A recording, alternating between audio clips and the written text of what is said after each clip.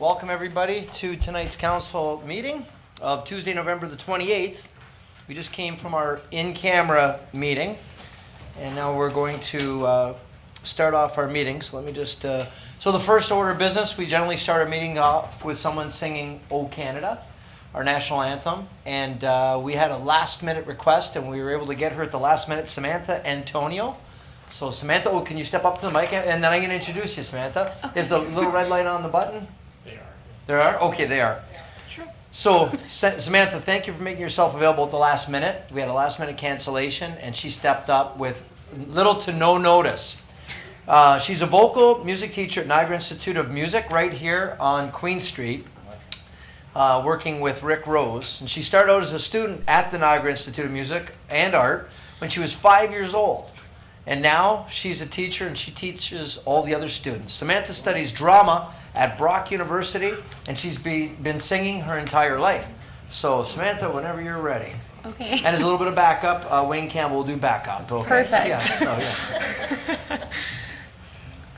Oh, Canada, our home and native land, true patriot love in all thy sons command.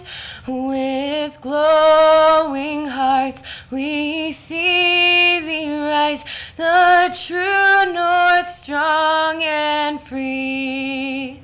From far and wide, O Canada, we stand on guard for thee. God keep our land glorious and free. Oh, Canada, we stand on guard for thee. Oh, Canada, we stand on guard for thee.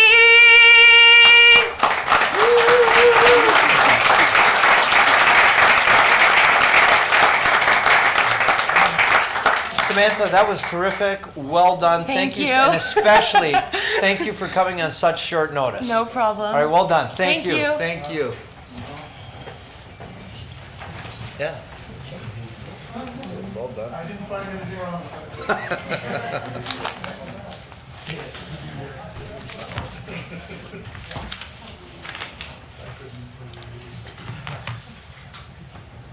Okay, 1 second here. 1 second here, guys. Okay, first order of business is the adoption of the minutes from our meeting October the 24th. Moved by Councilor Morocco. Oh. How about I slide over? How's that? Okay. Moved by Councilor Morocco, seconded. Did I get a second by Councilor Carey? Oh, you did. Councilor Carey? I'm sorry, Crater? Crater. Okay, sorry. It's kind of hard to see when I said here, Carrio's blocked out. When I said here, it's the other way around. Put So. the tree in front of Carrier. Okay, so if there's no questions or comments from the agenda, from the minutes of October 24th, we'll call the vote. All those in favor? Okay, and is that unanimous? Clerk, I can't see that. There are Okay. some people that say you can't see the forest for the trees. Oh, can't see the forest for the trees. That was good. That's our comedian. We got our singer and our comedian up here tonight. That's great. Disclosures of a pecuniary interest from council. Do we have any disclosures? Councilor Thompson and then Carrio. Yes, I have conflict with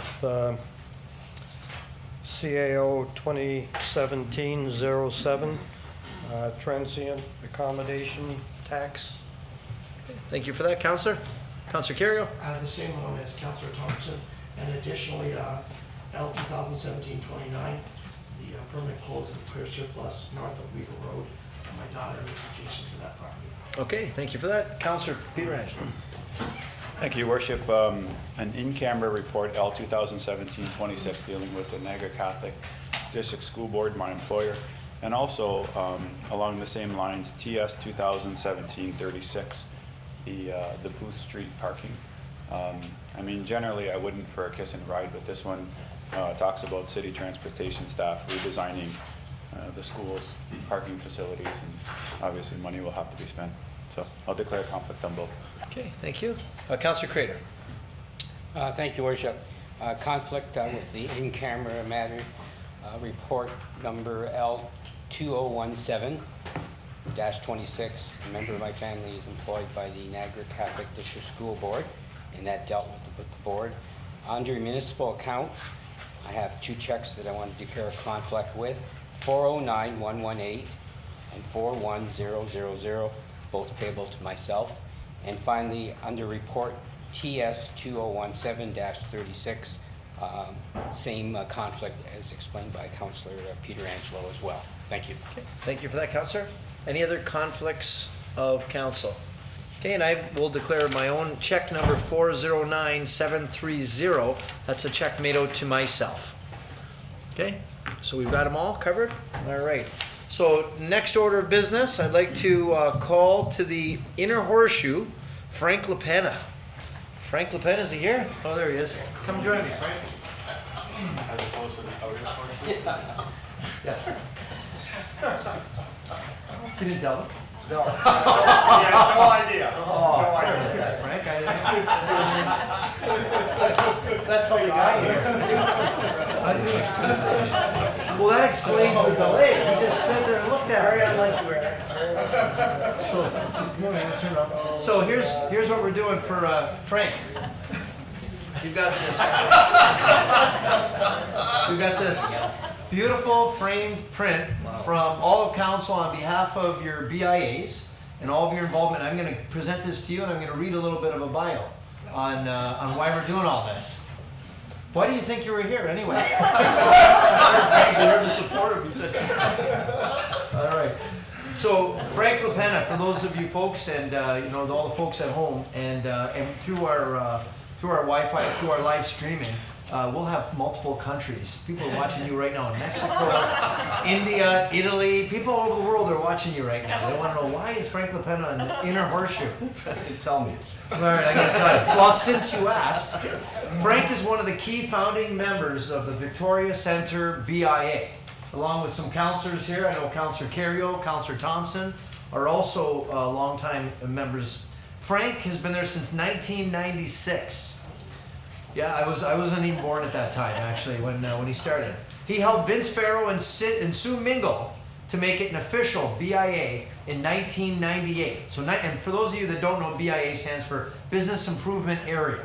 We have them through the community, and it's the BIAs that kind of are the stewards of the area. And they take a portion of their taxes and they make sure that it's done up in a nice way with nice, maybe it could be benches, flowers, it could be all sorts of marketing of the area, all sorts of things. There are watchdogs to make sure that things are done right. So Frank was a major supporter of what the BIA stood for, helping to market and promote its commercial success, ensuring beautification of the area so that it was appealing to the visitors in the area. Since his first success in his teens with Napoli Pizzeria, Frank continued with projects like the Plantation nightclub. Anybody remember going to the Plantation? The Plant, we spelled the Plant, yeah. The original glow-in-the-dark mini-putt, and many various construction projects. But perhaps he's most recognized for Nightmares Fear Factory. And we know there's been, how many have chickened out? I think we're like 150,000. 150,000 people chickened out. It boasts being the oldest haunted house in North America in continuous operation. And yes, it's so scary that it even has its own Wikipedia page. Frank is committed, he's hardworking community partner, and he was instrumental in seeing Casino Niagara designated as a permanent site. He worked very closely with those politically and those in economic development and his fellow members of the BIAs and business community to work and with the MPP to make sure that the original plan was to shut down Casino Niagara. Through their diligence, they kept it up, they kept it running, and to this day, it's very successful. He was very involved in the redevelopment of Clifton Hill and the Center Street intersection and Promenade. You guys remember there used to be train tracks going across there, used to be a great big hump, blind spots, and now people don't realize how much better, how much safer, how much nicer it is.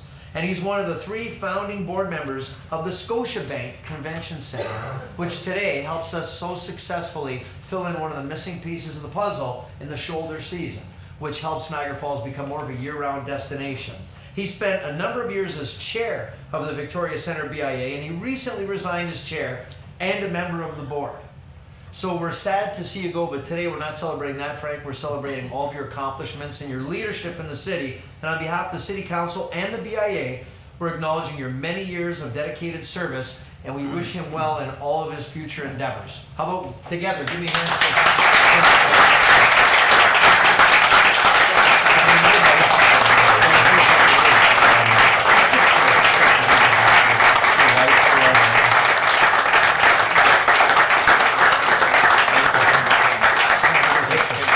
Now Frank's we're gonna do a picture here. Okay, smile, smile.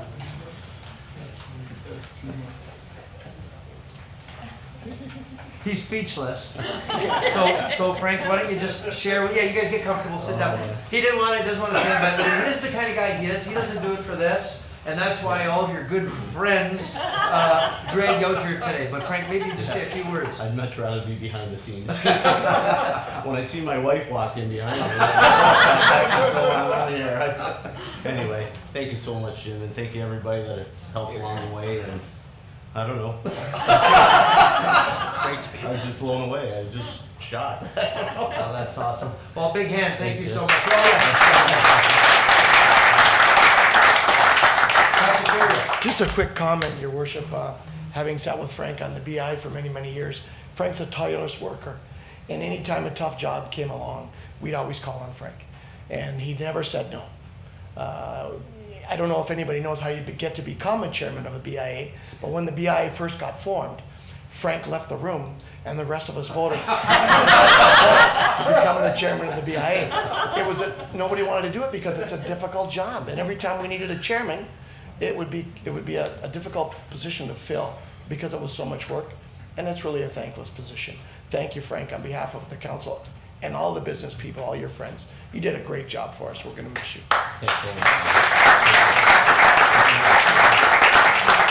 Councilor Thompson. Yeah, I also want to echo our thanks and appreciation to Frank.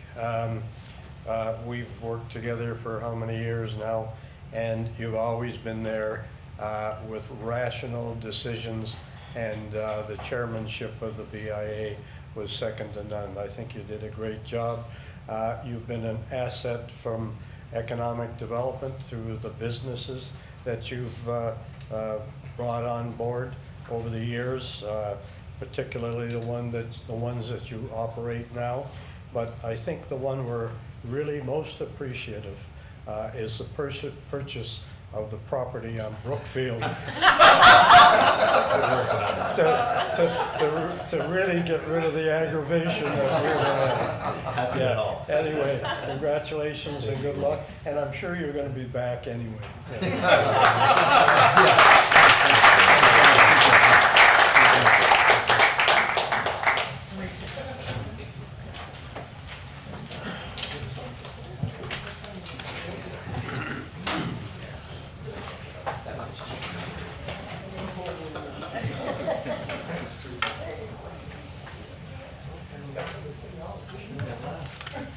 That was a little bit of a surprise. He didn't see that coming. He was really Yeah. Well, when I called his name, he didn't get up. He just kept wondering what he was waiting for. He had no idea. Okay, next up. It shows you how well Tim Parker can lie. Item 5.2, trees on private property. Andrea Giacometti. Andrea's here. Okay, hi Andrea, if you want to step up to microphone. We've got approximately 5 minutes because we've got a full night tonight. So council, Andrea's here to address and share with you her concerns about trees and leaves. All right, thank you. Good evening, Mr. Mayor, Jim Diodati, members of council, and all the members of our community who are here with us today. My name is Andrea Giacometti, and I was born and raised in Niagara Falls, and I have never left. I'm here today to have a conversation with you regarding private trees in our municipality. Now, the reason I would bring this topic before you is that it really took me by surprise that homeowners are frequently faced with additional burdens and responsibilities stemming from factors that are wholly outside of their control. I was very surprised to learn that trees you don't own, which encroach onto your property, you may be obligated to upkeep and in some cases required to do annual maintenance on. This really shocked me, since expectations based on moral and social responsibilities dictate that when you are the owner of something, you're required to take full responsibility for that object. Coming back to the concern of private trees, I want to paint you a picture to highlight some issues faced by homeowners in the municipality. Bill just bought a property that has a maple tree quite close to the property line of his neighbor. Quite a few years later, Bill's tree is increasingly encroaching on the neighboring property where Ken lives. Branches are overhanging and even pushing into the fence. Ken now has some obligations if he doesn't want Bill's tree infringing on his property. Ken is an elderly gentleman with some moderate health issues. Ken doesn't have any trees planted on his property, so Ken doesn't have the tools or the experience for properly and safely trimming Bill's trees from his property. Furthermore, Ken will also have to purchase at his own expense compost bags if he plans to trim Bill's tree, because he is responsible for cleaning the mess resulting from trimming Bill's tree. On top of these issues, Ken doesn't have the knowledge to properly trim Bill's tree and is fearful that he might cause potential damage to the tree, for which he could be held financially responsible for. For these reasons, he is obligated to call an arborist at his own expense to get the job done right without any further issues. You may think that Bill and Ken's situation is an isolated situation, but it's actually much more commonplace than you think. These types of situations have definitely taken me by surprise. I came here today to ask my city councilors if we could resolve these situations more easily through the creation of a new bylaw that would more clearly define the responsibilities of tree owners, rather than resorting to legal or civil outcome and further burdening the legal system. Clearly defining the responsibilities of a tree owner would be a direct way to ensure that these situations could easily be resolved for thousands of people who live in the municipality. I do understand that this is a sensitive subject that would take time and energy to properly address. I'm here to ask my city councilors to develop better clarity in how homeowners are responsible for the maintenance of trees on their property. If changes were implemented properly and efficiently, it would certainly create a more positive atmosphere for the municipality. Thank you very much for your time, and I would be happy to discuss this topic further. Thank you very much. Appreciate you doing that. I've got a question right now from Councillor Thompson. Well, no, I don't have a question. If you've been on council for a little while, the words we've just heard, you know exactly what Andrea is talking about. I think in the last 3-4 months, I've been called out to houses, mostly seniors, that do not have the financial ability and don't have the strength to be able to go and cut trees that are infringing on their property for a substantial period of time. So this is not something that's insignificant. It's very difficult to deal with. And if you talk to the staff, they say, well, it's a legal matter, it's private, it's civil, nothing we can do about it. I'm just wondering if we can refer this to staff to see if there is any municipality that has any unique and ideas with respect to trying to help people in this particular situation. I was at one a month ago where at the back of the yard, the trees were so big and so huge that they couldn't have a garden in their backyard because it was totally covered in shade all the time.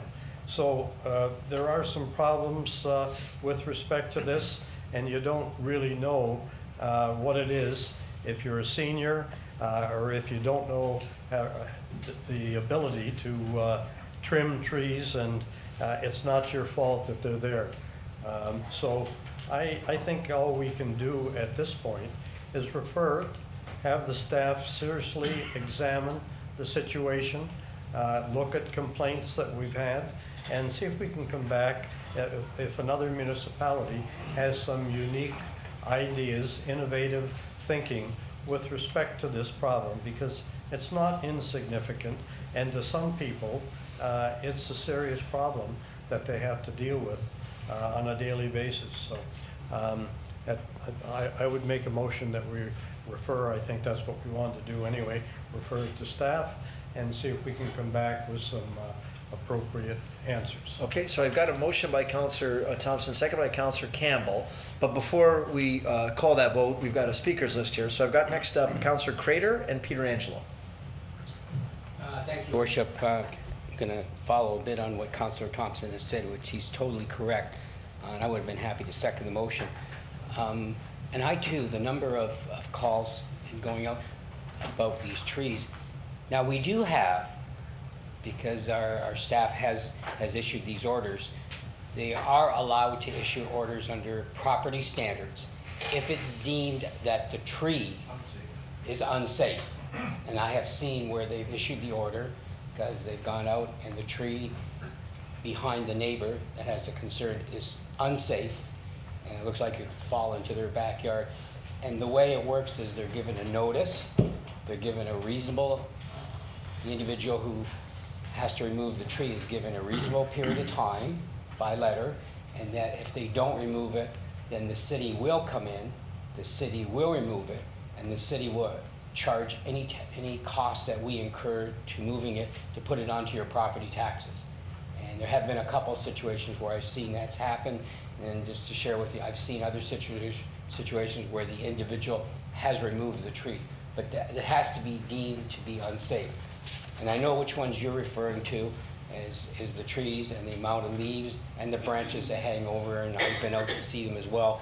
And right now, the only explanation we get from our staff, and Councillor Thompson said it correctly, is that they're always telling us it's a legal matter between two homeowners, and the city has no jurisdiction to go in and issue any kind of an order except the way I've explained it to you. So referring to staff, I totally agree with. I'm not sure, but if there is a solution, and if it's in other communities, as Councillor Thompson has suggested, that it may be, because it is becoming, he's quite right, it is becoming enormous problems. People with swimming pools, I've been to their homes where they can't have their pool because it's full of leaves. People where there's leaves all over their backyards and their lawns are ruined because the leaves cover everything and the grass won't grow over the winter, or it dies because it's covered in leaves.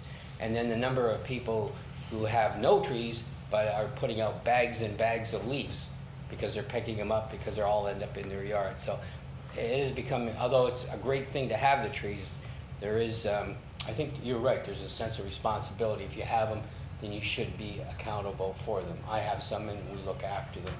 And there are bylaws that state about pools and things like that. Like there's bylaws saying if you don't have a pool that's being used properly, that you could be asked to either fill it or use it properly. So I do feel maybe there are ways that we could implement new bylaws on trees in general, or private trees. I just think it's very, like, there's not very much on it right now, and I think there could be a lot more to implement into the bylaws. So congratulations for being here and echoing your concerns. No, I Thank you. appreciate everybody having me here tonight. Thank you very much. Councillor Peter Angelo, and then Councillor Carrier. Yeah, thank you, Your Worship. I just want to thank Ms. Giacometti for coming here tonight. It's not every time that we see a resident that's so passionate about an item that they come and ask us to change it. And I agree with her. I think that, you know, there's a number of bylaws that the city has, and from time to time they should all be updated, especially in terms of providing clear language. For anyone who hasn't dealt with the bylaw, and I'm sure everyone's been here long enough that we have, I mean, the bylaw is double-fisted in the sense that it says that you're allowed to cut the tree if it comes on your portion of the property. However, you're not allowed to harm the tree in any way. So you're not allowed to get it to a point where the tree actually dies. But I agree with you in the sense that it's not actually the tree owner who is responsible for the maintenance once the tree actually leaves their property. So, Your Worship, I was going to make the exact same motion as Councillor Thompson did, in terms of just simply asking other municipalities out there what their bylaws are, and maybe getting one back that that kind of is the sum of all the best practices. So thanks again for coming down tonight. Thank you very much. Councillor Carrier. Thank you, Worship. Well, the other thing that should be mentioned, the timing is appropriate because we're right in the middle of the emerald ash borer disease in our area. And our area is predominantly, there's predominant number of emerald or ash trees. So it could get worse, a lot worse, and the ash trees are dying over the next little while. We'll have no ash trees left in our area, and backyards are full of them. So it looks like a good time to see what we're gonna do about how we're gonna deal with it. As they're dying, as they're breaking, as they're falling in people's yards, I think it's a good time. And I find more and more people are planting ornamental type trees, because back in the day, right, we put these big trees on boulevards, and they're maybe a little too big for the boulevard, lifting the sidewalks and the sewers, and yeah. My neighbor used to call it a forest tree. You got a forest tree, it should be a city tree, you know. So if there's no further comments or questions from council, I've got a motion by Councillor Thompson, second by Councillor Campbell, that we refer this issue that was brought forth by Andrea to our staff to come back with a report on best practices that are being observed at other municipalities and bring that back to council and we can look at it. Okay, so we'll call that vote. All those in favor? Okay, and that's unanimous. So thank you very much for coming out. We'll notify you when that report comes back. Okay, thank you so much. Okay, thank you very much. Thank you. Okay, next up, we've got Metrolinx report. Aaron and Leon are going to be presenting the GO report. Yes. So welcome. I notice you've got Matt here with you too, Matt Robinson, GQ from the region. Oh, that's just his nickname. I shouldn't have said that, sorry. Well, good evening, Mayor Diodati, members of council, city staff, ladies and gentlemen. Thanks for having Metrolinx here tonight. Really appreciate that sincerely. My name is Leon Stambolich. I'm the Director of Capital Projects for the Lakeshore West Corridor. So my responsibility is capital project delivery across the Lakeshore West Corridor for Metrolinx. I'm joined here tonight by Erin Mraz. She's the Director of Communications and Community Relations for Metrolinx. So we have a presentation for you today to give you an update on the GO Rail expansion. And we'll get to that in a minute, but first I'd like Erin to give you a bit of context. And I've been told to keep the context short, so I will move through this pretty quickly, but if you have questions, please let me know. Happy to take them. I think the long and short of it is, and you've probably heard this number before, but we currently in the region lose about $11 billion a year in lost productivity in terms of gridlock and what sits on our highways and how difficult it is to move around the region. Leon and I left this afternoon from Union at 2:30 to be here for this evening, and I think it's never lost on us when we're traveling around the region for this type of thing, how difficult it is to get out to different communities throughout the region. I think more important than that, we can all agree that there is a quality of life element to that gridlock that's lost when you're sitting in traffic and it's difficult to get around either to work or to appointments or different activities that you need to get to during the day. We're currently in the middle of, you're probably quite familiar with the broader transit planning for the region. So that is a combined program of both GO expansion, GO Rail expansion, as well as LRT program. So the closest LRT being in Hamilton. But we are looking at ensuring that throughout the region, that we're looking at a quadrupling of ridership from what we see today by the end of the program, which is 24-25 in terms of the full build out of infrastructure. We go over just a bit, but also to explain Leon and I being here tonight is you're probably familiar that at Metrolinx we have different parts of our team. There's planning and policy, which is working on the regional transportation plan, and you may be involved in some of that thinking. There's the build component, which is Leon and myself, and there's the operations. So Go, Presto, Up is also part of Metrolinx's mandate. I think the good news is Leon and I are here tonight because we're the build component. So that means that we're past the planning funding stage. It's been decided that this will be built, and Leon and I are here to talk to you tonight about what some of the build out of the extension of GO Rail service into Niagara region is going to look like and what it's going to take. We first went to Niagara Region Council, and I think we want to recognize the efforts of both the staff that we work with, Mr. Todd and with Matt. I will now call him GQ as well. And that there is a lot of activity happening in the region, but it's based on a long history. So we were in Lincoln last week, and the introduction of service there was described as really life-changing for some of the residents in that community that haven't previously been able to access transit. And so we do appreciate the partnership of both the region and the municipalities and Niagara Falls in terms of moving this great I would say, transformational program forward. Currently, I use this slide to speak to, we are on a tour of all municipal councils that are under the program. We intend to make this annual, so we would like to come back to you each year and provide an update on where we're at in the program and ensure that you are able to ask us questions directly in terms of progress and project schedules and timelines. I'm currently in front of all 42 municipal councils that we cover, and I would like to say that this is my last one. So thank you for that. Best for last. Yeah. Best for last.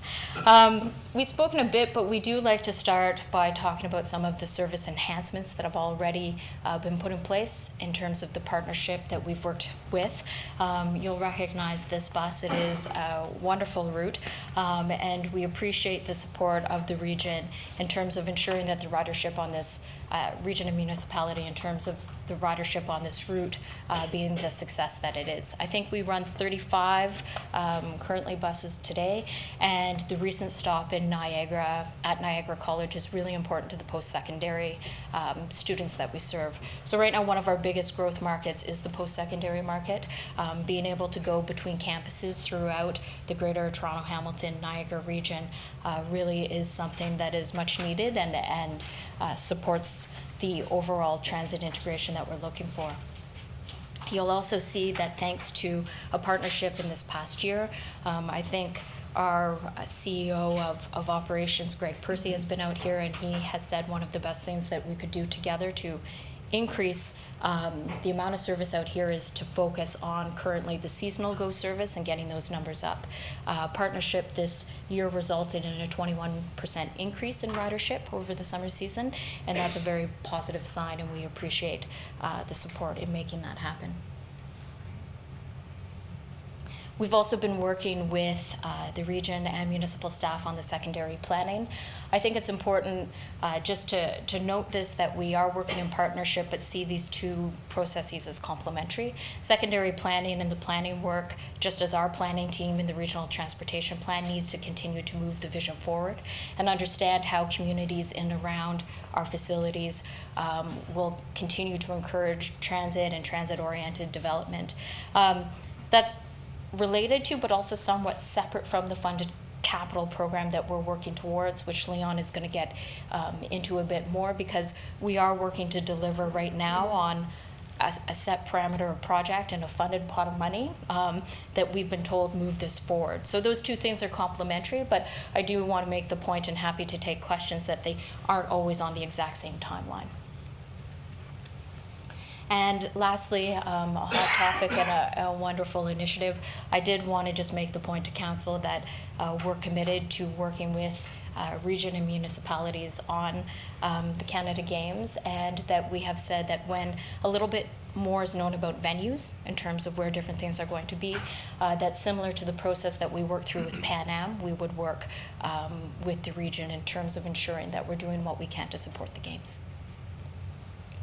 With that, I will turn it over to Leon to get into the amount of infrastructure and what exactly is required to come out to the region. Thanks, Aaron. So one of the ways to track progress is to look at milestones. So this is a listing of some of the milestones that have been achieved to date to help give you a sense of what's being accomplished along the way. So in May 2015, as you know, was the announcement for expansion to Stony Creek area with the new Confederation Station. We're targeting service by the end of 2019 there.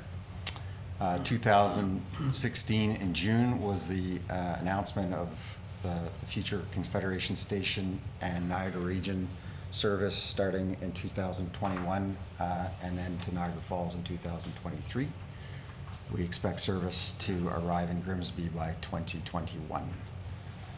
September 2016, a new Ontario Street stop in Lincoln Lincoln for the number 12 GO bus route.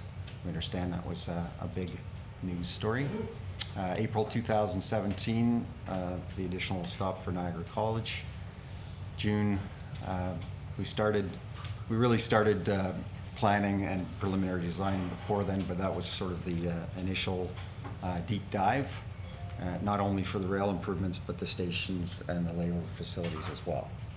Spring 2018 is when we expect to have Hamilton Phase 1 complete, which is sort of the Hamilton Junction to the West Harbor Station, those familiar with West Harbor. And in late 2017, this year, we will begin construction on the Confederation Station. That's days away at this point. So just to give you an idea. Some other things we've accomplished are the Valley Inn Road embankment widening. There's a pedestrian tunnel that's in the Hamilton area. Again, the Desjardins Canal Bridge widening, that was a big moment. That was complete in 2016. Centennial Parkway Bridge, which is right near the future Confederation Station, was widened. The Lewis Road layover facility, which will assist with daytime train storage, was complete and operational as of April this year. West Harbor GO Station was in service much sooner than this, but the final platform and additional track to serve that platform will be complete this year. Confederation Station, as I mentioned, will start later this year. We have track work and retaining walls that are currently underway and will continue into the end of the year as well.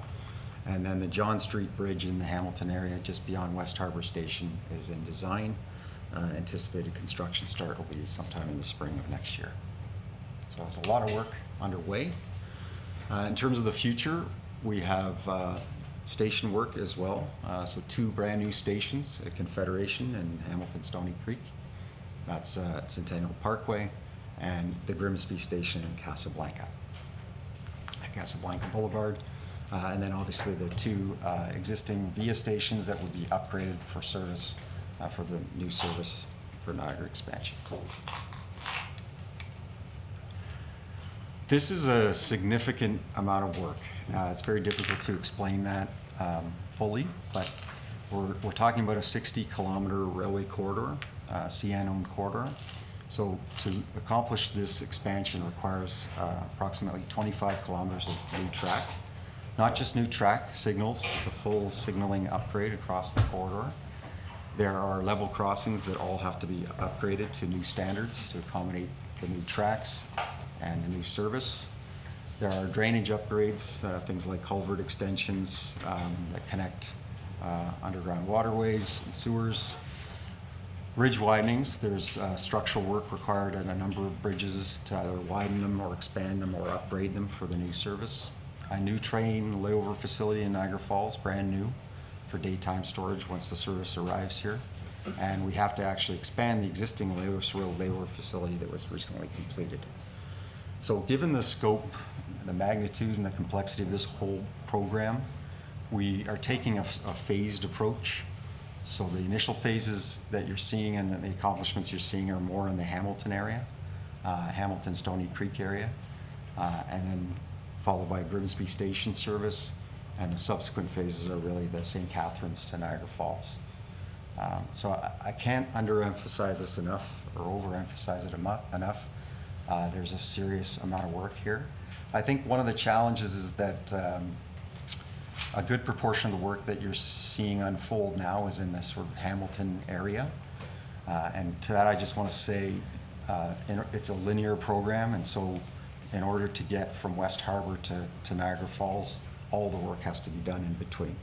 So work is well underway in that area, and will be continue to be in that area for a period of time. Some examples of what GO stations look like, the new stations. So what you're seeing there is some renderings early for the Confederation GO station. The one on the top right is one where we've integrated the new station into an older site that has more heritage components. Bottom left is sort of the passenger area of the ticket booth, what the modern version looks like. And the bottom right is a sort of a canopy over the platform under our newer standards. just to give you an idea of what some of these will look like. Want to speak about community engagement a little bit as well. It's kind of a cornerstone of our project delivery life cycle. So the community engagement happens at all stages of program development. So this slide is really meant to show you that it starts at the planning and feasibility stage. It continues on through any environmental assessment program. In our case, the environmental assessment is complete. However, any changes to the program or updates would involve some public consultation and community engagement. During design and procurement, we work with the community to collect input and feedback on what things they'd like to see. And then again, during construction, the focus is on minimizing impacts to the community and the residents. Important point. So this slide's called Beginning the Conversation. We know that there have been some discussions, secondary plan and Niagara Region meetings that talk about GO expansion. This is really Metrolinx's first sort of opportunity to talk about things like the new stations. So there are 4 public meeting dates here. Some have already occurred, as you can see by the dates. And the one in Niagara Falls is scheduled for December 6th. In addition, there will be some signs installed in the relevant locations indicating the new infrastructure on the way, so future home of signs for the stations. We really value our partnership with Niagara Region. It's going very well, and city staff as well. And so I wanted to emphasize that we do appreciate that partnership. It's a big part of how we've gotten to where we've gotten. So we have a working group that meets regularly between Metrolinx and Niagara Region to discuss progress issues, anything to coordinate. That's going really well. We're working on finalizing an agreement in principle between Niagara Region, the municipalities, and Metrolinx to sort out some of the responsibilities and expectations on both sides. Obviously, we support in confirming the funding agreement and commitments between Niagara Region and MTO. The station planning efforts, we collaborate with Niagara Region on the important aspects of the stations and the community engagement process. Supporting the new Niagara Intermunicipal Transit Authority, and we work on trying to identify areas where there's an interface between our program and the rail expansion and potentially some work that a municipality or the region is undertaking that interfaces or is connects to the rail corridor. Next steps. There are lots. These are just some of them. So Metrolinx is intending on initiating any environmental assessment addenda items in early 2018. So clarifying what was in the old EA or the EA that's approved versus what we are undertaking shortly. Start of Confederation Station construction, as I mentioned, that stays away. Planning, procurement, design, so we have, as we mentioned, all those things, the Grimsby Station, St. Catharines, and Niagara Falls via stations that need to be upgraded. The layover facilities, the 2 that I mentioned, and a significant amount of CN corridor work that involves design and construction activities. Those are all underway and will continue for a long period of time. And our targets for initial service are, again, Confederation Station 2019, Grimsby 2020-21, and Niagara Falls and St. Catharines would be 2023. There's our contact information if you want to talk to either myself or Aaron. Also have Manuel as well there. Just open the floor now to any questions. Thank you very much. Leon, do members of council? Yes, Councilor Morocco. Yes, I'd just like to say thank you to Aaron and Leon. As a representative for our city council, I sit on the Regional Transportation Steering Committee and also the intermunicipal, and I'm so excited because this is a great opportunity for us to start looking at how we can move our, not just within our city, but all of the cities to get everybody moving and keep the businesses going. As you pointed out, that lost time is lost production.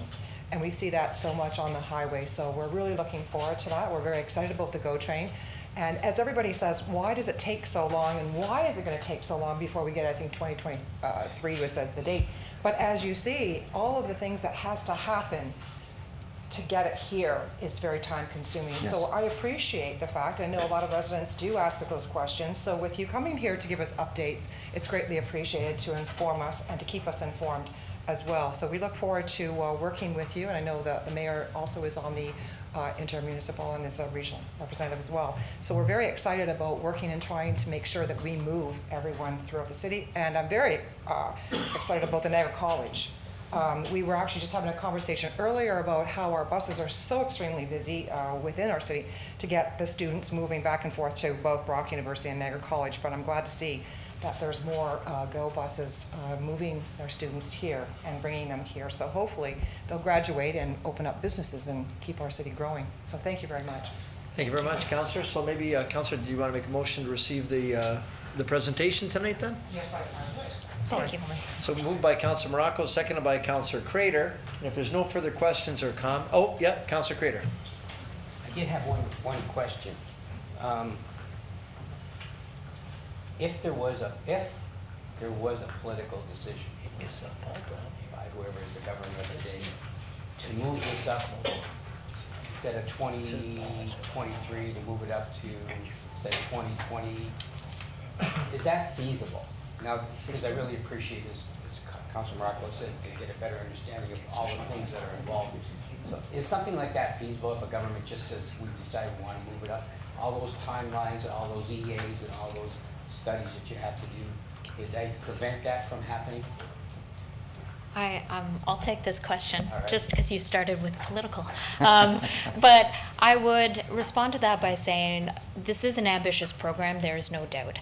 I think the answer to that is we would have to honestly look at and see if anything in here could be condensed in some ways, if we were asked to do so. But this already, in terms of a timeline for this amount of infrastructure, is very ambitious. So we're an agency. We're required to look if asked, but I think at this point in time, we're pretty comfortable to say this is already going maximum speed in terms of rail infrastructure. Thank you. I think what it shows, Your Worship, is that the accomplishment that you're able, with the region, to get this go. And I was there, and I for all the years I tried, I just was always sort of hitting the brick wall, not being critical of Metrolinx, but the accomplishments of what you're able to achieve to get it to 2023. Because it is true, out in the community, the feeling is, well, how come it's so far down the road? Why can't it just, why does Grimsby get it first? What happened to Niagara Falls? Now you start to understand all the things that are involved in getting it to get approved to down here. So it's really beneficial that you take the time. I hope the public that's watching it gets a better understanding of why we can't have it literally tomorrow, and that's what people want it tomorrow. So congratulations. And later on, and thank you for that, Councillor, later on in the agenda, you're going to see, Council, there's going to be a part on expanding our intermunicipal transit and taking it to the next level, so it's going to time in perfectly to tee up with the GO train that's coming into the region, because it's really going to transform the region, where you'll be able to get to work anywhere in the Golden Horseshoe without having a car, and without being at the mercy of the weather, or congestion, or construction, or whatever the challenges are. Because at one time, I remember my dad commuted every day for 30 years. It was an hour and 15 minutes right downtown Toronto. And today, good luck doing it an hour and 15. Because you think you go at nighttime to avoid everything. Well, that's when they do the construction. So it's hard to really plan. So you have to leave yourself hours extra just in case. So this is going to be terrific. And you're right, councillors, there's a lot of moving parts. It's not just as simple as put another train on the track and let's get going. There's a lot of moving parts. So thank you very much. We'll call that vote now on behalf, moved by Councillor Morocco, second by Councillor Crater, that we receive the report tonight, the presentation. All those in favor? Okay, so that's received, and thank you very much for your time. Thank you for your time. Drive back's quicker. Yes, thanks. Take care. Thank you. Okay, and our last presentation is Honk Mobile. And tonight, I understand we've got either Casey Siskind or Michael Back that'll be presenting here to council. Hi, Hello, welcome. I'm Casey. You're Casey, okay. Although I feel like I was here to celebrate Frank. Like, I'm so happy for Frank. Isn't that a great story? So I know I don't have a ton of time. I can get online and show you online what Honk is, or I can just kind of explain it. It might be faster and easier. Well, why don't we ask Carl, our Director of Transportation, Council, through the mayor, in September, Council approved an RFP and Honk was the successful bidder on cellular payments at pay and display machines and parking meters. So what they're going to do is demonstrate how that's done, and then moving forward, we'll begin to start introducing that in December. Just to let you know, I think there's many communities that have honk. It's used throughout North America. It's in St. Catharines, Toronto, London, and various others. So there's about 150 locations. And it'll make it easier for whether you're a resident, tourist, or whatever, to get on, and you're at a restaurant and the meter's running down, and it gives you that information as well, and you could add more time without having to worry about getting a ticket. So that's what honk is about. Great. Yeah, so I'm going to show you the web version, but generally speaking, most people will use it on their phones because it's a mobile application. But you can definitely also buy parking from any other source. So if you have an iPad or different phones. So basically what you do is you would already be logged in. I won't go through the sign-up process just because it'll take more time, but we ask you for your email address, your license plate, and then your payment information. So it's pretty straightforward. It does not take very long to sign up. No, when you say payment information, like your credit card or your Yep, PayPal. PayPal, credit card, and MasterPass, so that's similar to PayPal, and Apple Pay. All those work through Honk. So...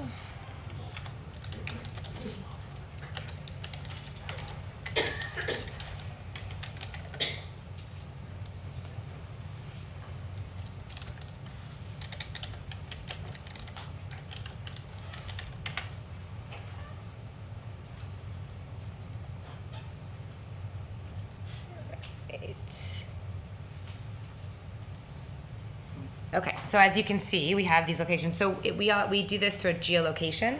So wherever you are in the city, there'll be zones. This is all just like information that we've inputted for the purpose of today. But these will all be, so you would pull up to your zone, the app would geolocate you, but you can also just manually enter the zone ID. So you can see here, zone 4507, that's the closest zone to where we are now. And you can do book now. You can also, so on your phone, it'll mostly come up with these little guys over here. You can see it's sort of clustered together, but you click on book now, and then you can choose how you want this to be. So you can see here, it's first come, first serve, book your spot, or choose your rate. So we automatically do a 2-hour time slot, but you can change that at any time. You can also choose your rate. So we can exit before, or we can go down here and choose our rates, 1 hour, half an hour. We kind of give you all the, and you guys you'll be able to set the parameters on this. So we take the information that you give us, we put it into the system, and it's really convenient. You no longer have to go to the machine. You can just easily pull out your phone. You can pay for parking from within your car. It's really good for safety at nighttime, during the day, during snowstorms, rainstorms. It's just an easy thing to do.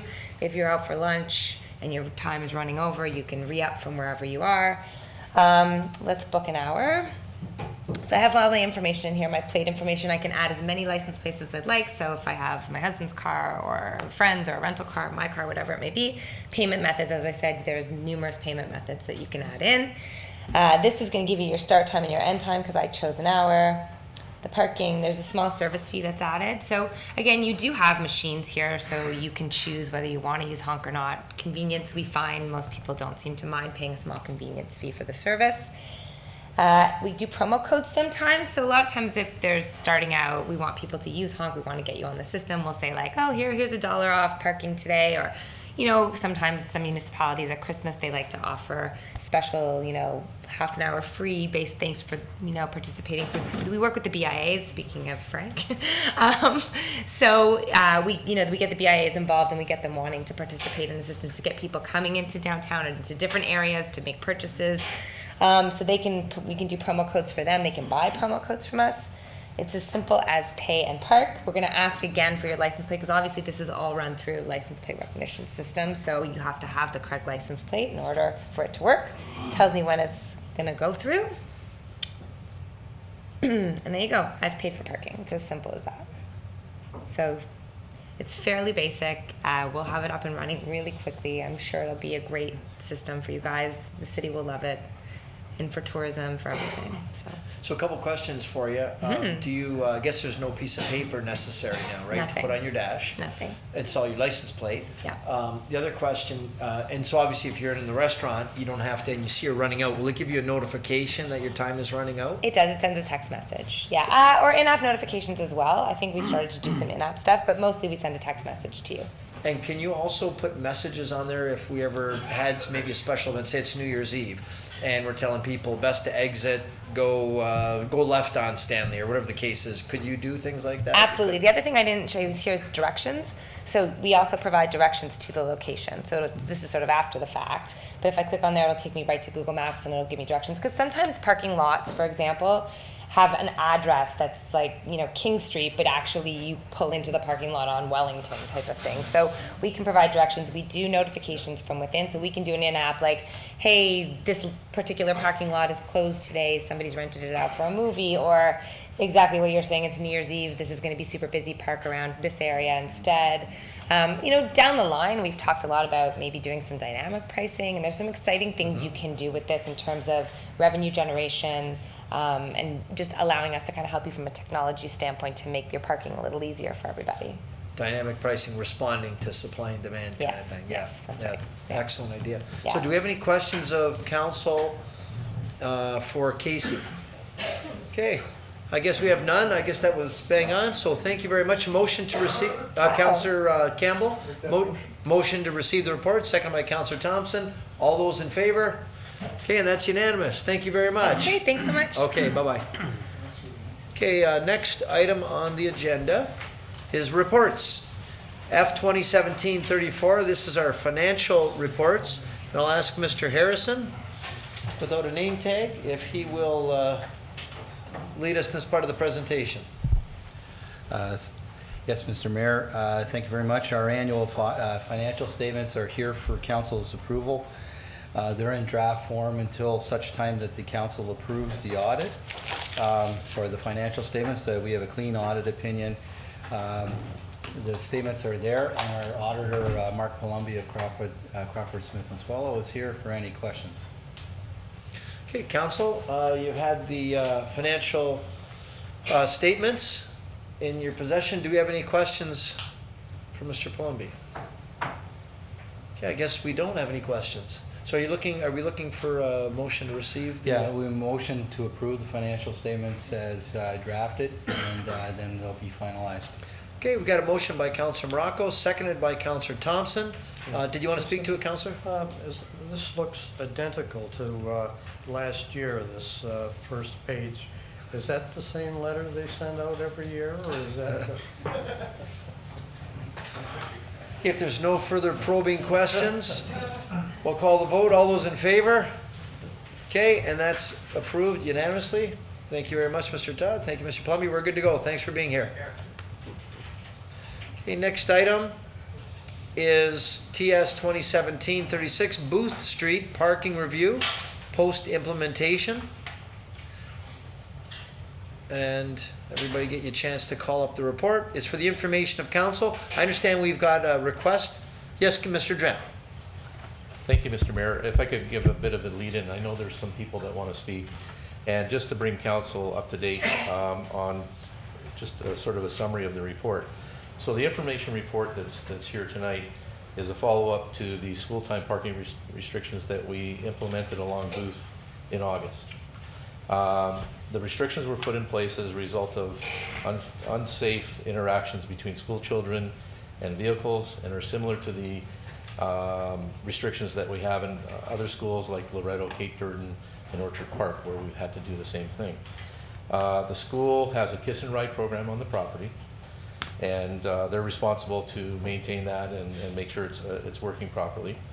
And as a result of the fact that the school has acknowledged that they need improvement on the property with the kiss and ride and parking and so forth, some parents have migrated to the surrounding streets instead of utilizing the kiss and ride due to the length of time it takes to drop off kids and the fact that there's some parking issues. And so the school has acknowledged that they are committed to improve the kiss and ride area and the parking areas on the school property. And in the report, I think you'll see on page 2 of the report, they've also instituted some short-term improvements right now with, because it's limited unless you reconstruct, and that they're programming in long-term improvements for summer 2018, and again, subject to school budget approvals, to improve the kiss and ride and the construction of additional parking spaces. Thank you. All right, thank you for that. So I understand that we've got a few people here. So Robert Hurd is asked to speak and address council. And as well, I know I see here Juliana Procopio and Luisa Corbinera are they here as well?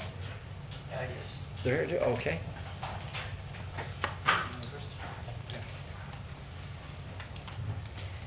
Good evening, Mayor Diodati and City Council. I'm going to start just by going over what's happened over the past little while. And are you Louisa? I'm Louisa. Okay. Juliana couldn't be here this evening. I'm going to start by going over what happened in June. We received an email from the school letting us know that we had a week's time to get some emails over to City Council to address our concern that Booth Street would no longer be a place where we could pick up our kids. Cardinal Newman School had a kiss and ride in effect. We have 550 students at Cardinal Newman School, and I use Booth Street to pick up my 3 children, and I use Booth Street, and we had a week's to send our email, and I wrote a letter to council, and our letters never reach. They reached council, and our letters never reached in time to the August 22nd, when City Council passed the no parking on Booth Street. Our school parking lot has 44 parking spots, but we have 42 teachers. Our pickup and drop off, when we pick up our children on the Booth Street side, the Cardinal Newman property has a safety concern. That's why we have utilized the Booth Street entrance. Orchard Grove now has become the new pickup spot. There's signs that if we pick up our students on Booth Street, we will be given a $50 ticket between the hours of 8:30 in the morning to, I believe it's 9 o'clock, or 2:30 to 4 o'clock. Now, Orchard Grove has now become the new safety, in my opinion, safety concern. Because the safety issues that were happening on Booth Street are now happening on Orchard Grove. Can I ask you, on Orchard Grove, is it anywhere in particular on Orchard Grove? It's the whole street. Okay. Mr. Drennan, did you want, I'm sorry, excuse me. Oh, no, I was just pointing to the clerk to see if he could Oh, take the that map? report and put the map up. Yeah, you able to read this one? We've had some meetings with Mr. Dren. He at the station there, and we've been working together with him and with the reports, and he's been very kind with us, and we've been looking over the safety concerns. But the safety concerns that we've had on Booth Street, now they've just kind of moved over to Booth Street. Orchard Grove. Orchard Groves. I apologize for that. In my opinion, Cardinal Newman doesn't have a kiss and ride program. They've staggered now the buses. They start at 3 o'clock instead of 3:09 because there's an issue with the education program. We have to have a certain number of hours in a day. So the buses now come a little earlier at 3 o'clock.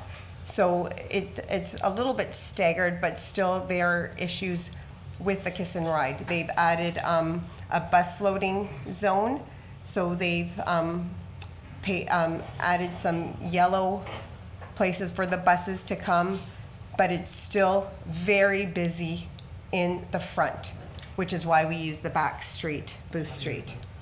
As the winter weather approaches, it hasn't happened yet, but in the last few years, you will notice that it's slippery. There's been cars that were hit by buses. A lot of other issues in the front, which is another reason why we use the Booth Street entrance. Some resolutions that the city has promised us when talking to Mr. Dren, that the sidewalks will be plowed for us. Mr. Thompson and us have discussed a possible crossing guard might help us with the resolution while we're waiting for the school board to eventually in the September 2018 for more parking spots in the front to have a kiss and ride program. The reason I personally use the Booth Street entrance, I have been ill. Booth Street provides me with convenient, and I'm using the word convenient, but for me, I don't have to get out of my car. I'm not using a kiss and ride program. That does not work. There's 550 students at Cardinal Newman School, a school that wasn't built for 550 students. It's not feasible. The kids get out at 3:09. You're not picking up your kid till 3:25. Most of us have children in extracurricular. I know we live a busy lifestyle. Maybe that's not a good enough reason, but we got to go. I can't get out of my car some days. My older children pick up my 6-year-old son who comes out. Sometimes I'm Orchard Grove now. My son who's 6 tends to run across the street. That's why Mr. Thompson offered maybe a crossing guard might be another solution for now to help with the safety concerns that are there. Thank you for your time. Thank you. Do we have any questions? Oh, sorry. For our first speaker? Okay, we're good? Okay, thank you very much. Hello, I want to thank Mayor Diodati and the members of City Council for letting us speak today. My name is Robert Hurd, and I am a parent of 3 children, 2 that currently attend Cardinal Newman School. I'm here to speak about the no stopping zone on Booth Street. My daughter Colleen is in grade 4, and I've been taking her back and forth for the last 6 years. Each year the student population is growing, and the one vehicle entrance off Beaver Dam Road is becoming more and more congested and dangerous. There are many buses and cars competing for very little space. There is no distinct kiss and ride like most schools have, and a little area to drop off and pick up your children. With over 550 students, the times between 9 o'clock and the times around 9 o'clock and 3 o'clock are very chaotic and a serious accident waiting to happen. Until this past September, there were fewer parents, about 2 to 3 dozen, who used the back entrance to the school. There's a walkway leading to Booth Street. We use this entrance because it is safer than the Beaver Dam entrance. In June, the principal of the Cardinal Newman School was informed that Booth Street would become a no stopping zone, and this prohibition would not allow a driver to stop, even momentarily, to pick up or discharge members, and this restriction would be strictly enforced. Offenders would not have to be ticketed on site. They could be sent a $50 ticket in the mail. $50, that's $100 a day, that's $500 a week, that's $20,000 for a school year.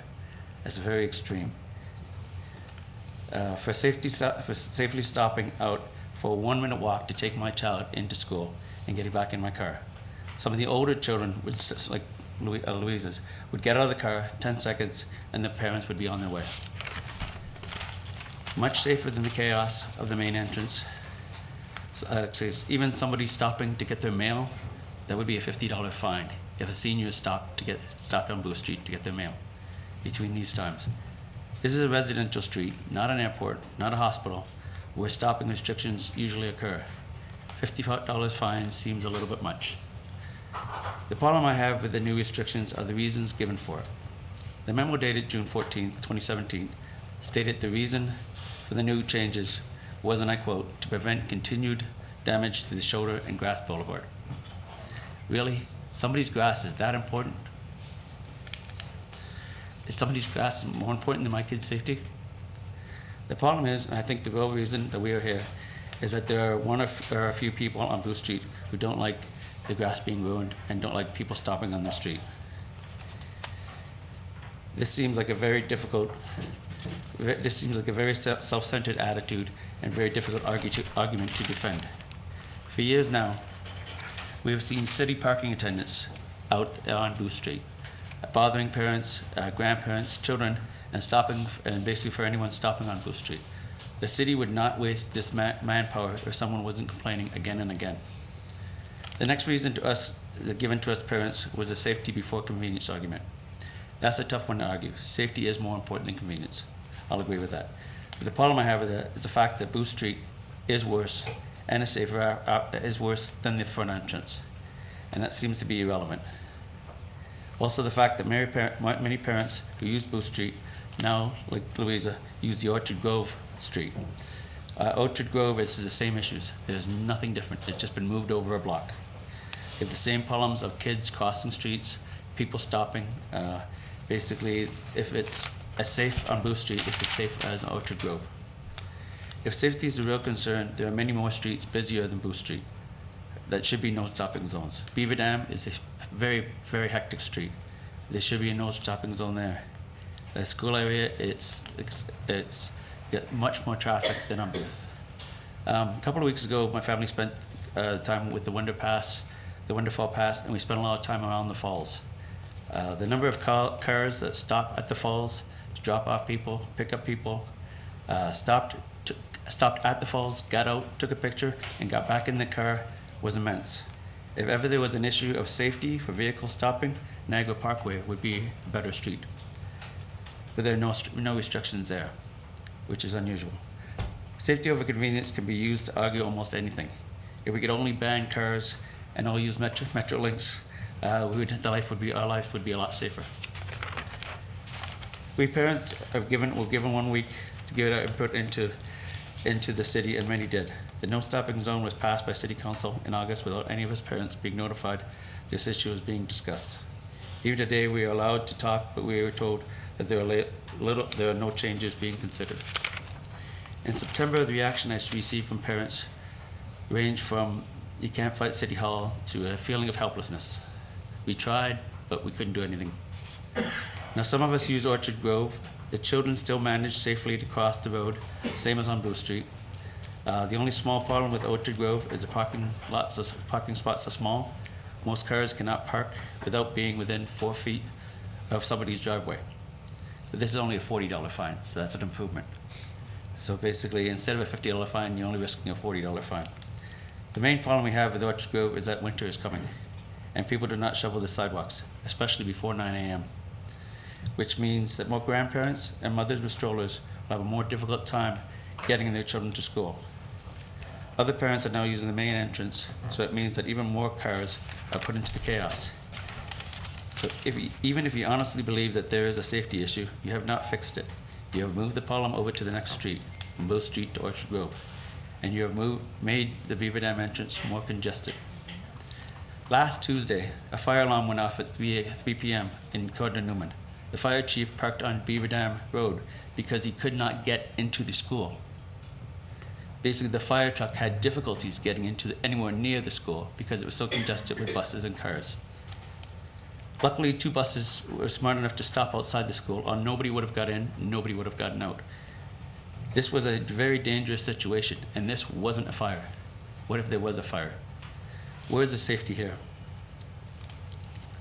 Seriously, the safety of the many must outweigh the grass of the few, especially when it comes to our children. I hope that we can think about removing the no stopping zone on Blue Street and help alleviate some of the real safety issues that happen at Cardinal Newman. Thank you. Thank you very much, Robert. Are there any questions or comments for Robert? Okay, so Councilor Morocco. Did you have a comment? Really? Not to the gentleman, just in regards to, yes. Right, the general, Yes, the topic yes. in general. First of all, I'm somewhat upset to know that there was no letters those letters didn't reach us. We actually made a motion to put a no stopping. First of all, and I apologize, it seems to be a little bit horrifying to think that there's over 500 children there and everyone's trying to get in, and now people are complaining because they can't park. For God's sakes, I think it's the safety of these children that we have to be concerned about. So I don't understand that we put a no parking, for heaven's sakes, if they can't get in. Is there any way that we can possibly work with the school to find another way to try and help these parents get their children? I sure as heck wouldn't want to see some little child in any grade there trying to run across a street to try and get into their family's car when everybody's trying to lobby or jockey for some parking for their children. Yes. I mean, it must be just I chaos. refuse to use the Just financials. chaos. I've got So too many scratches on my car I already. think that, I'm sure the rest of my fellow counselors feel the same way, that we definitely want to make sure that the children are safe and that their parents have accessibility to get them. And also the buses are getting in and out in time. So what can we do to help these people at the school? We'll direct that to Mr. Dren. Thank you, Mr. Mayor. With regards to the notifications, council did receive all the letters, and I indicated that in the report back in August. They received them through emails, and there was a mass email out to council, so they were aware of it. The other thing too is that I put in my report to said that there are parents that are objecting to this, and this is what we have today. In essence, what we've done with Booth Street, we've taken the area where the kids come out of the school, so it's no different than the front of the school. They're coming along a walkway, and now they're dispersing in between vehicles. And so what we've done, similar to High Coupe, which is Loretto, and latest Forest View, where we push the cars back. That's all we're doing. We're not taking away their parking. They are pushed back. So observations by myself and my staff have identified it is safer than it was, because now you don't have the kids running in between the cars that have just been released out of school. They have a lot of energy, and typically they do that. So we push the cars away. They can park. There's ample parking there. I know people park on Beaver Valley. I know they do that as well and walk up the street. But until the school can correct it, and it is a school problem, they have to reconstruct the kiss and ride. And the kiss and ride does work. So contrary, it does work. It's just overcrowded. So what we're looking at is, in the meantime, the cars are pushed back, people have to walk, and it means they walk with their children, which to me is making it safe for them. The other side of it too, what was mentioned at our meeting was, at the meeting I didn't commit to either snow plowing or a crossing guard. I suggested that it be brought to council to say whether they want to do that as an interim step until the school corrects their problem. And so we're working with the school. The school's indicated they made a bunch of changes right away, and they've indicated that, in fact, we just received requests for redesign and all that in our office to redesign the kiss and ride and parking, and they are working through it. So to say that we've made it less safe, we made it more safe. And there's example after example after example where we push the cars and the people, push them away from each other. So it's very clear that a child walking down the road now there's a clear view of that person, and the parents do get out and walk and meet their children, and it just means they have to walk another 50 feet to get to the back of the school. So through you, Your Worship, to Carl, it didn't seem to come across that they're safe, they're feeling safe right now from the presentation. So let's just cut to the chase, and I guess, where are we then with the school and getting this fixed? Also, I'm not sure that I feel comfortable that we're actually giving them a fine of $50 when there's actually something that's in place where they're trying to fix. To deal with like in front of all schools when we start, we go through a program, and it was identified in the August report, is we go through an education process with the parents. So the first couple weeks, our officers are out there explaining what's happened, what's going on, and that you could get a fine if you do it. Even 2 weeks after that, we had instances of somebody went and cut one of the signs down. A parent was hitting an officer on the hand. There was things that were going on until they got sort of educated to say, no, you just stay away from that area. That's supposed to be clear. We're making it safe for the children. And if you have to walk a little bit extra, you walk a little bit extra. But we're dispersing the kids and not having them run in between cars is what we observed. So That's important to their safety. So, sorry, but when are we going to have that improved? Is there any timeline for the school saying that this Kiss and Ride program is going to be improved to satisfy the 550 children exiting? So with regards to the Kiss and Ride, what the school's indicated is that they've programmed it into their 2018 construction year, which means they're in the process of designing right now. They want to get it constructed in this summer coming up, so that for September they'll have the new Kiss and Ride with the changes. So we have 7 months of school where they're still gonna have to deal with? You know, with Kiss and Rides, even if you look at Loretto, which is a huge school that has this huge, wonderful Kiss and Ride, a lot of times it's choice by the parents. So the parents are going to Niagara United soccer field and they're parking there, they're not using the Kiss and Ride. Then they're going over to High Coop, and that's what created there was a walkway that was similar to this, where the parents were, you know, right at the walkway gathering, and it was creating a bad situation for the kids. And so all we did is just push the traffic away. That's all we've done. So in this case here, it becomes a choice, right? And so the parent is choosing, I'm not gonna sit in line, I'm not gonna sit waiting for them. I'm gonna go over here and tell my child to meet me out here, and that's what they're doing, so. So then what about Booth Street? Booth Street is I can't recommend that we put anything back out there because of what we experienced through this, with the kids cutting through cars. It really was an unsafe situation that you don't want to recreate again. Okay, so as long as we're focused on the fact that we did what we did for safety, then I'm okay with that. But Councillor Thompson. Well, I'm going to start off by thanking the staff for their concern with respect to this situation and how they have been trying to deal with a very serious problem, which is created by 550 kids going to an elementary school. It's unbelievable, the congestion and the number of children trying to get in and trying to get out. And I've been at the transit building when we had a meeting with the parents. I listened to all the concerns. I listened to what the staff were saying. I also went to a meeting with Councillor Crater at the corner of Orchard Grove and Booth Street, where we stood there and watched at 3 or 3:15 the situation. And I honestly believe that there is real, in fact, if you read the report today on the council agenda, it tells you exactly what's going on.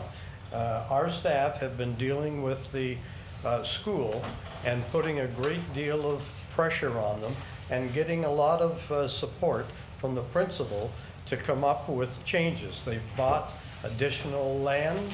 They're moving ahead with all kinds of changes with respect to the school property to accommodate the concerns and the problems.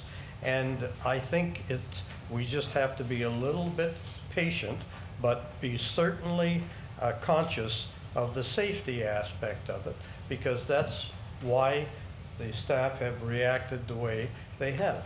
Because the last thing they want out there is some child being hit running out between cars. So it's going to take a little time. The school board has indicated they're on board. They're going to buy property. They're going to change the whole situation out there to try to improve it. So I think we have to be a little patient and recognize that really it's not the city's problem. We have to react to it, but they've created, can you imagine, 550 young kids running into an elementary school? That's unbelievable. It's unheard of. They should take some responsibility for that. But I really think the staff have done an excellent job in responding and meeting and going after the school board. And the other situation is, I think the people here have to be at the school board to make sure when they're talking about the budget that they realize how serious this is, and that you demand that they get on with what the dialogue they've had with the staff at the city. The other thing is, and I suggested when I was out there, because of your comments about the snowbanks at the corner of Booth and Orchard Grove, that we should have a crossing guard there during the winter months because of the snowbanks, to make sure that nobody has a concern or problem. But I think we all have to realize This is a situation, it isn't going to be snapping the fingers and everything's going to be cleared up. It's going to take some time, and I think we all have to work together, pressure on the school board to do what they're responsible for, and come up with any suggestions or ideas that improve the situation as far as dropping off and picking up. But the key element that they've said consistently from the staff is the safety. So I think we have to be a little patient. They've tried to react to it as much as they can, but it's not totally our problem. Yeah, Councillor Morocco. Would Councillor Thompson like to make the motion to appoint another crossing guard there? Well, I intend to do that, yes. Yeah, I was going to ask that, Mr. No, Dren. I would, as a result of our discussions, I would make sure that the staff know that the council expects to be safety the ultimate, and a crossing guard is going to help that. So I move that. Is that a motion?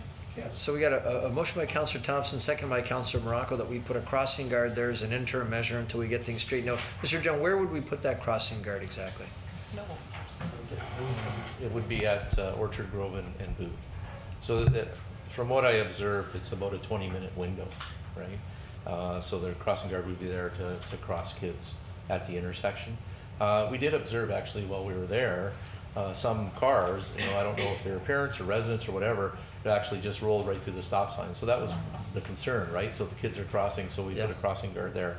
The other thing was mentioned about the snow removal, because there is a long stretch there as to whether council wants to entertain that as well, and that's through municipal works. So. I would include that in the motion, because if the Bruce Street is plowed, they haven't been plowing the sidewalk aspect of it, that would certainly make a big difference too.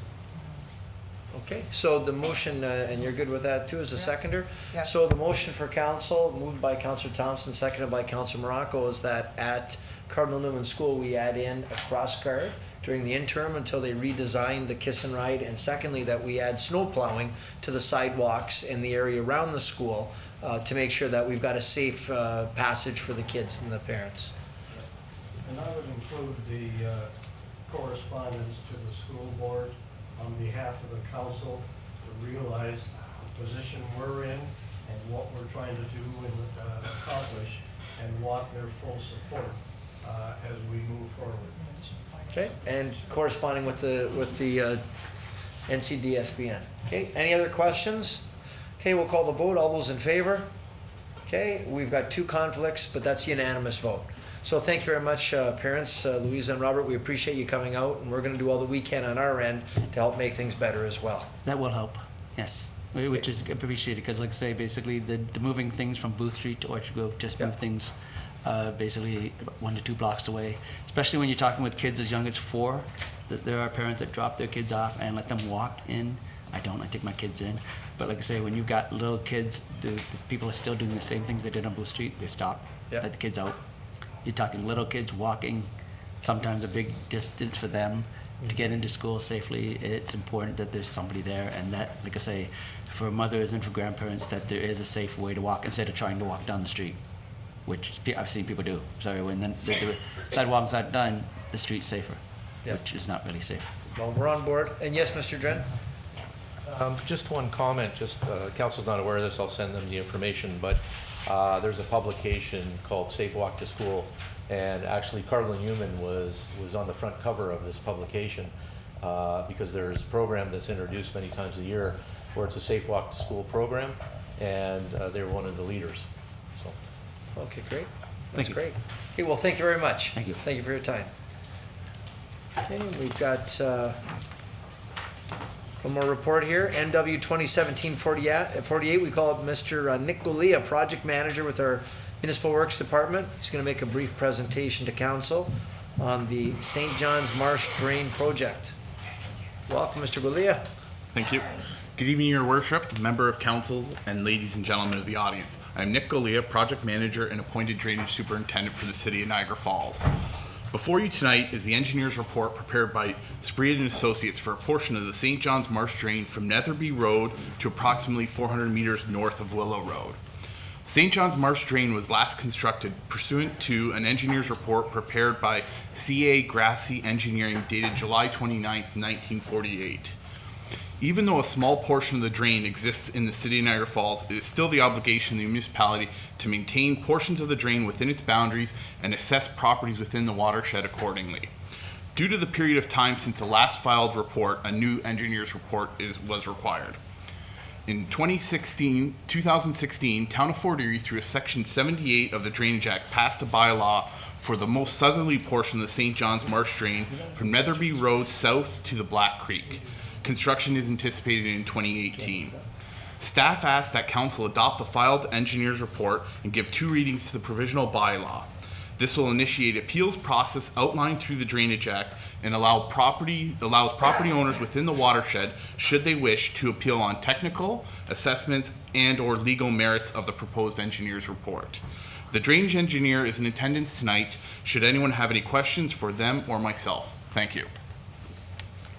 Okay, thank you. Do we have any questions of council for Mr. Galea? Okay, so what are we looking at? Receiving the report, Mr. Clerk? Looking for a motion to receive his report. Moved by Councillor Morocco, second by Councillor Crater. If there's no further discussion, we'll call the vote. I'm sorry, Councillor Thompson?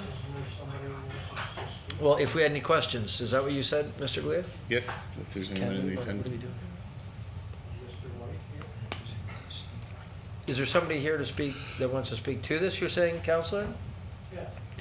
Is there someone here that wants to address council? I believe there is someone here, but it's not Mr. White. It's another property owner, it sounds. Mr. Daniels? Did you wish to speak? Yeah, you can come forward if you'd like to come to the microphone. What are we doing, just receiving this? We just receiving the report? Good evening.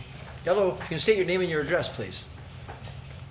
My name is Olivier O'Daniel. I live at 5762 Baker Road in Niagara Falls. Okay. And I'm part of this here.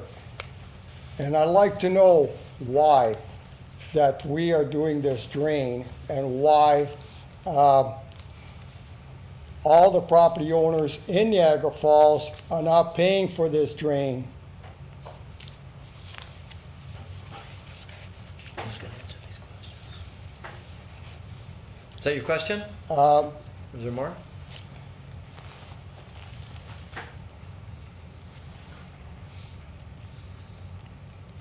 And why we have to pay twice for this drain. We have to pay to Niagara Falls and we have to pay to Fort Erie.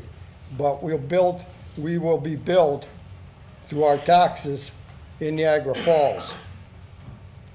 Why isn't this money coming out of the budget for Niagara Falls? If there's a drain that needs replacing or is too small in the city of Niagara Falls, do the owners of that property in front of that drain have to pay for it, or the whole town has to pay for it? Why don't we try to get you some answers? I don't know the answer to that. Mr. Galea, would you be able to help us answer that? So what the Drainage Act allows for is properties within the watershed of the identified drain. Those are what the assessments are allocated to. So anyone outside of the watershed wouldn't be paying a portion to the drain itself. To Mr. Daniels' comment about paying to Fort Erie and to Niagara Falls, as I was mentioning, as you work downstream, if there's additional drains that this St. John's, because we're at the top end of the St. John's Marsh Drain, it flows into St. John's Marsh Drain, that's part of Fort Erie. There will be additional costs that get invoiced to the municipality of City of Niagara Falls, and we then distribute it to properties within the watershed, the City of Niagara Falls. So that's where he's commenting on getting paid. You're not doubling up on a one drain. What it is as you flow downstream, there could be costs associated with all the drains all the way down until you get to a sufficient outlet. I hope that answers the question. And our CAO is going to If I weigh could just into- add to Mr. Galea's comment. So the purpose of the report tonight is that you'll give 2 readings to a bylaw under the Drainage Act. And what'll happen, there's an appeal process that kicks in. So the gentleman speaking tonight can appeal the assessment on his property. It goes to the Court of Revision, which this council approves. The Court of Revision looks at those charges that are allocated to the property, and they may make revisions to those charges. Once that's settled at the Court of Revision, we would then bring the third reading of the bylaw for final approval to council. So this gentleman does have the right to go to the Court of Revision and to object or appeal those charges that he believes are unfair on his property. Okay. Does that help answer your question, Mr. Daniels? It doesn't answer me why I have to pay twice. Again, I think what Mr. Nails is getting at, because as I mentioned, Fort Erie passed their bylaw for their portion of the St. John's Marsh drain. Once that's constructed, all the costs associated with that portion of the drain get billed to the city of Niagara Falls. We then bill it out to all the residents that are within the watershed. So that's I think where he's saying, getting at that, saying, why am I getting billed twice? They're both called St. John's Marsh drain. One's the north portion, one's the southern portion that's in Fort Erie. Okay. Councillor Thompson, or I'm sorry, Councillor Pietrangelo wanted to comment. Just kidding. I was trying to stand up this high, but Your Worship, I wanted to address something that Mr. Daniels said, because I thought years ago when we were dealing with Tea Creek, if my memory serves me correctly, we made a decision at that time not to go according to the Drainage Act and charge every single property owner that was along that particular portion of drainage. And the reason why we made that decision is because, just as Mr. Daniels had said, I mean, in our eyes, it should be viewed as infrastructure. It's like if the sewer goes in front of your house, the city doesn't come to you and say, you need to pay the cost to replace that sewer. That's taken up amongst everyone. In the rural area, if there's ditching that's done in front of someone's house, we don't go to that homeowner, because generally that water isn't, I guess, originated from that home anyway. It's usually up the road.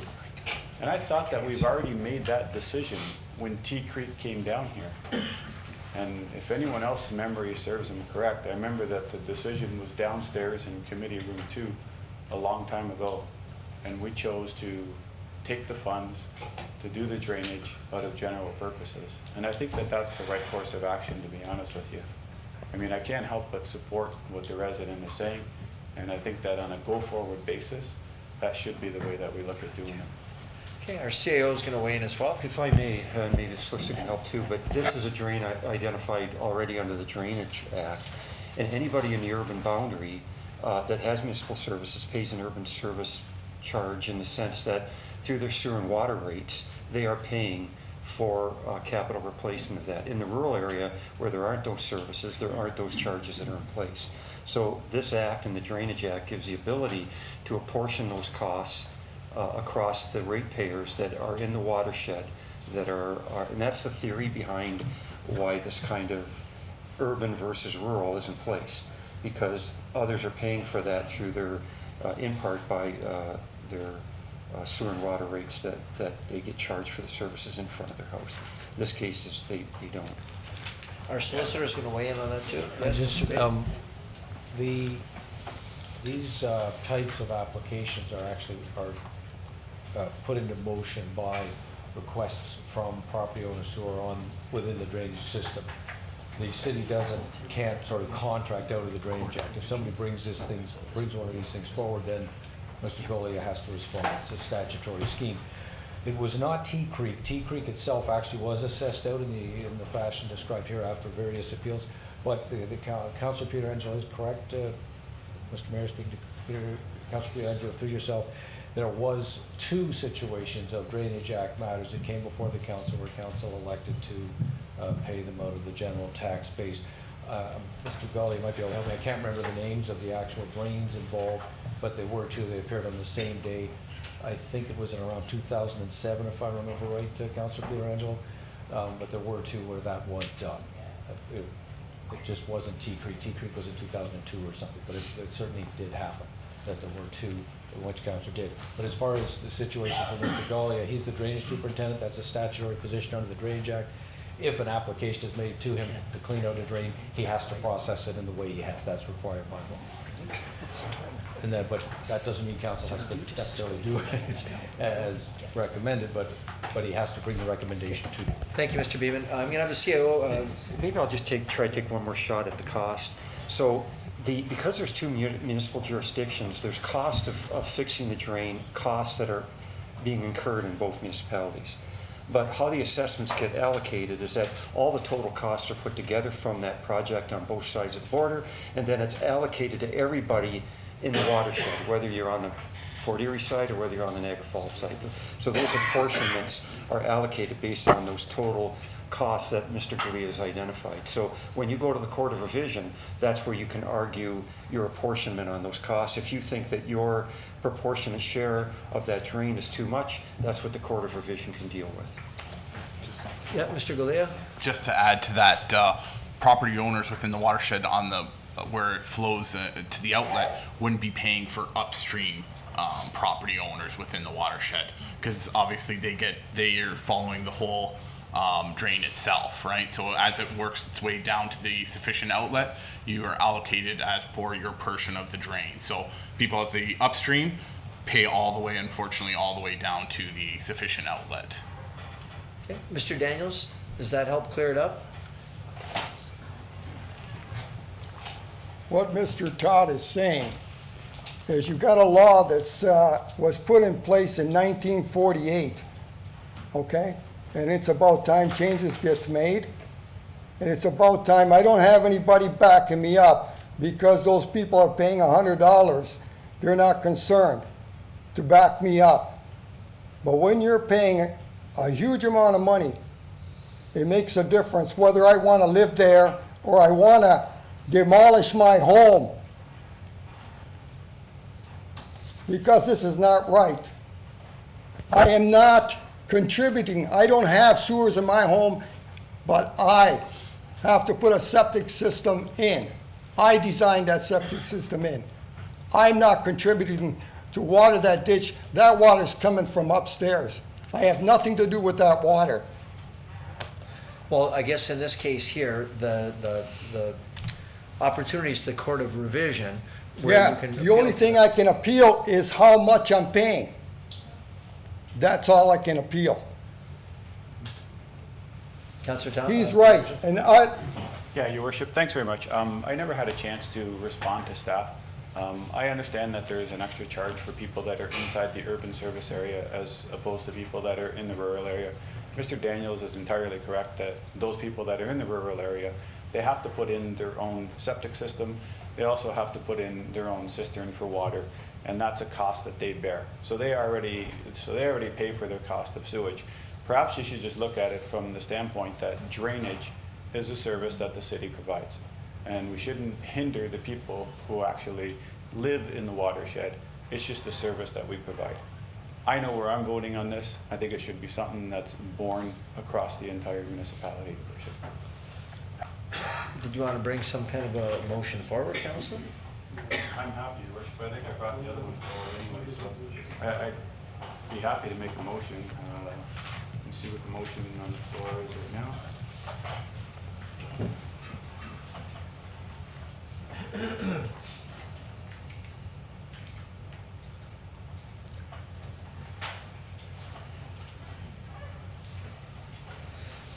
So the current recommendation is that the city council adopt the engineer's report.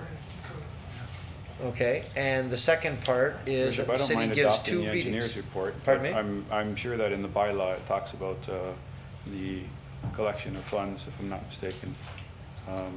But I think that the collection of funds should be spread over the general purposes budget as opposed to a portion to each homeowner. So that would be the gist of my motion. We've done it before, and I don't think that we should be turning around right now. And to that doing point, it I any mean, different. the engineer's report should be adopted, but I guess to Councilor Pietrangelo, if it's the will of council to have this cost absorbed, there's no need for the Court of Revision process in the first and second reading of the bylaw, Right. because it would really just be a cost that would be absorbed through our capital budget. Right. So it's only recommendation one that needs to go forward? Recommendation, is that all it would be, then recommendation one? And Mr. Holman, you want to comment? I just want to point out, in the case of Usher's Creek, I think was the other example that Councilor Pietrangelo identified. The drainage engineers identified all the properties that are impacted. That includes municipal road allowances, trunk transmission mains for gas companies. So if you're going to make a recommendation about what we pay for, what the city is going to be responsible, please restrict it to just those private property assessments, because I think in the other case, the region did have to contribute, the MTO had to contribute. In this particular case, I think one of the largest landowners is the Niagara Peninsula Conservation Authority. So you may want to just stick to those private property contributions that are attached or included in the engineer's assessment schedule. That would make sense. Make that motion. But, Mr. Mayor, but in that case, we need the bylaws to go forward, because what we would do is we would basically exempt the private property owners and keep the rest of the charges there. Yeah, so in other words, Your Worship, then we'll go forward with recommendations 1 and 2, but 2 will be adjusted to say that the private property owners will not pay the portion, that the city will pay the portion for them. Is that right? I got you. Hang on. Yep, is that right?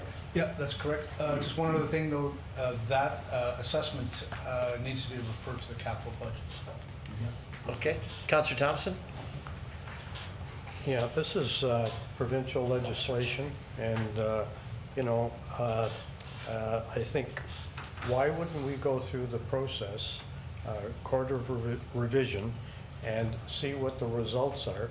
We're talking about accepting something we don't even know what it is. We don't know how much money is involved. Why don't we have at least the, Mr. Daniels can come back here and say, I've been to the quarter revision, and this is what they've charged me, because he's not the only one. I thought Mr. White would be here. I've spent hours on the phone with him over the past several years about this same situation, and we don't really know what we're getting into. Go through the process, and then at the end, come back and say, well, look, this is what they've, and this is what the city is going to be charged.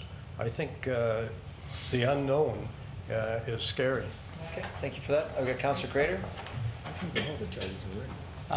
Thank you, Worship.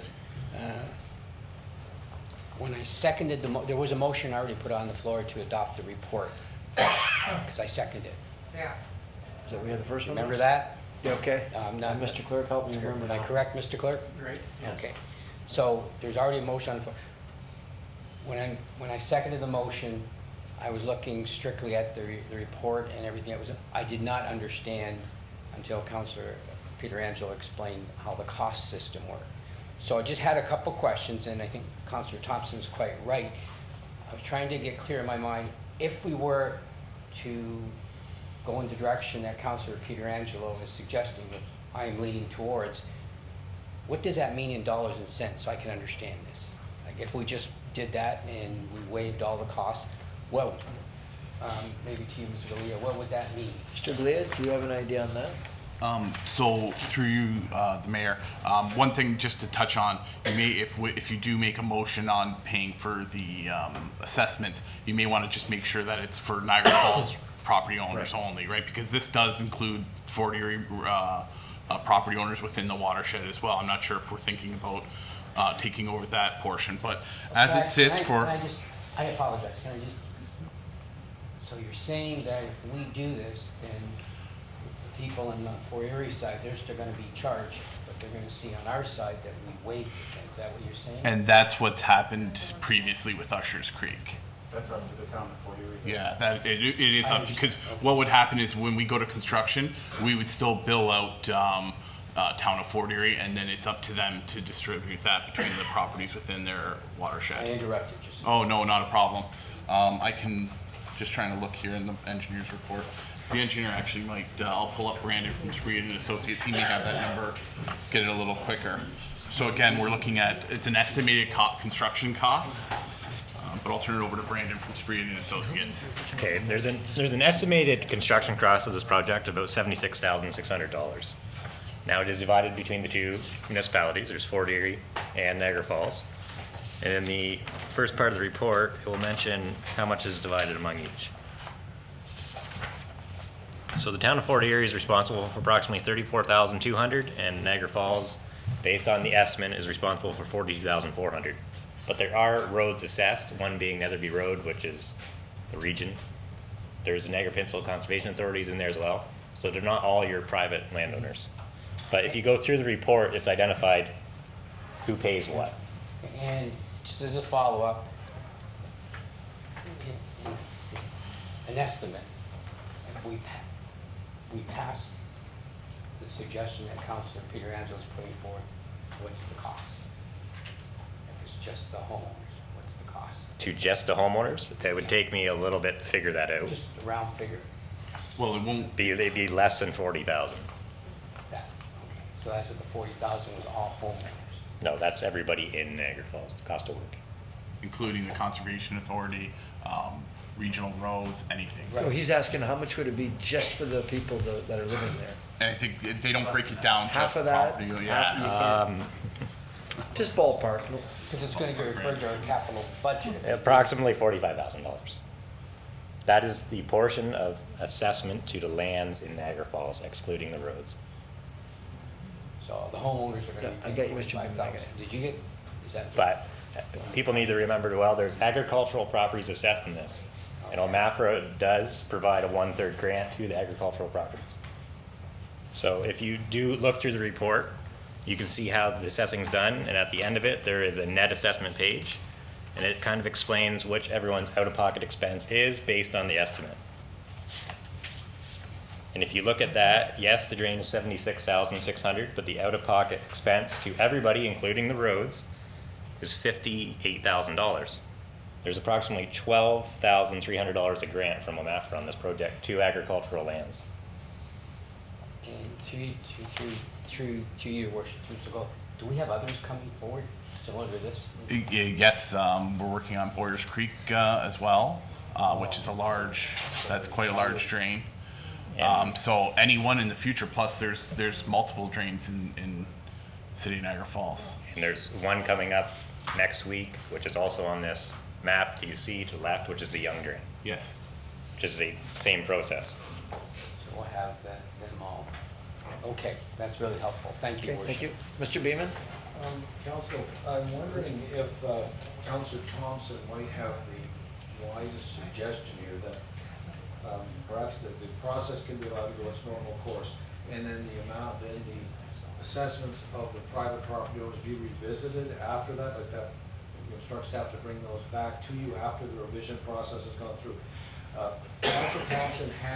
Councilor Thompson has mentioned Mr. White, who is a property owner in this area. He's already got one of our drainage matters under appeal.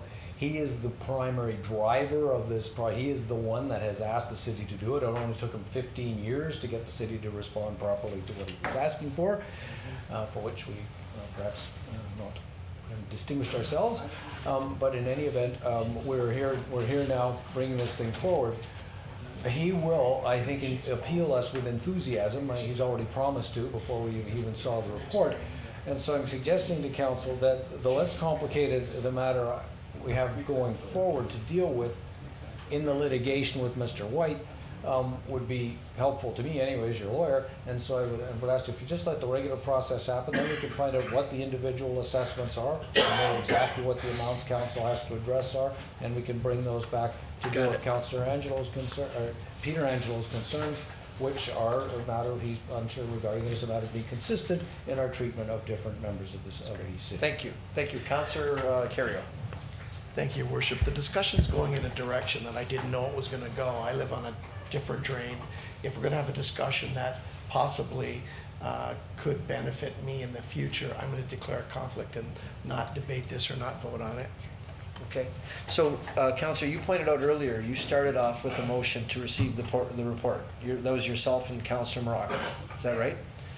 I'm going to stay with that because I have to just say that I think we're opening up Pandora's box here, because if we actually say that we're going to now take on the cost of this drain from the city. Now we have to figure out who owns what and the portion. There's other drainage acts that are gonna come forward. Now we're gonna take them all on? I think that's set here because of a reason. And, and I'm not going to say, but if you wish to live in the country, there's a cost to living in the country. And I don't think as a city that the city wants to pick up any other additional taxes. We all pay enough taxes as it is. So I'm just saying that I think that we have to stick with this motion and not open that up, because this is one drainage act as well as many others that will be coming looking for us to do the same thing. So I'm actually going to stick with the report. Okay, so here's the way I see it right now. We've got a motion that's originally made. I know we've got a second motion here. I didn't realize we had one on the floor already. This debate went on long. So we're going to entertain the first motion, which is the recommendation, which receives the report and allows the city 2 readings to the bylaw provisional, which will allow the appeals process. So here's the way I see it. We're going to vote on this. If it's successful, then Mr. Daniels, through the Court of Revision, you can deal with them. Once you come up with a number, you'll be able to bring that back to this council. Do you understand? What I understand is what she's saying is that she doesn't want to pay for my drain, but I should pay for hers. No, that's not what she's saying at all, sir. Listen, let me explain. It's not what she said. What they're saying is if you go through the process and then you go to the Court of Revision and they come back with a number now that you're responsible for, now you come back to that council. Right now, they don't want to vote on a number they don't know. Nobody knows what that number is. So what they're saying is you go through the process, go to the Court of Revision. No, they don't know the number until you go to the Court of Revision. So that's what this vote is going to be on. And if that is successful, that's what's going to happen. If it's not, then we're going to have Councillor Pietrangelo's motion. Councillor Pietrangelo. Your Worship, the recommendation that's on the floor right now is to proceed with what's in the report, which simply says to adopt the engineer's report and then to adopt the 2 bylaws. The 2 bylaws say that every landowner that lives in the watershed be charged their portion. I won't support that motion because I would rather see a motion go forward where we're more fair to the property owners. If this motion does get defeated, then we can pass what Mr. Beeman has suggested, which is simply to pass the engineer's report, pass the 2 bylaws, but hold off on charging the property owners until we know the exact amount, and then we can make a decision at that time. So I'll vote against this motion now, because I don't think it's fair to be charging every homeowner that's on the watershed. Thank you. Mr. Beeman? I just would point out that in the circumstance, we won't know the amounts until the appeals are dealt with. That's the whole gist of why. We know the amount right now. Well, no, there will inevitably be at least one appeal. I guarantee you Mr. White will appeal this bylaw. Huge. Okay, so does everybody understand what we're voting on with the exception of Councillor Carrio? Okay, we're voting on the recommendations, the 2 that are in the council report. And if that passes, then Mr. Daniels can go to the Court of Revision. Then once he has his dollar amount, you can come back here to this council. We know the dollar amount, Your Honor. Okay. Okay, we're going to call the vote then. Okay, all those in favor? Okay, that's 1, 2, 3, 4 opposed, and 2 opposed, so that passes. Okay, so the next steps now, Mr. Daniels, is when you go to the Court of Revisions, they give you a dollar amount, you can come back here to us, and then we can deal with that amount. Okay, so thank you very much, the engineers, Mr. Galea, thank you for being out here, and Mr. Daniels as well. Thank you.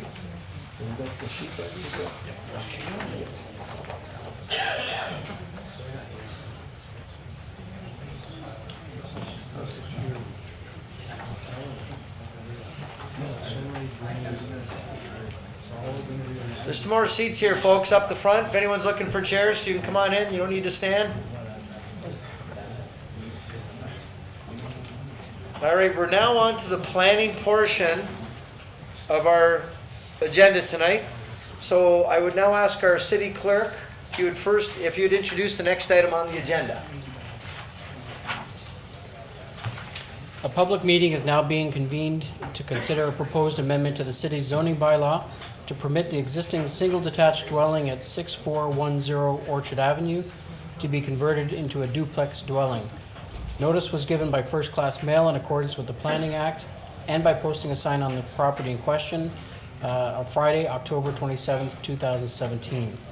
Anyone who wants notice of the passage of the zoning bylaw amendment to participate in any site plan process, if applicable, or preserve their opportunity to appeal to the Ontario Municipal Board shall leave their name on the sign-in sheets outside the council chamber. Thank you, Mr. Clerk. I now ask our Director of Planning, Mr. Hurlovich, to explain the purpose and the reason for the proposed bylaw amendment. Thank you, Worship. The property is on the east side of Orchard Avenue, excuse me, adjacent to Hydro Corridor, and it's just south of Murray Street in the city. It's currently occupied by a single detached dwelling. There are single detached dwellings in the area as well as a low-rise apartment building. The applicant is requesting that the property be rezoned from an R1 zone to an R2 zone to allow the property to be used as 2 dwelling units. He's proposing that there would be 2 parking spaces, so basically widening the driveway to a double width to allow for 2 parking spaces for that unit. There would be no changes in the exterior of the building. In order to meet the zoning requirements, they're looking for a reduction in frontage from 18 meters to 15 meters and a reduction in lot area to 887 square meters. So this is a picture of the house in question. In fact, the owner has already poured the driveway, which is within the bylaw limits. So that white van is sitting on the second pad of this house in the event that this zoning goes through. So right now the property is zoned R1E. They wish to have the property zoned R2 for a duplex. That is they'd have 1 unit on the ground floor and 1 unit on the second floor. There was a neighborhood open house in October. No neighbors attended at that time. The planning, provincial policy statements rather, encourage that the city accommodate 40% of its residential growth in the built-up areas. Proposed development would actually meet some of those targets set by the province for intensification in the city. The official plan designates the lands as residential. It does permit semi-detached and duplex dwellings and up to 40 units per hectare. This proposal would have a density of 23 units per hectare. Therefore, it would meet the density requirements of the official plan. The neighborhood already contains a mix of housing types, although predominantly single detached, but also duplex and apartment buildings. The conversion would occur within the existing dwelling, and therefore the existing character of the neighborhood and the surrounding dwellings would be retained. The proposed zoning, as I said, they're going from an R1E zone to an R2 zone. They require a modification of the lot frontage to go from 18 meters down to 15 meters, so from 60 feet to 50 feet, and then a lesser lot frontage, so in addition to the lesser lot frontage, they're looking for a reduction in lot area as well.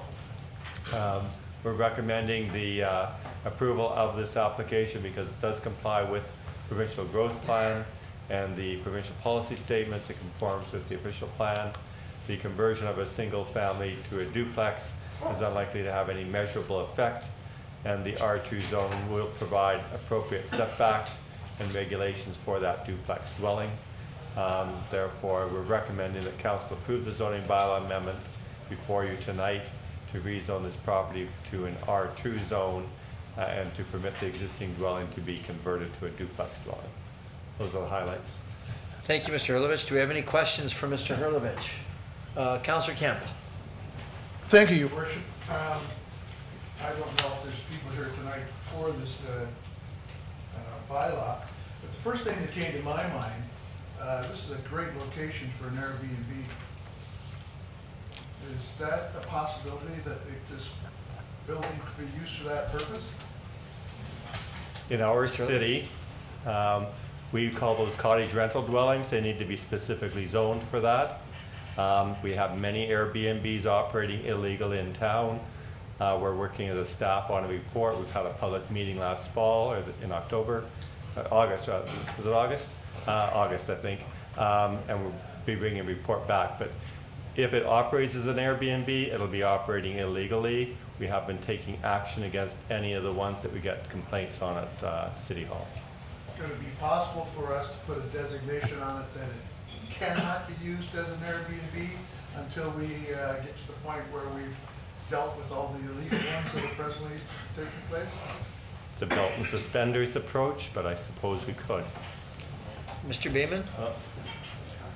No, that wouldn't be necessary. It already is only going to be able to be used for what's a permitted use. The way zoning bylaws work, they prohibit all uses but the ones that are permitted. To try and, it just would kind of undermine every other zoning bylaw we have if we try to put special, you can't do this in one particular place. Because the way the bylaw works is you can't do anything but what's allowed. Thank you. Any other questions for Mr. Hurlovich? Okay. Members of the public are advised that failure to make an oral or written submission at this public meeting will result in the Ontario Municipal Board dismissing any referral that it receives. Failure to sign the sign-in sheet will result in staff rejecting an appeal as per section 3419 of the Planning Act. Council will now hear from anyone other than the applicant who wishes to speak to this proposed bylaw amendment. Is there anyone here other than the applicant? Yes, sir, you can come forward. Oh, no. Looking for anyone other than the applicant that wanted to speak to this. Okay, seeing none, council will now hear from the applicant or his or her representative. So now's the time to speak. Step up.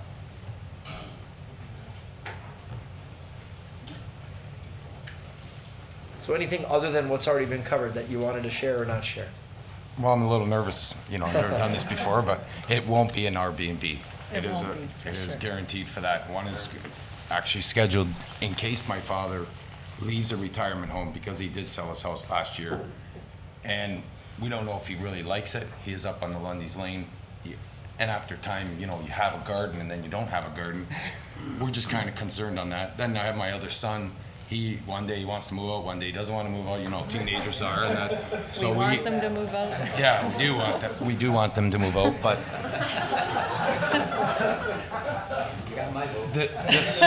this was scheduled for one of them, and it is a long-term investment. We did spend a lot of money. I have pictures that this was all white.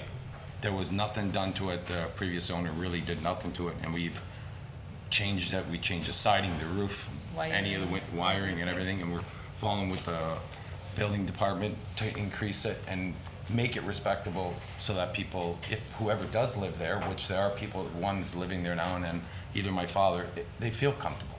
And that's what we feel.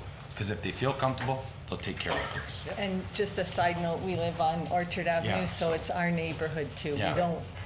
We want what's good for the neighborhood also. Okay, great. Okay, well, if there's no, Councilor. No. Okay, so now if there's no other questions, then I'm gonna have the public meeting with respect to the proposed zoning bylaw amendment now concluded. Okay, and I've got a motion by Councilor Strange and second by Councilor Thompson. If there's no further discussion, we'll call the vote. All those in favor? Okay, and you're approved. Thank you very much. Thank you very much. And thank you for taking care of your father and your son. If his son's watching TV now, he'll find out how much he's loved, yeah. Thank you.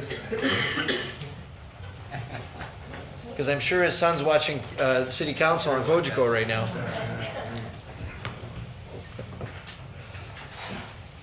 Okay, Mr. Clerk, would you introduce the next item on the agenda, please? A public meeting is now being convened to consider a region and city-initiated amendment to the official plan to introduce the GO Transit secondary plan.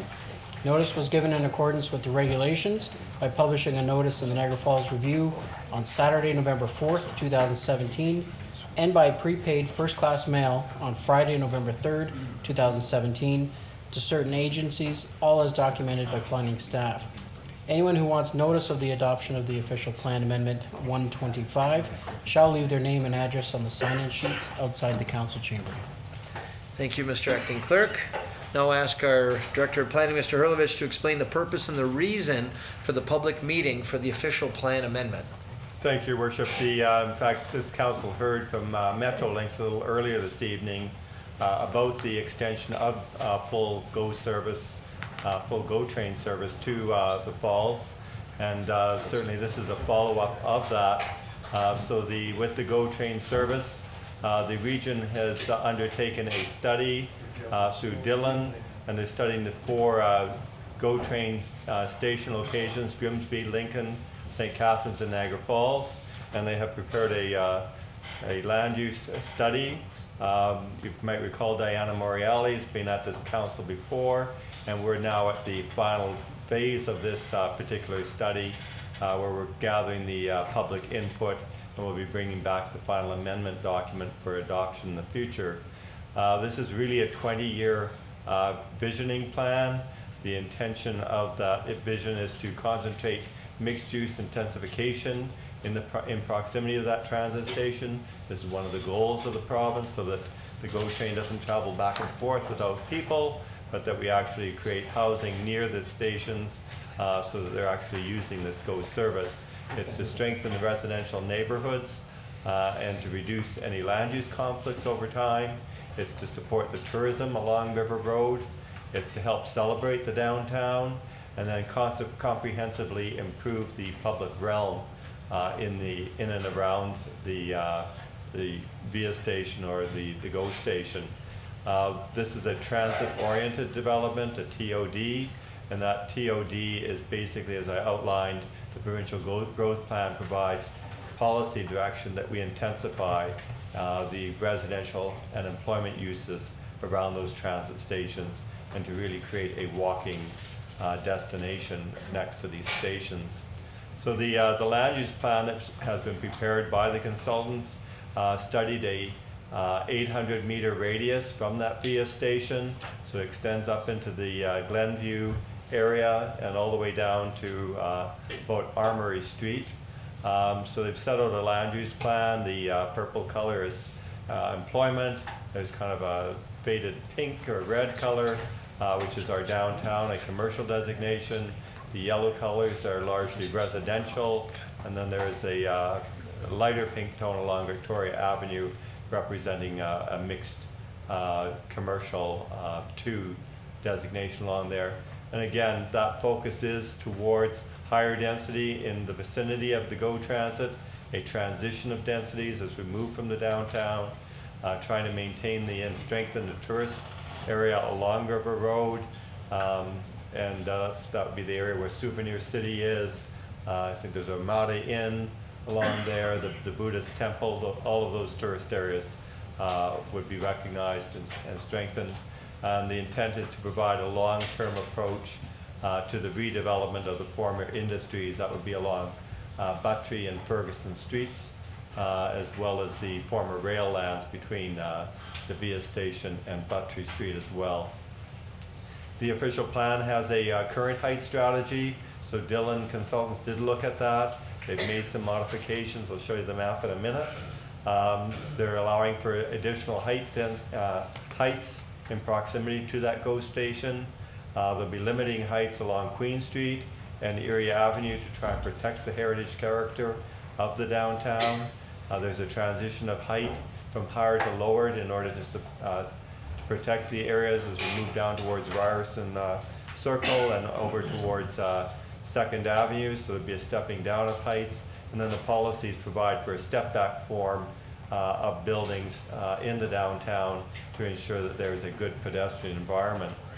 So again, the height strategy, I apologize that on the map it appears a little bit small, but basically we're looking at the dark purple, about 20 stories.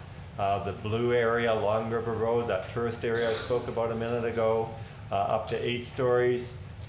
Excuse me, the kind of the rose colored up to 12 stories. So that basically provides a strategy for increased heights in the downtown with the intention of intensifying and strengthening our commercial district. In addition, there are public realm and transportation improvements identified. So some of the key ingredients of that would include a major gateway at the intersection of Victoria Avenue and Bridge Street. This would coincide with the extension of Thorolstone Road from the Gale Centre along the rail tracks coming down to Bridge and Victoria and providing for a traffic circle in that location.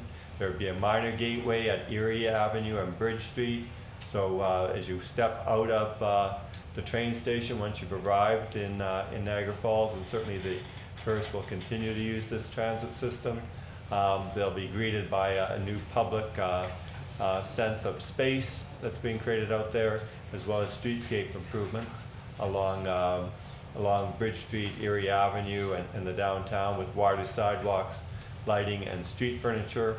The GO station will become a major transportation hub.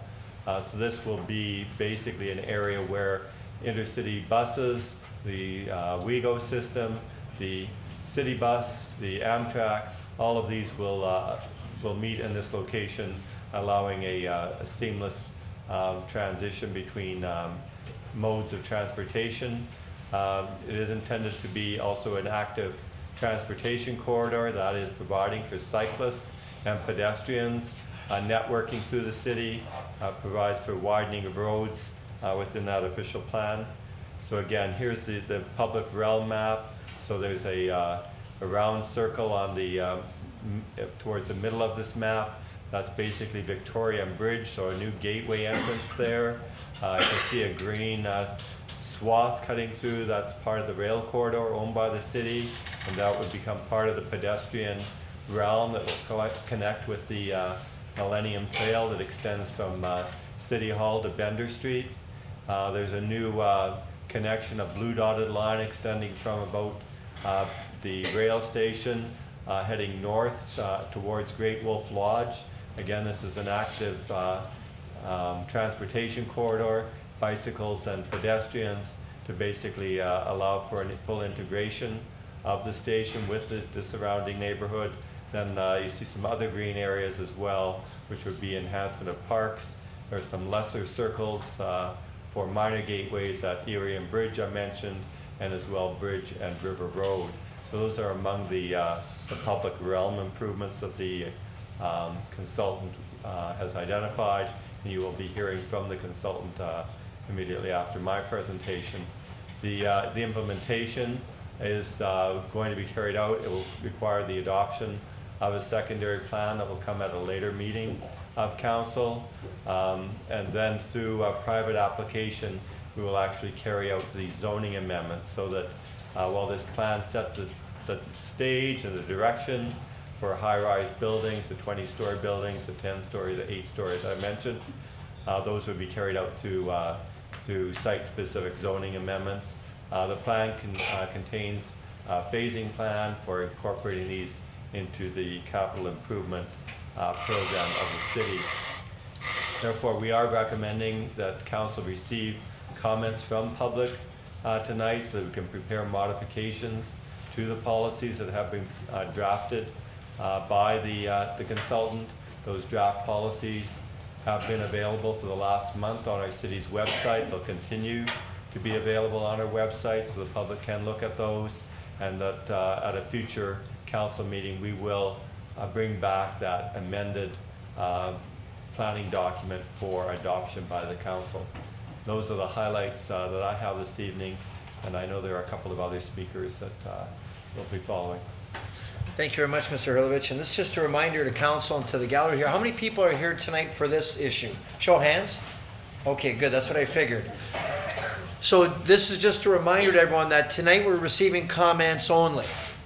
So tonight we're just receiving comments. There's no actual official plan. There's no official plan amendment happening tonight.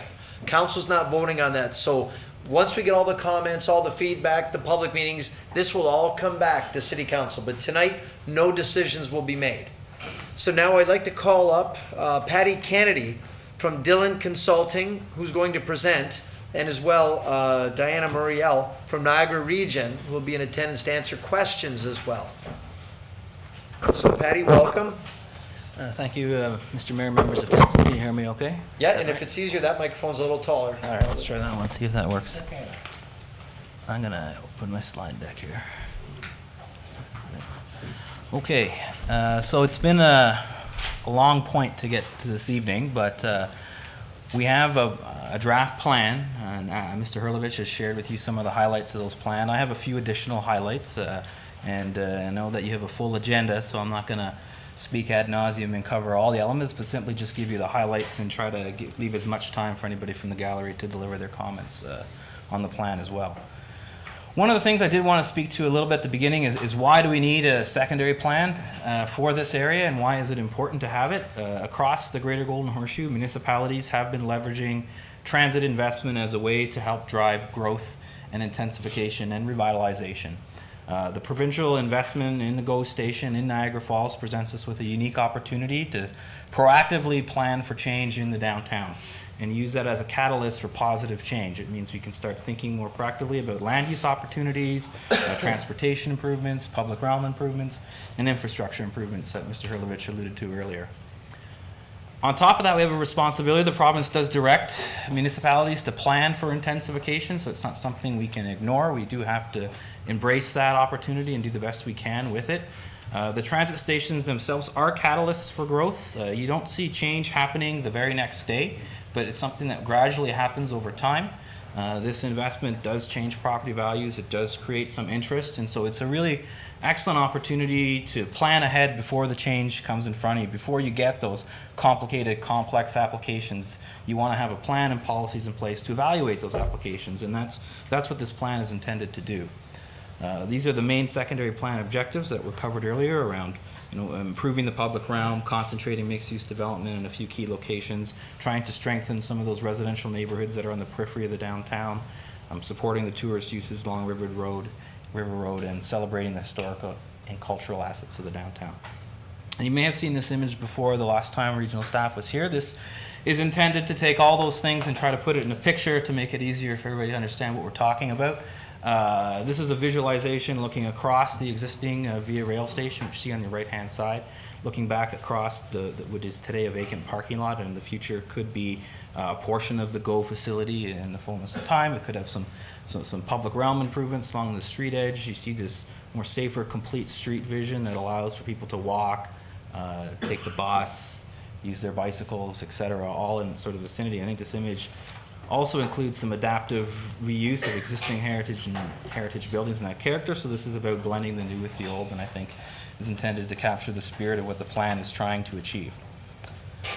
I have a couple of snapshots of the plans, and I'm not going to go through them since Mr. Herlovich did highlight most of those main elements, but what you have is, in the plan, you have a land use plan, you do have the building heights plan that works together with an active transportation network, which shows the recommended improvements for the active transportation network, the public realm improvement plan, and there is a few minor road improvements as well that aren't shown here. Collectively, these four plans are the framework for managing change. As was mentioned earlier, there is a land use plan for the downtown, so that's getting modified. There's a building heights plan for the downtown, that's getting modified. There is not a public realm improvement plan for the downtown, so that's new, that's an add-on. Okay, and that active transportation plan is sort of partial add-on. You do have some recommended improvements for the downtown, so that's new. On the capital improvement side, the point I wanted to make, there is a detailed list of projects that can go with municipal projects that can go with implementing the secondary plan. Some of those are going to be eligible for development charges. Some of them are going to be from the tax base. That's like a next step to figure out. And in adopting this plan, it doesn't commit the city to any one given project at a given time. That's something you will do on an annual basis when you prepare your capital budgets or when you update your development charges by law. So we are here tonight. We're going to hear some comments, I imagine, from the gallery and continue to try. We've had a lot of engagement so far to date. This is the fourth sort of public opportunity to receive comments. And we're going to hear some more and sort of take the time to make some tweaks and changes and whatever needs to be done to get the plan in front of you and so you're in a position to adopt it. So that's all I have to say. Thank you. Hey, thank you very much, Patty. Any questions of council for Patty? Okay, none at this point. Next up, members of the public are advised that failure to make an oral or written submission at this public meeting will result in the Ontario Municipal Board dismissing any referrals it receives. Failure to sign the sign-in sheet will result in staff rejecting any appeals as per section 3419 of the Planning Act.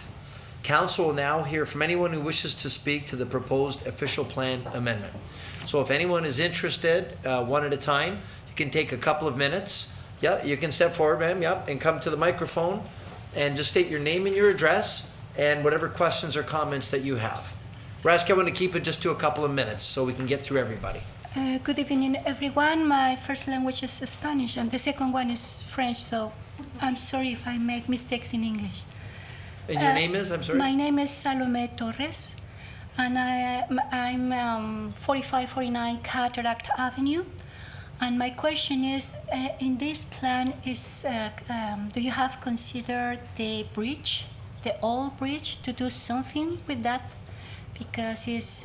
Which bridge are you talking about? The Michigan Bridge, the one that is not in use and is just right going to the downtown.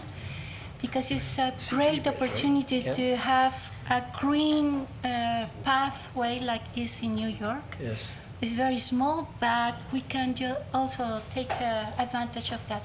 I know it's from Pacific Railroad, but I don't know if there is something going on with that bridge. Yes, so you're talking about the CP Bridge, Canadian Pacific, that goes, it's no longer used. It goes from Canada to the US. That's and right. That bridge, yes, and we've seen the designs that they've done in New York City where they've turned some rail bridges and they've used them into pedestrian walkways and they've got greenery and they've done a lot of creative things Beautiful. by repurposing them, yes. So I know that's been part of our staff discussions. I don't know if Patty or Diane or Alex had any comment on the bridge or any discussions on the options on the bridge. Yeah, so there is a recommendation, there's a policy in the plan that directs the city to consider investigating opportunities to make that a pedestrian international connection across the border. So in a plan like this, we can't really do much more than start the ball rolling on that big opportunity. So that's what we've done. But it's in play and it's part of the discussion. It's part of the plan, yeah. Okay, thank you for that.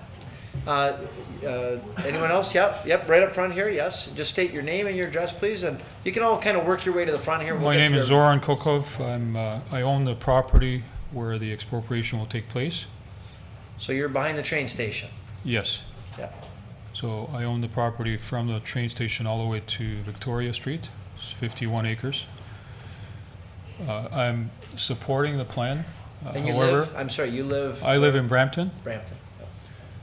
So I'd like to incorporate my development plan, which will be adding more tourist and recreational activities. I would suggest another bridge from where Bridge Street and Victoria is, where the turnabout will be, to connect across the railway. And I would also suggest a connection from River Road onto the property. I've had several meetings with the Bridge Commission. There is interest there, and obviously we'll have to work with the Parks Commission to jump through all the hurdles to achieve that, but I think this is an opportunity to make it more of a destination in terms of recreational sports and entertainment. This is what's needed more to attract more tourists, so that tourists will stay here longer than they are. Okay, I'll thank you. be happy to work with the staff and the consultants with my architects to incorporate a more complete plan, because right now my land is shown as blank, and I don't know what an amount of acreage will be expropriated, whether it's 10, 15, or 20 acres, but still leaves a bigger chunk available for creation of a more comprehensive destination. Okay, thank you for that. Any questions of Mr. Kokov? Or any comment from Patty or Alex? Is there anything to comment? You don't have to comment every time, I just mean if there is. Yeah, that's probably a really good idea. Okay. Unless you got a Fitbit and you're trying to get some extra steps going. I could use that too. The property in question is designated, it's not blank, it is designated employment mixed use in the plan, and it also has that number 2 on it. That applies to a current set of site-specific permissions that the property owner has. It allows for it's related to an amendment that was done several years ago. It allows for a full suite of industrial and tourist commercial uses as well as other uses. I do think there's an opportunity to continue to speak with Mr. Zoran and see if we can fine-tune some of these site-specific permissions. We are, however, handcuffed with the purple, which is an employment use, and we can't change that employment function through the secondary plan process. That has to go through the city's OP process as well as the regions. So there are some limitations as to how far we can implement some of the requests there. Another question from Mr. Kokop. Actually, just to clarify that, I went through an official plan amendment and a rezoning to add to the employment land an outlet mall use and tourist uses. So that is part of that zoning. It's not just employment. Okay, all right, great, thank you for that. Yep, sir, you can step up. Thank you. Can you state your name and your address? My name is Garth Weldon. Our address is 4248 Broughton Avenue. I'm president of Canadian Specialty Castings, which is an employer in this area that's affected by the plan. I think the first comment, say we're very pleased to see this development plan. However, we have a few concerns concerning the policies affecting existing industries in that area. Particularly those on page 34 of the secondary plan. It has a direct impact on the industry itself. And I bring your attention to Ontario Regulation D6, which as it stands right now, it's not in compliance with. And that's something that needs to be looked at. What we would like to suggest at this point, though, is that we are very open to a meeting with the city and the economic development staff, who have been extremely helpful to us. And we'd like to have a meeting so we can be constructive in terms of how this is handled and how it affects the industry in the affected area. One example, if you go back to the maps there, you'll find there's a bike path running down right in the middle of the industry, which is not in compliance with the Ontario regulations. So there's things like that that all have to be addressed. So we're more than happy to work with the city, the development staff and planning staff to help work these out and to everybody's advantage. That's great, thank you for your comments. Do we have anyone else here that would like to present to council? Yeah, but step forward, Mr. Raimondo. Good evening, Councillor, City Staff. Emilio Raimondo, 4687 Queen Street. Just a general question. Certainly the secondary plan envisions a 20-year vision, and has the city considered, when GO does in fact become a resident of our downtown core, and to maintain a certain sense of momentum and conviction to the secondary plan, are there any specific areas that the city would sort of invest in as immediate impact that would kind of put some skin in the game to move things along and to provide confidence to developers such as Zoran that the secondary plan is in fact something that has some teeth? Okay, I'm going to ask our CAO to address this one. Well, thank you, Mr. Mayor. And I think what I could allude to is that you may have seen earlier the GO presentation. So one of our immediate concerns will be around the GO station itself, the heritage character of that building, improvements on, you've noticed that we've demolished our old transit building to try to get that eyesore out of the area. We look at probably that for us in terms of some of the capital budget projects that Mr. Holman's going to be putting forward in sort of the Park Street, Erie Street area to get moving on that whole sort of node around the station. And we figured that's probably where we would be recommending to council that we spent some of our initial dollars improving that area, that immediate area in those intersections. Okay, thank you. Anyone else yet? You just come forward. If yep, by all means come to the mic, sir. Just if you can state your name and your address. My name is Doug Funky. I'm actually from Buffalo. I just wanted to, it's sort of a peripheral interest here, but as I think this is a wonderful plan that we're hearing about here, but I'd like to keep the focus a little bit broader when it's appropriate, and also connecting to Buffalo. There's a brand new train station on the other side of the river in Niagara Falls. The idea of having a pedestrian walkway to the States and between here and US, an excellent idea. And if you consider the new train station in Niagara Falls, new one being designed and built in Buffalo, along with the new waterfront in Buffalo, we have an opportunity for connecting our entire region, from Toronto, Niagara Falls, New York, to Buffalo, and possibly to Rochester. There's like 9 million people or so living in that corridor. It's a linear area, could be connected very easily with trains, so I'd just like to ask everyone to keep that opportunity in mind as we move forward, and this is a very good first step. No, we appreciate that. We work regularly with Mayor Brown and Mayor Deister on commonalities, and of course, your new train station and the Amtrak crossing with our VIA and our GO. So definitely, we're looking at the bigger picture, and we appreciate that. Especially your new high-speed train as well, going from Niagara Falls to New York, which is things that have got us motivated as well. Yep, there's a lot of opportunity, we just need to work together, so thank you very much. Appreciate you being here. Thank you. Do we have anyone else here that would like to comment or ask questions? Yeah, step forward. Hi, my name's Avril Cayley and I live at 4597 Cataract Avenue. Now that Cataract is a very small cul-de-sac off a park. Now I have looked at some of these plans online, and from what I can make out, eventually they will be closing Park Street. Well, where will that leave me? Because that's my only access into my street. I can't get in there without park. We'll maybe get some staff to give some feedback. Well, I think in terms of the conceptuals, that there would be no way that we could completely block off access to current residential property, so. Yeah, well, there's only the 2 houses down there. Yeah, on the little butt end. But we need to get in. If it meant that at some time in the future that there is a developer that consolidated lands in that area, then there may be an opportunity for redevelopment and road reconfiguration.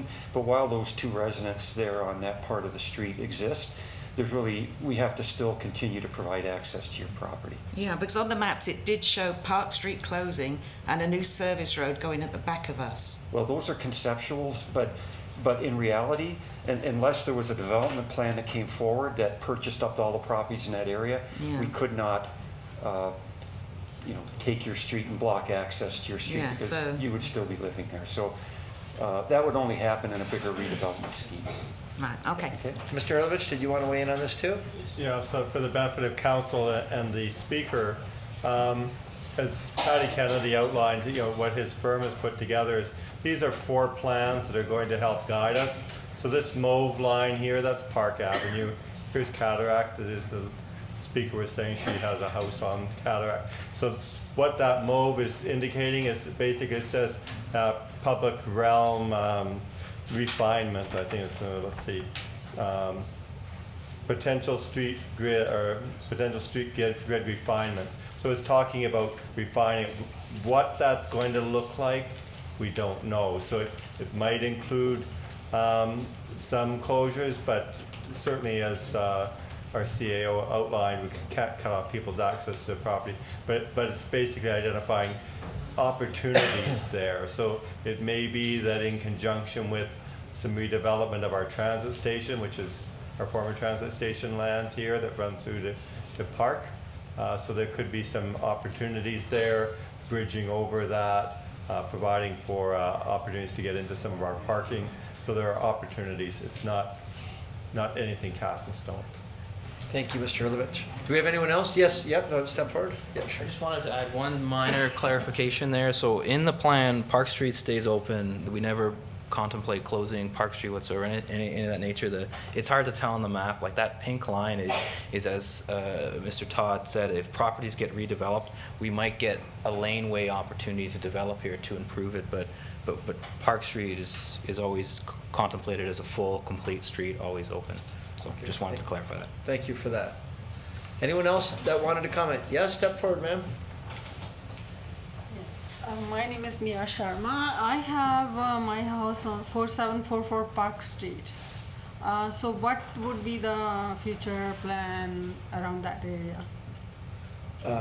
Where is that on Park Street, 4744? Do you know where that is? That's about the 3rd, 4th house as you turn from Victoria on right-hand side. It's backing onto Queen Street, that parking lot.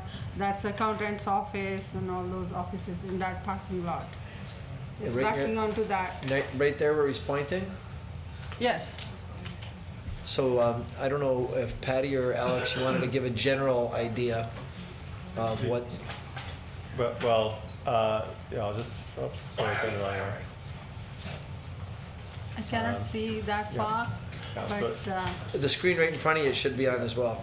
Yeah. Oh, okay. So it does show, again, the speaker's property this is Park Street running through here, that white line. So the speaker's property is somewhere in here, backing onto that green belt. So that basically is identifying an area, I think, of about 4 stories in height. So it does kind of recognize about what the existing character is, because it is zoned general It's a commercial. detached house. Sorry? It's a detached house and it has a driveway,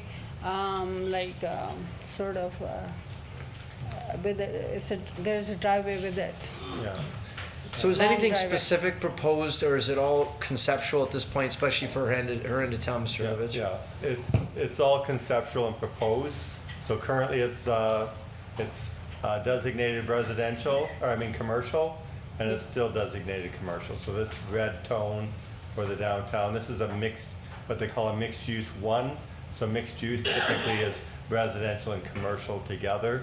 So if it's a small property, it may require amalgamation with other properties if it was to develop into something larger. Otherwise, it does recognize that there would be residential uses as well as commercial uses coexisting. So right now, that's what it is and it'll continue to be that way? So far, unless you come up with a better idea.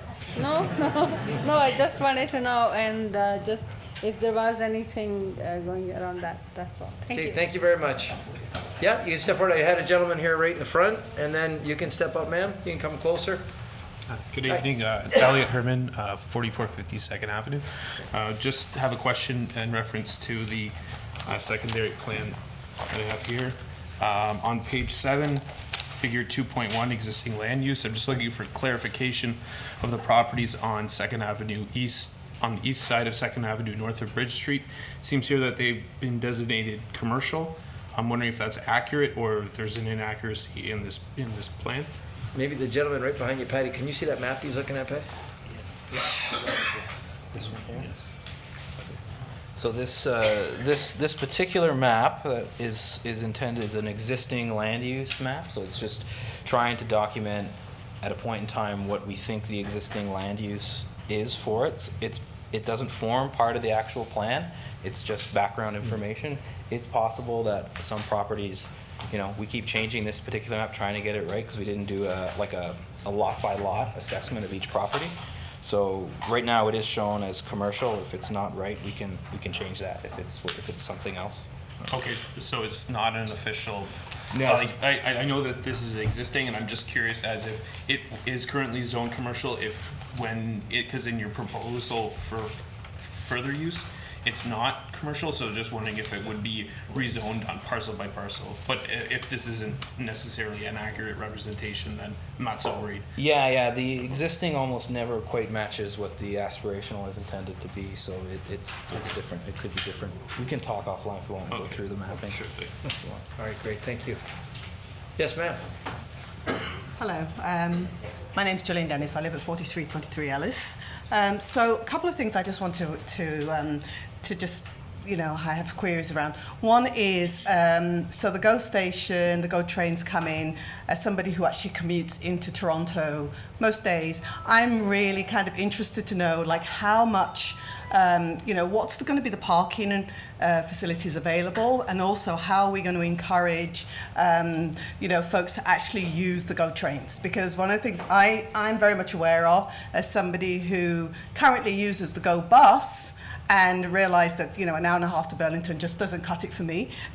We really got to encourage people to use the GO train. That's going to be a whole culture shift where most people tend to drive in the Niagara region if they're going to go into out of the city. So I'm really interested to know, one is about transit. How are we going to encourage, what are going to be the incentives to get people to the GO station, and what are going to be the parking arrangements around that area as well?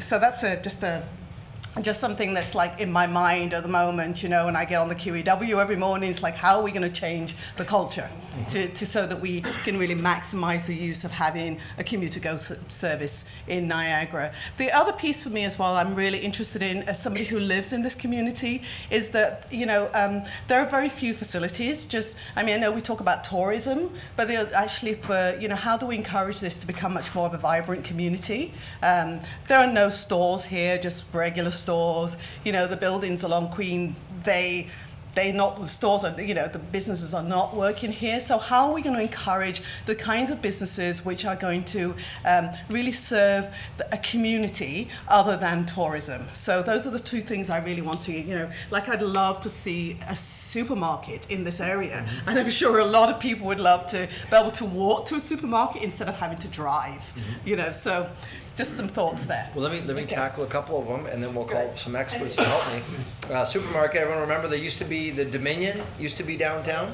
At one time, there used to be a grocery store when people used to live downtown in more than they do today.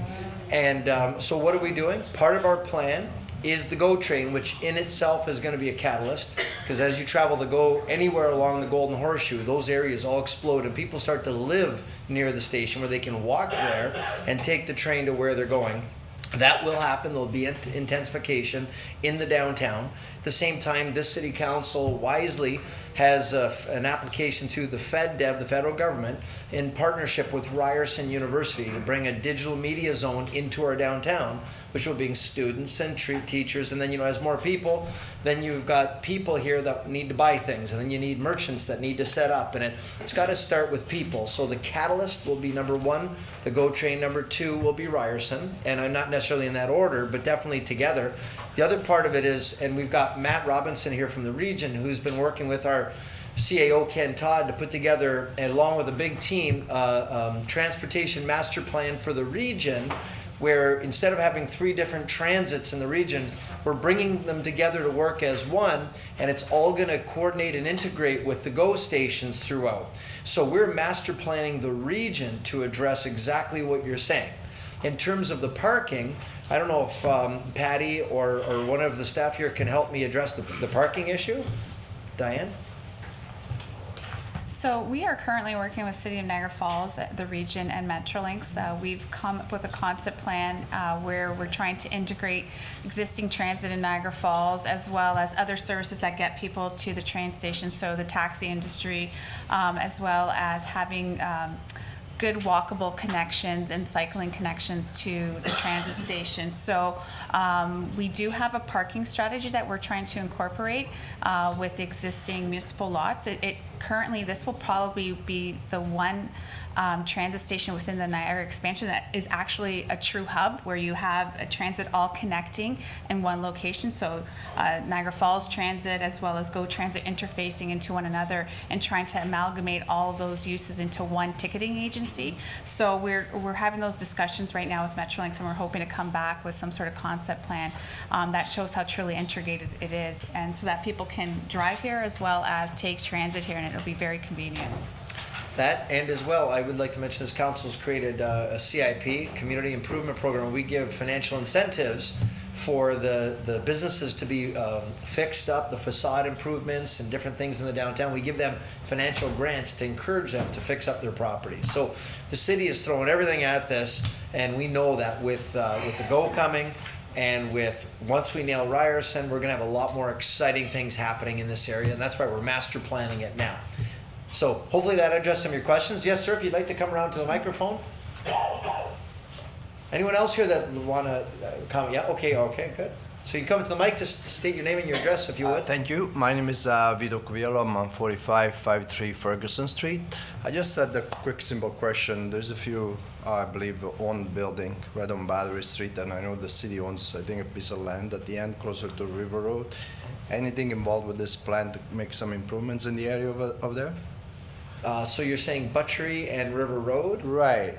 In that area specifically? Is that a piece of land actually the city had bought originally or something? Okay. Yeah.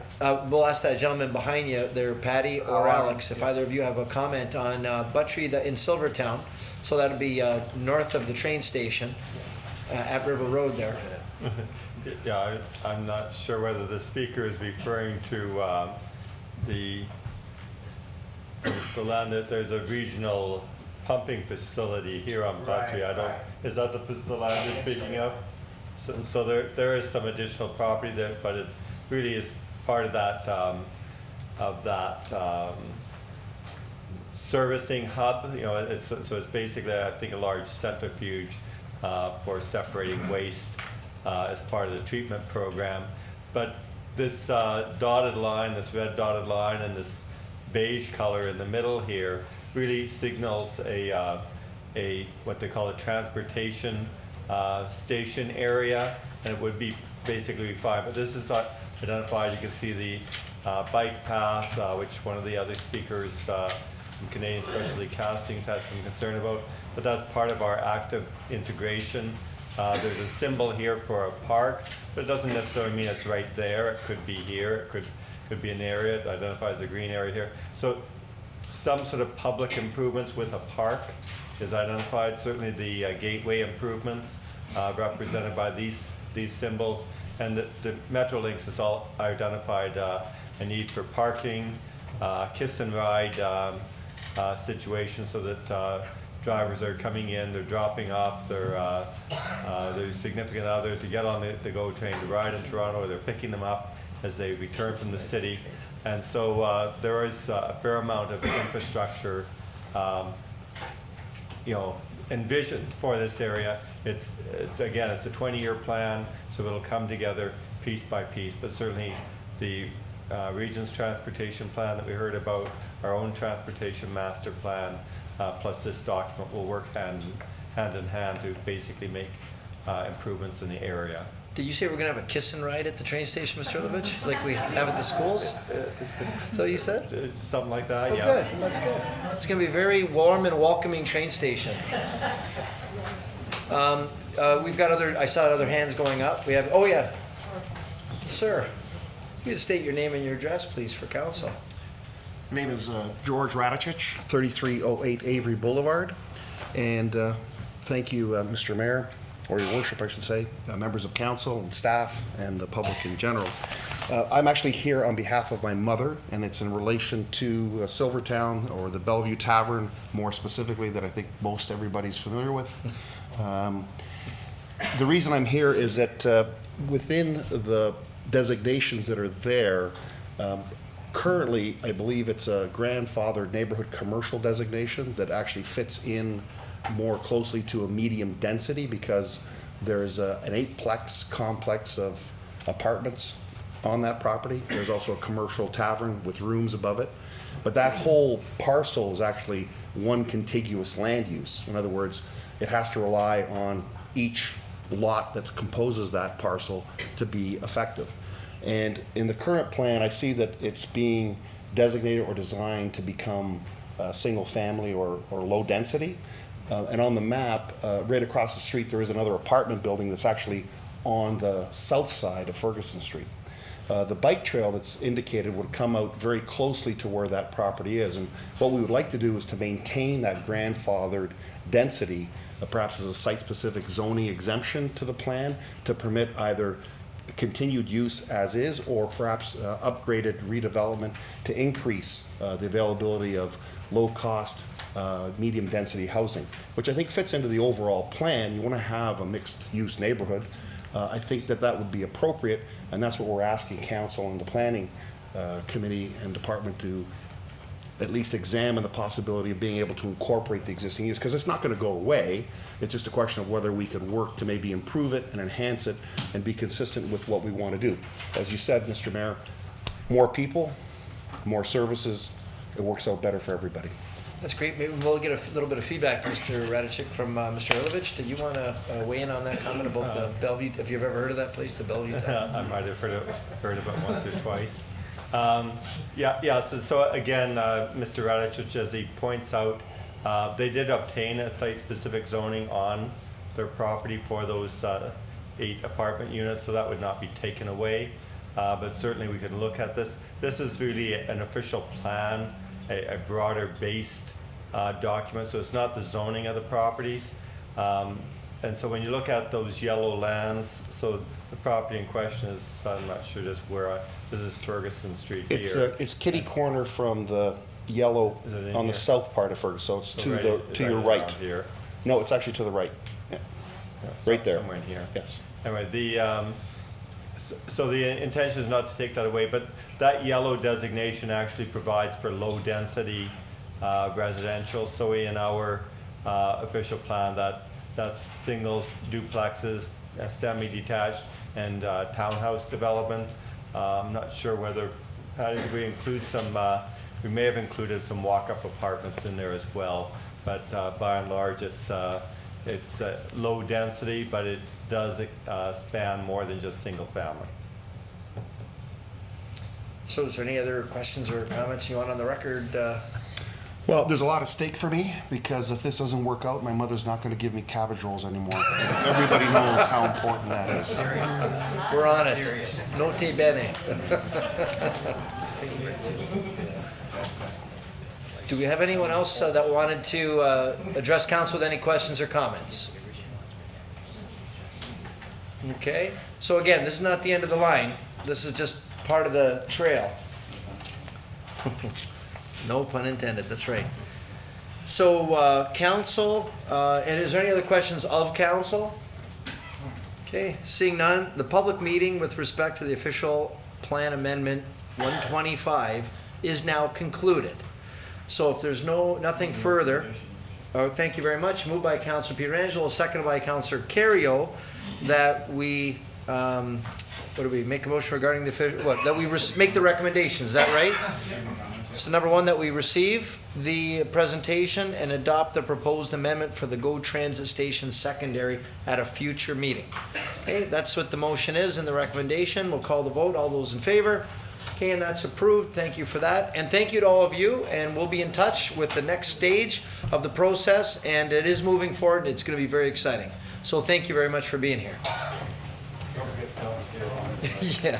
Yeah, feel free to hang around. It's really exciting.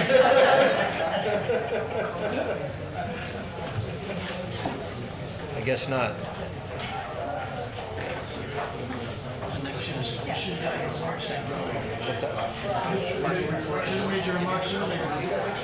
What's that? Oh, believe me, I thought about it. Yeah, because the next one is the legal report, which is a public meeting. Oh, it is. But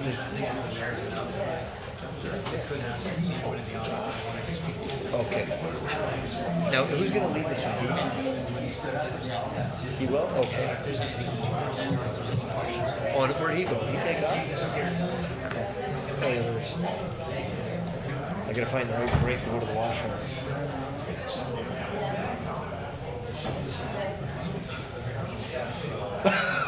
I heard that, Mr. Holman. You know, he's not gonna be the only one knocking your computer over, okay? Can't believe how we just bullied you like that. That was unbelievable.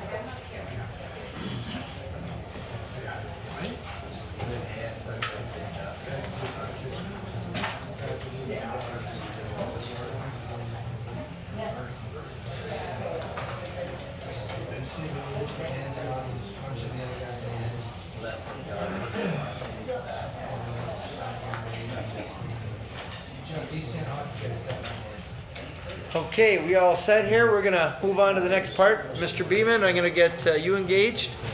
Okay, now we're moving on to permanently closing and declaring surplus some land, and where are we here? Weaver Road, on Weaver Road. Is anybody here for the Weaver Road issue? Okay, we do have Mr. Lupia. Okay, so Mr. Beeman, did you want to lead us in this report? There's not much to say, Councillor. We were approached by one of the neighboring property owners, which is usually the case when we're dealing with a road allowance. He asked, will we consider making the thing surplus, paid his money, we did the circulation. One of the concerns always with the road allowance is the council policy is to divide it down the middle, convey to the neighboring property owners, or at least give the neighboring property owner on the other side an opportunity to participate. The neighboring property owner on the other side informed us that they would like to purchase down the middle. The original applicant is agreeable to that, so here we are. We've circulated all the people that have access or frontage on it. None of them want it, so none of them want to use it anymore, and so we're here proposing that it be declared surplus. The next step would be to consider whether to sell it or not. Got it. Okay, Mr. Lupia, did you want to address council in any way? I was just wondering what's going on, like, are we able to purchase that? So, how does this work? What's that? Okay, Mr. Bateman, can you just explain that? Do you live adjacent to this land? Abutting. Abutting. I'm right, that's right beside my land. Right. Yes, and what I understood had been agreed to by the property owners from the one we've been communicating with, is that it's been agreed that it's going to be divided down the middle, sir, and each one gets a chance to purchase it at the appraised value. Yep, and that's the arrangement. So are you one of the abutting loaners then? Yeah. Okay. And I'm happy he's here because that's who we want to convey to. Okay, so that's what the plan is, so you're good with that? Yeah. Okay, good. If you leave your, I'll just get his contact information, or I'll Yep. leave my card with him, Yep. Mr. Mayor. And Excellent, okay. well, perhaps Councillor- we could have the vote then before. Yeah, why don't we do that? Councillor Thompson? Yeah, I would move the motion, and, I'll second that. Okay, moved by Councillor Thompson, seconded by Councillor Peter Angelo, that we receive and approve the recommendations in the report. There's 1, 2, and 3. With a conflict noted for Councillor Kerrio. Is there any other comments or questions of council before we call the vote?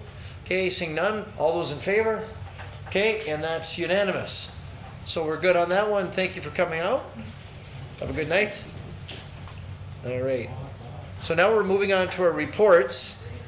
And the first report is, this is really neat for those of you that haven't been able to participate, the Cultural Hub and Farmers Market. So we're going to get a status update. And tonight, Megan is going to give us a presentation on what she's been doing, working with I know we've got Clark here from our Niagara History Museum, and what she's been doing, we've had a couple of public meetings. I know the CAO's been there, we've had a couple members of council, but the public is really, really excited. If you read, there was a couple of very strongly worded letters of support for what we're doing. I know Councillor Campbell sits on our committee that's helping guide us through this, but Megan, I would welcome you to present to council and give us the lowdown. Great. Thank you very much. Do you mind if I put this on full screen? No, please do. Okay. So my name is Megan Torza. I'm an architect and partner at DTAH, which is a design firm. We do architecture, landscape architecture, and urban design. And we were engaged to assist the city of Niagara Falls with visioning the new Culture Hub and Farmers Market on the Main and Ferry site. Our study area is outlined in purple, so it's including the History Museum and the existing farmers market just to the south of the History Museum, as well as a portion of land that is city-owned that extends to Main Street. And the scope of our work was to establish a needs assessment and concept plan, which includes the understanding of what needs need to be accommodated in this hub, what mix of uses are appropriate, how the space could be designed in a conceptual manner to address those needs, and what was required within the various stakeholding groups, including culture, market, arts communities, etc., what they felt would make a comprehensive culture hub for the neighborhood and the region. As part of our work, we began with a fairly comprehensive community consultation program that included stakeholder meetings with arts and culture and museum committee members, artists and artisans, curators, advocates, farmers market, vendors and patrons, local business owners, the BIA, etc. We also met with the mayor, city councillors, and the chief administrative officer of the city, Ken. As well as 2 city meetings with high-level city staff to discuss their ambitions for the project and what they had heard to date with respect to the community's needs. And we also submitted and posted an online survey at the beginning of our work to understand better what this project meant to the community as a whole and to the various stakeholders. And with that initial feedback, we began to develop our understanding of the project and the potential for the site, and shared our work in progress in a series of 2 public meetings. The first at the beginning of October of this year, where we had plus or minus 80 attendees, and after the meeting we posted all of the material that we shared with the group online for further comment. And we also engaged after that first public meeting in a bit of an exercise with the attendees around what were their favorite concepts that we presented, what were their least favorite concepts, and why. So at that first meeting we presented 4, I'll call them land use concepts for the site that distinguish themselves with different orientations and configurations of buildings and open spaces and program on the property to determine what people felt was the best mix and the best organization on the site. And then hearing from the public after that meeting a very strong preference for one particular scheme, we developed that scheme further and presented a more refined version of that preferred option, which is what we'll show you tonight as well, at a second public meeting on November 14th. And again, that material was also posted online. We also collected the feedback from online commentary, as well as Facebook commentary throughout the entire process. In our work, one of the challenges was to determine what the building wanted to be and what wanted to be in it, and therefore we established a building program for the interior spaces that included the notion of a large hall that could accommodate the market on market days, but could also accommodate a range of events over the course of a typical week, month, or in the course of the year. We heard loud and clear that there needed to be an anchor that was open and available to the public 7 days a week, and a cafe seemed to be the thing that resonated with people in the community, so we've accommodated that. We've accommodated a number of multi-purpose rooms, a very large kind of artist studio, which was intended to be configured in many ways to accommodate space for local artists to work. A workshop which would have tools that would be available to the community to utilize, as well as a tool library, which is a resource that many communities are now establishing in order to allow for some of these more expensive tools to be lent out or utilized by the public at a relatively inexpensive manner. And then supporting all of that is a number of supporting facilities, washrooms, administrative office, storage space, etc.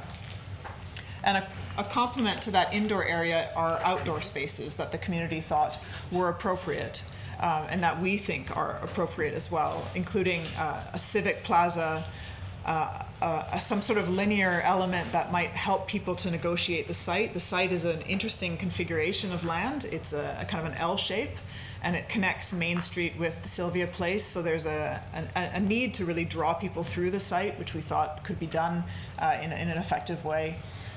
There's talk a lot about the green space needed in the community, about adequate parking to support the events on site, about signage and wayfinding, public art, as I mentioned, as well as the adequate power and audiovisual infrastructure to allow for festivals and other special events to occur on the property. The preferred approach that we came to, that we'll show you today, takes advantage of the site's access to Main Street frontage as its kind of primary address. It illustrates parking consolidated along the eastern edge of the site along Sylvia Place in order to improve access to that parking, but also improve the safety of vehicles and pedestrians so that there isn't a lot of crossing one to the other.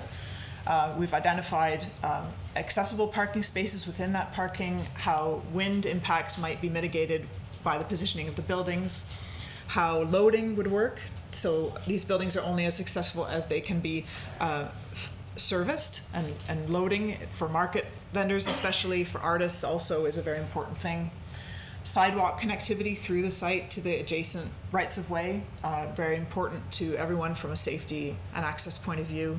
CPTED, so crime prevention through environmental design, is something that we consider in our work, and particularly on this site, there was a lot of concern around evening activity and making sure that it's safe, and sight lines as well, in order to improve and ensure that safety element. And the building wanted to be, we've heard loud and clear from the public, it wanted to be a connected hub, not two separate buildings, not sort of disparate elements, but a really connected, integrated hub where artists and market vendors and musicians and all of the kind of cultural community can interact. And there's also a challenge to us to consider how this new facility, as it's adjacent to the History Museum, might relate to the History Museum architecturally, spatially, etc. We've added on to that feedback our own feelings around architectural approach and landscape, wherein, given this is a civic community building that will be heavily used throughout the year, we are interested in durability, in flexibility, and in simplicity, so that it will last a long time, it will be useful to as many people as possible, and it will be inexpensive relatively to build and to maintain. So it's a very simple building. on purpose in order to allow for that, those elements to maintain themselves. Daylight is a very important element that we've considered through the project. Artists want north light. We have given them north light. We've also, at the same time, designed the building in a conceptual way to allow for solar access for potential future solar photovoltaics, solar hot water, other elements of sustainable design that I think our industry certainly is moving fast and furious towards, especially for these kinds of buildings. And we've also chosen a material palette that is durable and relates to the History Museum. Within the landscape, we've marked a very clear pedestrian path that connects Main Street through the buildings and along Sylvia Place to the History Museum, so it connects the facilities together into one civic whole. We've accommodated seating areas outside, adequate lighting, as well as the opportunities for public art and projection that we thought, and with the city staff and public's input, were critical to the animation of this place throughout the year. So the proposed preferred option, we've taken on a kind of working title for the place that we're calling the Niagara Falls Exchange. And again, this is a working title, it's not cast in stone, but we thought that the notion of exchange was very appropriate for the site, the exchange of goods, the exchange of ideas, the exchange between one community member and another. And so we've branded it for now as the Niagara Falls Exchange, and what you see in the slide in front of you is a kind of aerial view of the site. The History Museum is just on the right-hand side. Sylvia Place is at the bottom of the page, and then Main Street is up at the top of the page with a series of buildings that I've outlined in purple. Buildings connected together by interior as well as exterior walkways. Public open spaces that are again connected through a pedestrian path from Main Street all the way through to Sylvia Place and the courtyard at the museum. Parking facilities that are accommodated against Sylvia Place, including the lot that is currently leased to the ministry or the sort of region, that is available for use evenings and weekends already, just by the nature of the use by the region. So it's available to support this facility. Loading facilities at the back of each of the wings of the building to allow for loading for artists as well as for market vendors without disturbing the adjacent hardware stores loading operations. And then the floor plans. So it may be a little hard to see on the slide in front of you here, but I'll use my cursor to walk you through. The ground floor plan is on the right-hand side, and the second floor, which only pertains to one portion of the building, is adjacent. So we have, facing Main Street, a cafe that has direct access to a plaza on Main Street. Through that cafe, you can walk into the main lobby of the facility that connects you to the second floor, where there are artist studios and flexible meeting and classroom flex rooms. On the ground floor, we have a workshop and a tool library, public washrooms available to all, a small administrative office for city staff, and then an interior vestibule glazed connection into the hall, which is where the market could happen, is where performances could happen, teaching, cooking classes could happen, etc. The hall itself can be configured in a variety of ways. The capacity of that space is roughly 300 people standing, 150 in a performance setting, 130 in a dinner party. The market can accommodate, we think, somewhere in the order of 14 vendors in the wintertime set up, and then in the summertime it expands, it opens, and vendors can set up outside. In the second level of the Main Street portion of the building, we have these flexible rooms that can be classroom mode, so 60 people and 40 people is the approximate size of those spaces. Could be a workshop for a smaller number of people, could also be set up as featured artists spaces, where an artist might use the space for a period, say, of a week, set up a studio in that space, but there's still enough room in those spaces for the public to enter and maybe see some of the work in progress while an artist is working behind a table. So visualizing this space, this is a view from above Main Street looking towards the east. We have a courtyard that faces onto Main Street that welcomes you into the site. We have the cafe at the ground floor with large doors that open and a canopy overhead. And we can either enter through the cafe or walk along a covered walkway into the heart of the building. We've illustrated the opportunity along between this hub or the Niagara Falls Exchange and the adjacent properties for landscape improvements, seating, even some public art installations. And then behind you in the distance, you see the hall and then the outdoor open spaces that we've developed to support that hall as well as to connect to the History Museum. So at ground level, this is what you would see from Main Street looking towards the east.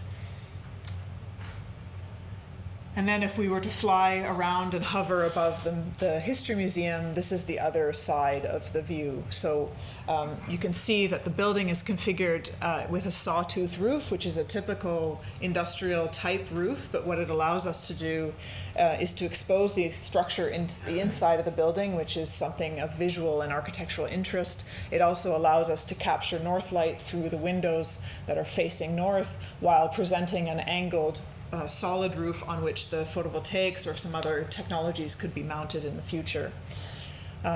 So we have a market or cultural hall here with its own loading area that is contingent or contiguous with the loading for the History Museum, a plaza out front that could be parking during the week, could be open space and a special events space in the weekend, a gathering space in between the two halves of the building and entrances, and then the additional parking along Sylvia Place.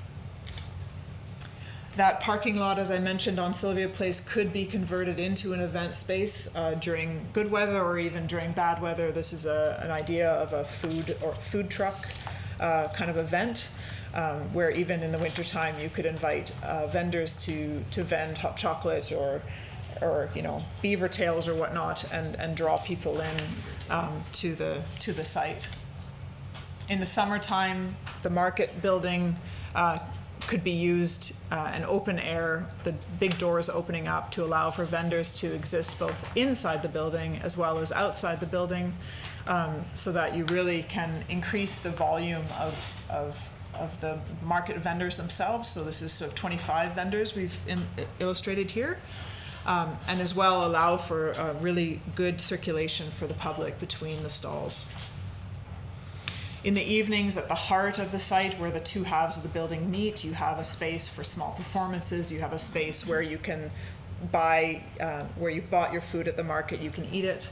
And there's good visibility into the buildings from the outside and good light illumination from the outside, from the inside out, so that there's a transparency, there's animation, there's safety, and the perception that this place is alive.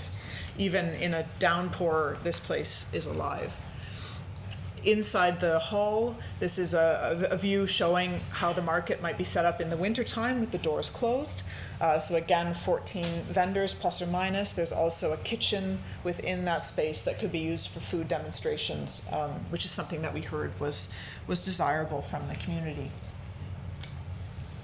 And then in the main lobby of the Main Street facing building, this is showing you the openness between the ground floor and the second floor where the flex rooms and artist studios are located.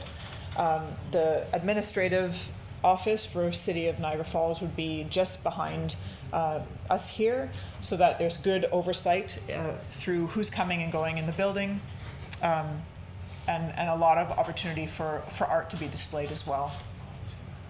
And then upstairs, a view from within that same kind of lobby space, showing circulation into the artist studios at the end of the corridor, as well as the flex rooms to the left.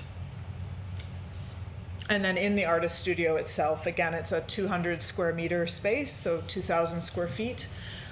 Open span space that could be reconfigured in a variety of ways depending upon the number of artists active in the space. All the light is north light, therefore it's a very even and effective space for artists to work.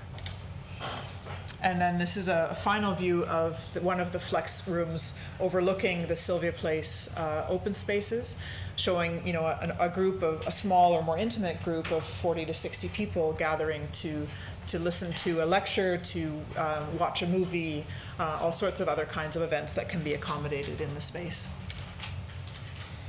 So we've concluded the main bulk of our work at this point. There are a number of issues that have been raised in the course of our work that we acknowledge are still in the process of being resolved.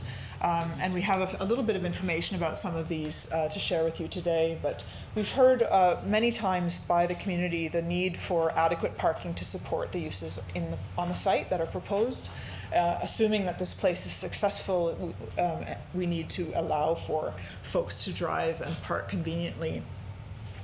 We did a count, or the city traffic and transportation group did a count of available parking spaces within a 3-minute walk of the site, and there's 185 according to that count that are available.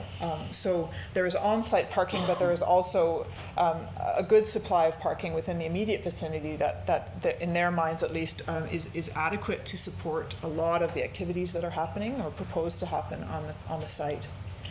Second comment that was raised by the public, especially in our last public meeting, was around the use of Sylvia Place as at the moment, a sort of temporary bus loop for the municipal bus service. Their main stop is on Main Street, but they do loop through Sylvia Place in order to correct timings of bus service and other things, and there was some concern around that traffic and the potential for conflicts between that traffic and the traffic that are utilizing this site. And there's also an acknowledgement of the acoustic impact of those buses on the potential outdoor open spaces that are presented here. So that's something to be worked out and worked through, I think, in future. And then the last point to raise is there is still some discussions around the impact of this change proposed on the site to the property owners on Main Street, who at the moment are accessing their properties from the city parking lot to the rear.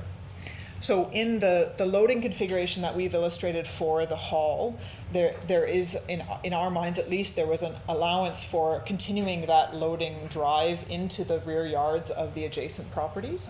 But there are some details there that I think are worth working out in the future in the detailed design phase of this project.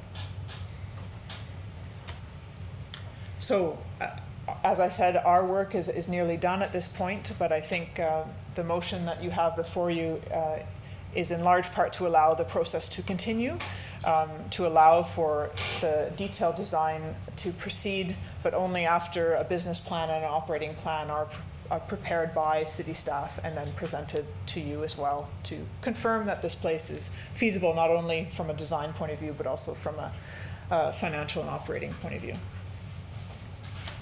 That's it for me. Thanks. Well done. Thank you. Thank you, Megan. Does council, yes, I've got Councillor Campbell, Councillor Pietrangelo. Any questions or comments for Megan? More so a comment, Your Worship. I'm pleased that this came before council at this point. Take my hat off to staff and their team. Looking forward to this, creating a cultural space, a recreation space in our community. It's something we've been needed for a long time. Thank you. Thank you for that. Councillor Pietrangelo. Yeah, thanks, Your Worship. I guess I'll just start off by saying that I think, we've received some criticism in the past for maybe not providing enough support to the arts and culture community. But in the past little while, I think we've shown a concerted effort to show a greater amount of support to the arts and culture sector. It was back, I think, in 2014 when we decided to initiate a master plan, and that master plan became the blueprint of everything that we should be doing in terms of arts and culture in our city. We adopted that in 2015, and since then we've adopted a few of the recommendations, none more bigger than this though, Your Worship. This, once it's actually built, I really believe is going to be the cornerstone of arts and culture in our community. I had a chance to go to the second PIC with you, and I have to say that I absolutely love the concept of melding together an art center with a cafe, with a new farmer's market. I think they're all feel-good senses, and it's going to bring a hub of activity to our community. I'll be happy to second the motion after Councillor Campbell makes it. Okay, that's great. Councillor Strange. Yeah, Your Worship, I just want to thank Megan for a great presentation. I met with you a couple times, a public meeting, and one with Councillor Thompson, and you had a tough job. You did, and you worked hard in the last few months, you and your team, Clark and everyone else, to get everyone's suggestions from music to cooking, a cafe, and painting, and the farmer's market, and to combine them all and do something like this is just amazing. So great job, something I know I couldn't do, so thank you very much, appreciate it. You want to create box art down there too, maybe, where you could, yeah, maybe. Everything else, box run, box. Well, we've had a lot of positive feedback. That was a great presentation, and I think you really nailed it. It was not an easy task, bringing all different groups and interests together for something that's going to benefit everybody. And like we said, to benefit most of the people most of the time for most of the things that we want. I mean, no one's going to get everything that they want, but we can get a lot of what we want by something like this. So I guess did you want to say something, Mr. CAO? If I could, and first of all, thank you, Megan, another great presentation, and Clark and your group. I just want to make sure that council knows where we're headed if we've got the comments out of the way. So the motion tonight is to take these concepts that Megan has developed for us and advance to the detailed design stage.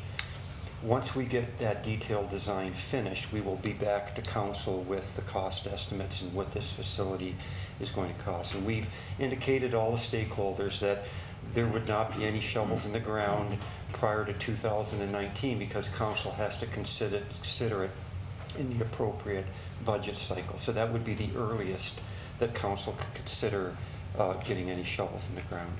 Part of that, though, that Megan's already mentioned is we want council, at the time that the detailed architectural designs are being presented, to have a complete business plan and operational model so that you know, approving the building from a capital standpoint, you also know what the ongoing operational costs are going to be.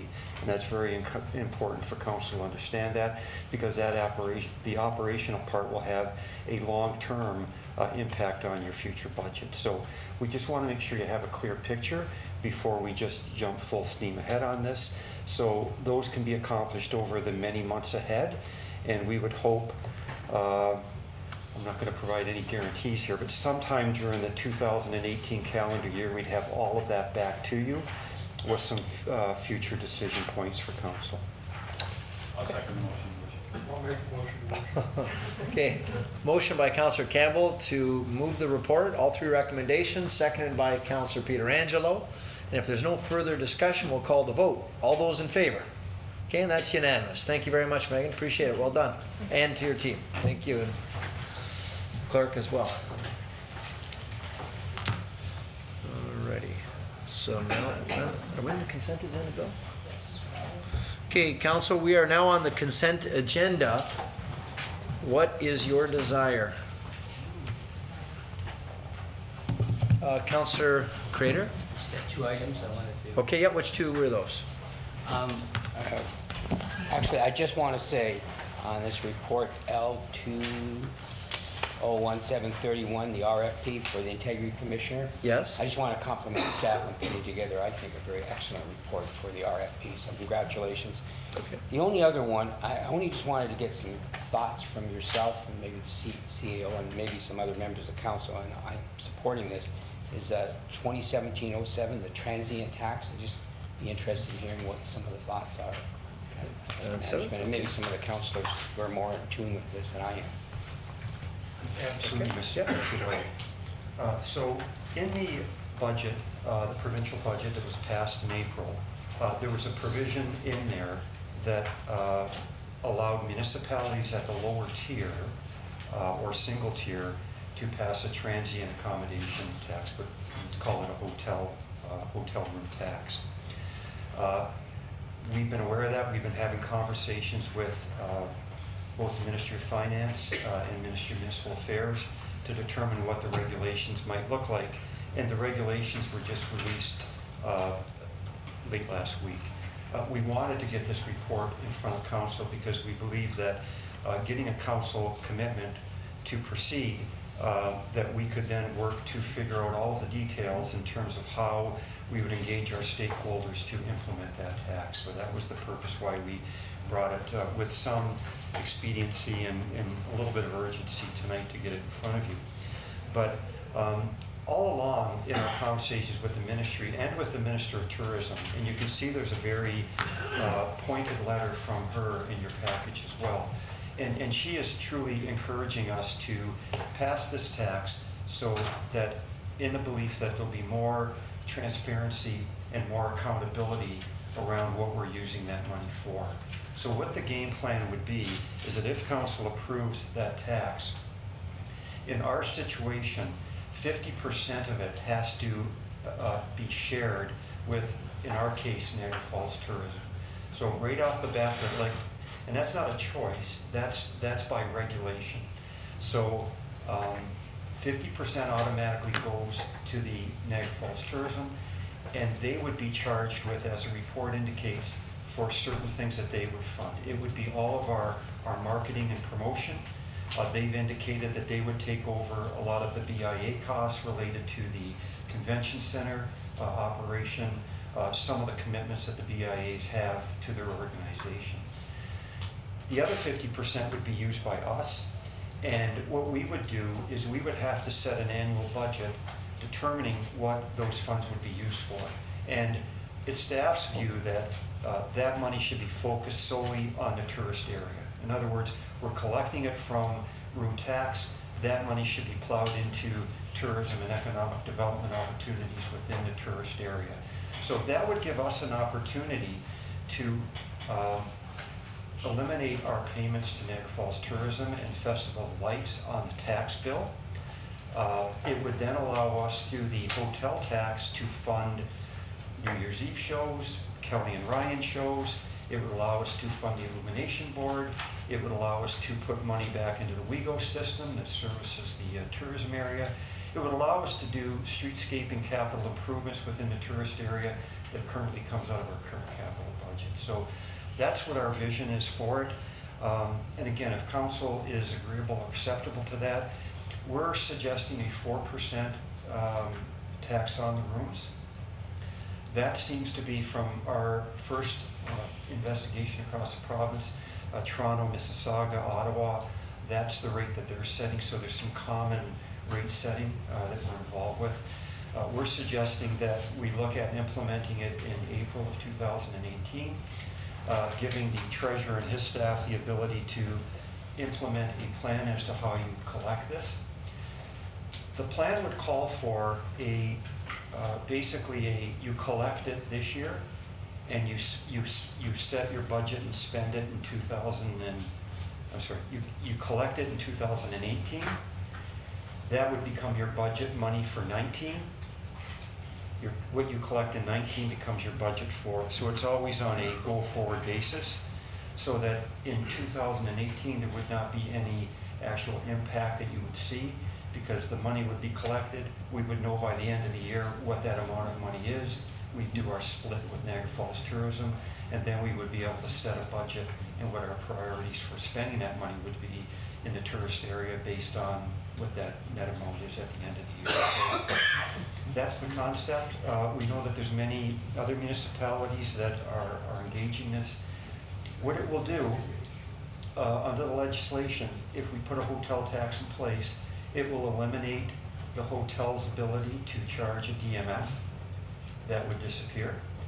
But the hotels still would have the ability to charge a resort fee, a convenience fee, a facilities fee, whatever, and there's many hotels across the world that charge those terms, but they could not call it a DMF, and it would not be a tax. It would be a charge that the hoteliers would choose to either put on their properties or not. That would be specific to them.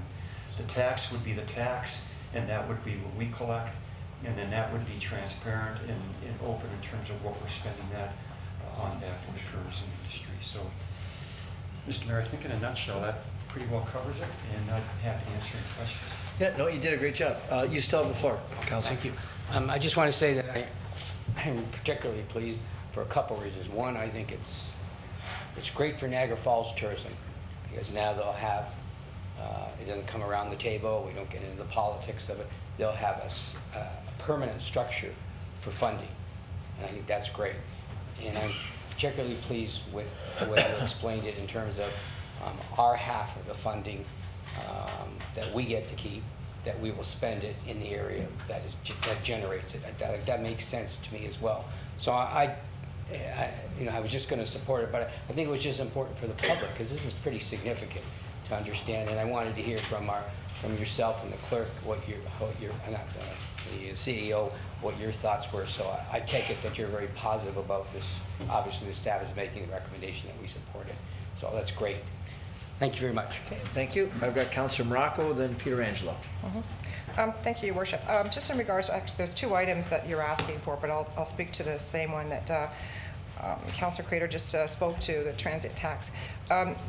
So I just wanted to understand, I mean, this is a great opportunity that actually we're saying that we're going to alleviate some of the burden, or it's not really a huge burden, but the percentage that actually would go would now be paid to fund the tourism and also the Winterfest of Lights, which is great because we want to make sure that we have a great marketing and strong marketing for our area. But I think my concern is I don't see anything where, okay, first I just maybe get this clear. So we're going to impose a 4%, and then there's no more destination marketing fee that any of the hotels will charge. That's gone. Have we consulted with them and they're okay with this? So I just want to know, because to me, it's their industry. It's something that we're now going to say that we're going to put on this industry and not have any input. I'm just kind of a little leery to say, okay, let's do this without the input of the industry. Well, Mr. Mayor, the second part of the recommendation talks about us going out, and in terms of the implementation as to how we would do this, of going out and talking to the stakeholders. And we've had some preliminary discussion with Niagara Falls Tourism. We have not reached out and talked individually to the properties. We have, I think the report says about 136 hotel and motel properties across the city, over 13,000 hotel rooms. So we would need to get out and engage them in a discussion. But the purpose of the report here tonight was, if council is buying into the concept and saying, yes, we want to go forward with this, we will report back to you on exactly how we're going to implement it. Yeah, because to me, this is the largest industry that we have, and we're actually now pretty much going to dictate what they've been doing. And let's face it, they've been charging the destination marketing fee. Some of them have been more than 4%. And, you know, and I'm sure that the dollars that they've been collecting has a huge impact in their marketing. We see that. I mean, in the marketing dollars that are being spent, I have to say that some of these properties have been spending millions of dollars marketing their properties, of course, because a lot of them are the large chain. I think they probably all have an obligation to commit to so much. So I'm just concerned that, you know, we actually are going to make a decision based on their industry without having their input. So I think it's great. Like, I'm looking forward to this. I'm thinking, like, great, we want a percentage, and then we also want to be able to say that we have money ourselves to help, you know, feature some events and promote tourism too. But I think that's also a huge part of the tourism sector itself. So I would really, before I do this, I would like to say that I would like to know what the response is from our tourism industry. Thank you for that. We've got Councillor Peter Angelo, then Campbell.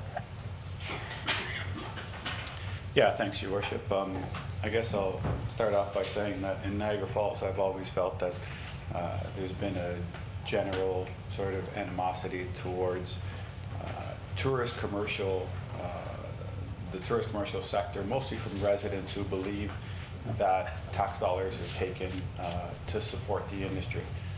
Then there's the other side of the coin that believes that, you know, we take the tax dollars that they pay for their properties, and we also take the tax dollars that we collect for garbage collection, although we don't give them the service, and that's what we use to subsidize other things.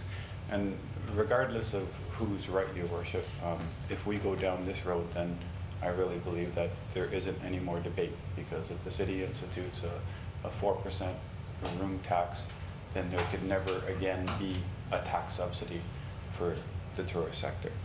So I do have a couple questions. I mean, I wanted to ask first about public meetings, although Councilor Morocco already addressed it.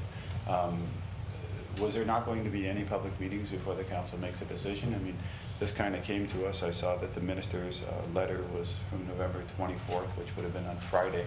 So you probably didn't receive it until Friday. I know it didn't get in our package until recently. Was there not going to be any public consultation before the council? I guess decides on this?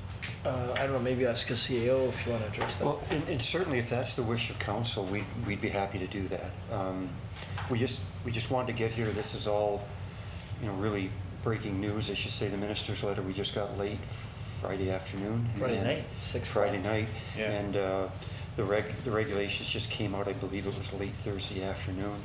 We worked over the weekend to kind of put things together and get the report here for you. But it's, if that's the will of council, we'd be happy to do that. I know there's been, some informal discussion with the Director of Economic Development and a few of the stakeholders and with Niagara Falls Tourism, but I can't say that's been in any formal way of formal engagement where we've got the industry together. But if that's the wish of council, we'd be happy to do that. Okay. Your Worship, I had a couple other questions. I mean, first of all, has legislation been passed which will allow municipalities to do this? Have they already implemented the legislation? Yes, so it was in the provincial budget, and then the regulations that just came down on Thursday set out it was in the, I can't remember the name of the act right now, it's in the report, but the regulations then set in motion how you can go about collecting it and what the split is. So when I talked about the split between your tourism organization, that is by regulation. We don't have a choice with that. So whatever you collect, automatically 50% has to go back to that tourism organization for promotion and things that they're doing as your lead tourism group and municipality. So those were the details we were waiting for, and we really didn't want to get anything in front of you until we sort of knew what that regulation said. So it's all set in motion now. It comes into effect December 1st. So municipalities can start collecting and doing whatever they want as of December 1st. We're suggesting, through some stakeholder engagement, and we're probably looking at latter part of the first quarter, just because there's a lot of work for our finance staff to try to get what the collection mechanism would be and how we would do that before we can actually roll this out. That's the other question I had, Your Worship, was the parameters around collecting it. Would audited statements have to be given to the city in order to verify what the actual revenues were? Well, see, those are a lot of the details I really don't have. We have more actual questions than we have answers to some of that, because we thought that regulations may go a little bit more detailed, but they haven't. So our staff is going to have to sit down with ministry staff and just try to figure out some of those questions, because quite honestly, we don't have the answers to those questions tonight. Okay. Mr. Beam, just on that one now, Councillor. Mr. Beeman, you wanted to comment? I have about 15 bylaws from other municipalities sitting on my desk that I was reading this afternoon, and that is a common theme to all of them. That they can, if there's any, there's investigative powers to check up and look at the books to see if the amount being tendered is correct, in the same way as income tax or provincial sales tax. Okay. My other question, Your Worship, is the 4%. The 4% is just the standard percentage that other municipalities have decided to, I guess, adopt. I read in the report, I think, was it Toronto and Mississauga? Have they already adopted that? I believe the three that we have been in touch with, Toronto, Mississauga, and Ottawa, are all looking at they've all approved 4%. And, our staff have had some conversation with them, and, that was just a percentage that seemed to be a reasonable amount based on conversations with other municipalities. And I think they were trying to perhaps equate it somehow to what money was generated from their DMF, to try to equate it that way. But because we never really had a formal DMF, right, and we never collected money before, where these other groups did, we really didn't know what the magnitude is. So we were kind of following their lead a little bit. Yeah, so that kind of leads into my next question, because I love numbers. So I did a couple calculations, and I figured out that You're guesstimating that the accommodations sector would be worth about 375 million in Niagara Falls, and that's how you got to the figure of 15 million? Yes, well, the number was calculated based on a rough guesstimate on occupancy rates, what roughly your room rate would be, and what the number of hotel rooms are. So that's kind of how we came up with that. Okay, so I just want to get to some of the costs that we have currently. So I know Niagara Falls Tourism is, are they 400? Winter Festival of Lights is 360? Yeah, so that's what, 760 so far?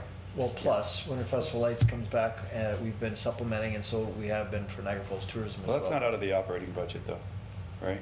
I mean, that's out of the funds from the LG. One taxpayer. We had suggested. One taxpayer. The money you're talking about in the operating budget would be the Festival Lights, Illumination Board, and Niagara Falls Tourism. And what's the Illumination Board at? 40, just around 42. 42, okay, so that brings us up to 800. Okay, so. Those three, right? Those are the big three anyway. Of the 15 million that you're proposing to collect, we have to give half of it to Niagara Falls Tourism. Yeah. So that would leave us with approximately 7.5.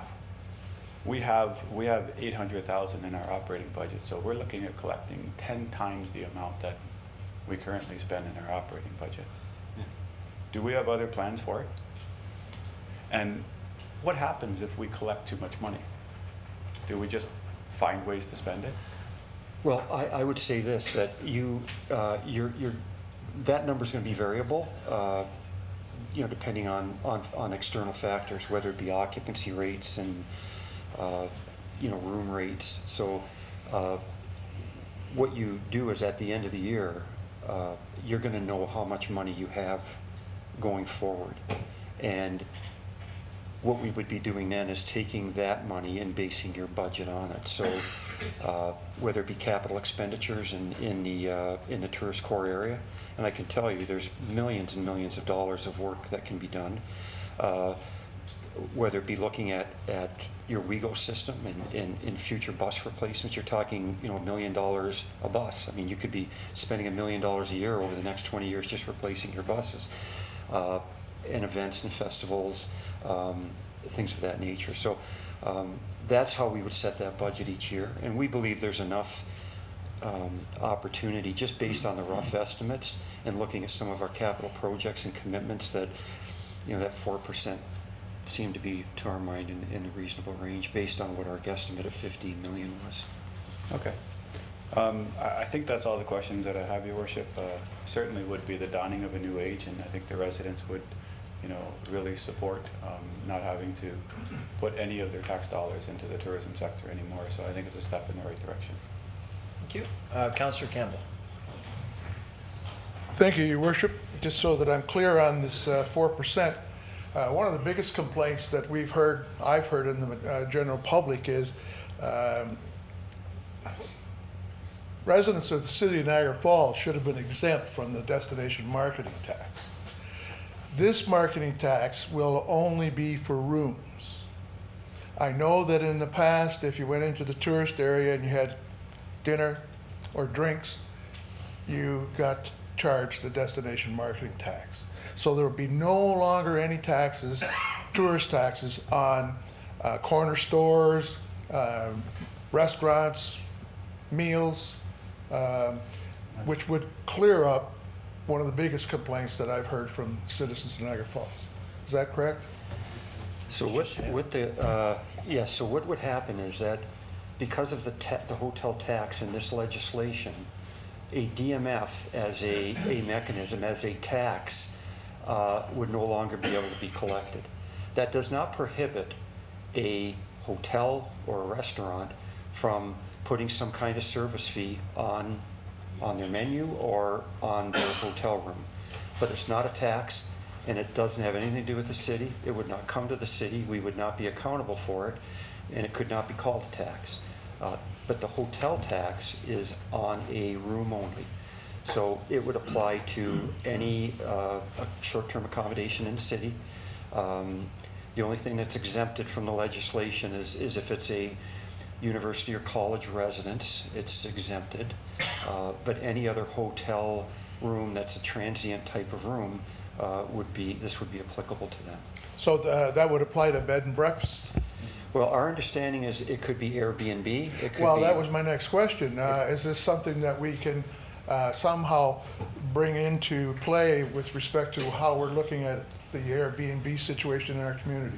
Well, our recommendation to you, and we're going to deal with the whole short-term rental issue, but if council were to, agree to some kind of licensing or governing mechanism over those kind of, we would certainly be recommending that you have to have a even playing field and be charging those residences the same kind of tax.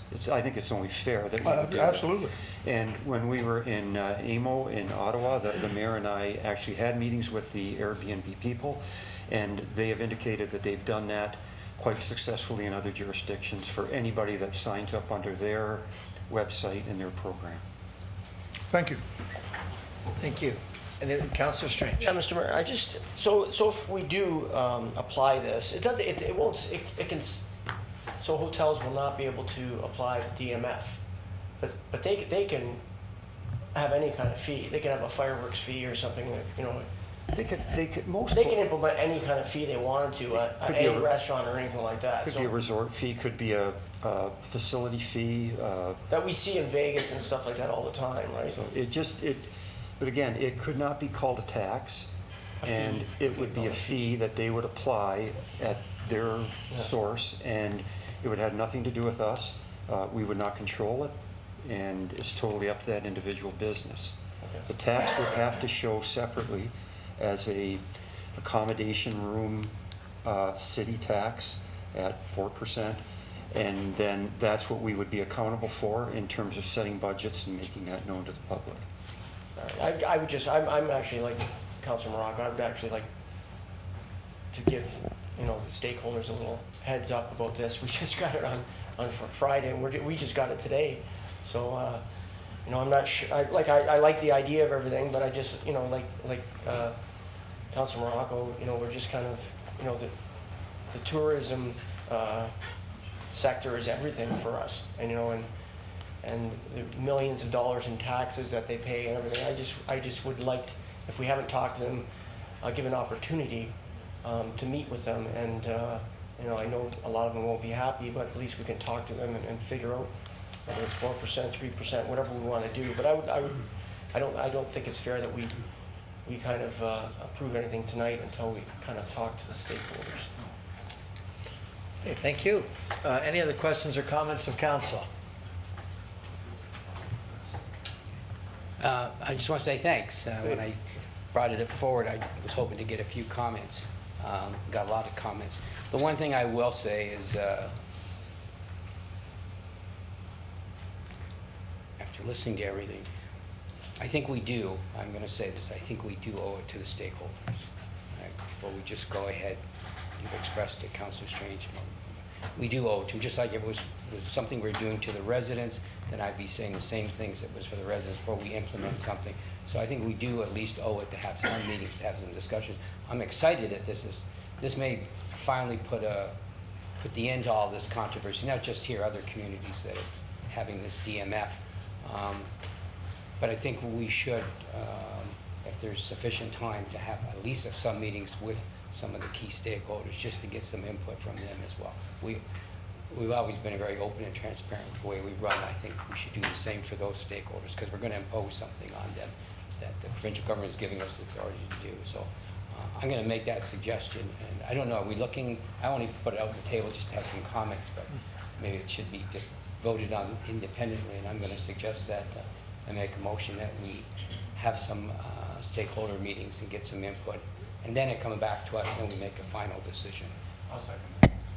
Okay, so it seems to me, it sounds to me, the general consensus is we're very supportive of this idea, but we're also supportive of the idea of having engagement with the stakeholders to get their input before we implement it, right? And it's not like they're being taxed. They're not being taxed. They're being asked to collect it. And it's not that it won't benefit them. It will benefit them, because right now this is going to take a lot of the things they pay for off of their list of things they pay for, like the convention center. They put $1 million a year into that. you know, fireworks, New Year's Eve, the list goes on and on. So it's not like they aren't going to benefit. And our idea is that the money, 100% of it will come from tourism and stay in tourism and help with marketing and festivals and events and things like that. So I also very strongly support it, and I'm glad that it's finally coming forward. And I agree that we can have a meeting with them. Let's have a council stakeholder meeting. We can invite them in, representatives of the different properties, or however we're going to do that. So then, if I've got your motion straight, Councillor, you're supportive of the recommendation subsequent to stakeholder meeting. So staff should schedule a public or a stakeholder meeting where they can come in, and the public, if they want, can come in as well, and they can give their opinions at the same time. Supporting principle subject to? Yeah, so then would you suggest then, Councillor, your motion be subject in principle, subject to public meetings? Is that the motion you're suggesting? That's the motion, thank you. Okay. So we've got moved by Councillor Crater, seconded by Councillor Morocco. Councillor Morocco? Oh, yes. Sure. I thought Vic seconded, that's fine, I'll second. Oh, I'm sorry, was it Vic? Sorry. Who's? I didn't second it in principle. He mentioned he would, second. Okay, so seconded by Councillor Morocco. Is there any other discussion to the motion? Okay. Conflict. Yep, conflicts with Councillor Thompson and Kerrio. We'll call the vote. All those in favor? Okay, and that's unanimous. Okay. And Councillor Crater, you mentioned the other one, but you said you just wanted to compliment staff on the Integrity Commissioner RFP. Yeah. That's all you wanted to say on that one?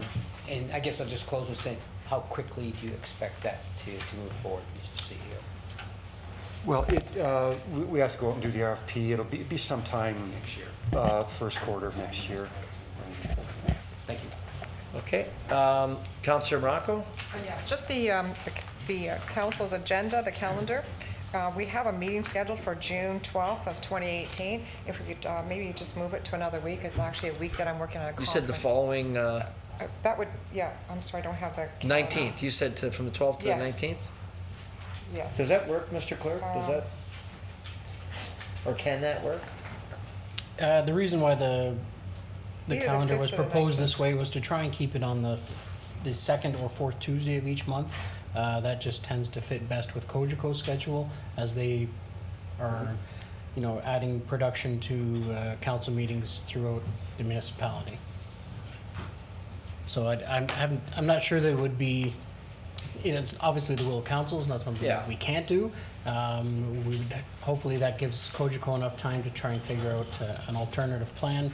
Yeah, because I and see how that they- the week before is actually the provincial election week, so that's probably a little difficult, but. Yeah. So then why don't you make that If motion, it- Councillor, that we move the, is that June, did you June say? to the June 19th. 12th to the 19th. You want to make that a Yeah. motion? Yes, if I could make that motion, I greatly appreciate it. Okay.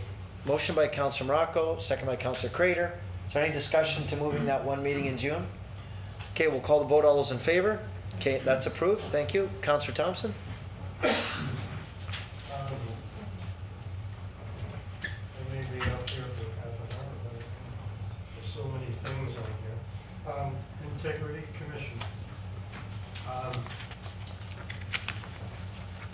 The date for implementing that is March 2019. Is there a rush to go into that? Would we have to choose somebody and then have them on a per diem if there are no, is it really by the hour? You know, what's the rush unless we're anticipating a lot of complaints to the Integrity Commission? Well, and you're quite right, Councillor, that the deadline date for having one is that date in March of 19. But Would there be the council that's elected at the end of it would be, 2018? it would be, yes. But it depends on how, it depends on how we end up engaging the person. It could be, some municipalities have done it on a retainer. Some have just picked the individual and done it on a case-by-case basis, so you're not incurring costs. So there's different ways we can structure it, and we can detail that when we come back to you. In the report, it talks about, Mr. Beeman's indicated that, you know, the feeling is you might need to have actually two individuals on board.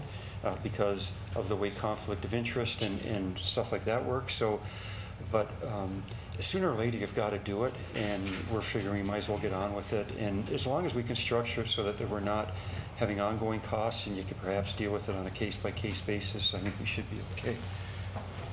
Mr. Beeman wanted to weigh in too, Council. Because we have a code of conduct as well, Council, it's wise to have one appointed, so that if there is a complaint, there's no, I don't have to deal with these allegations that I ran off and found somebody was biased against the person and all that stuff we've had recently. So if the person's appointed in advance, then there's no, that can't be contested. They picked them and there they are. Okay, I don't have a problem with that. I just thought it might be something that the new council would prefer to deal with. The changes to the election of councillors, can somebody give us a brief rundown of, I know it starts in May rather than January 1st.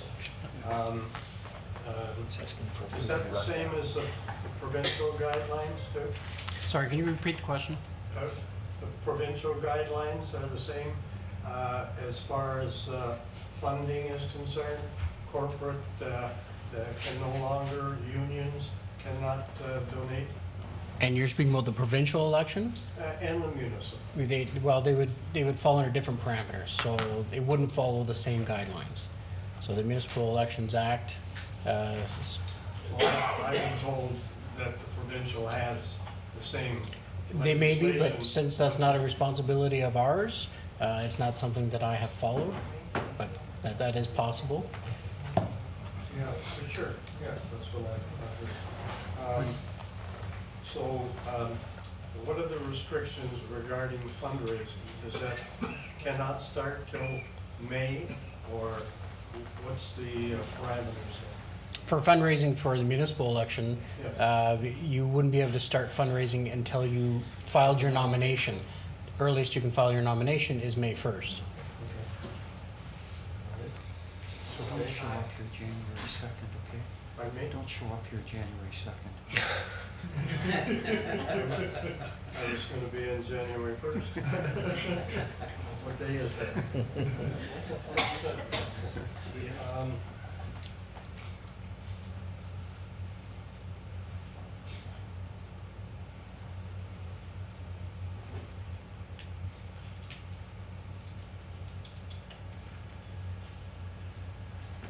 Some of the things on here.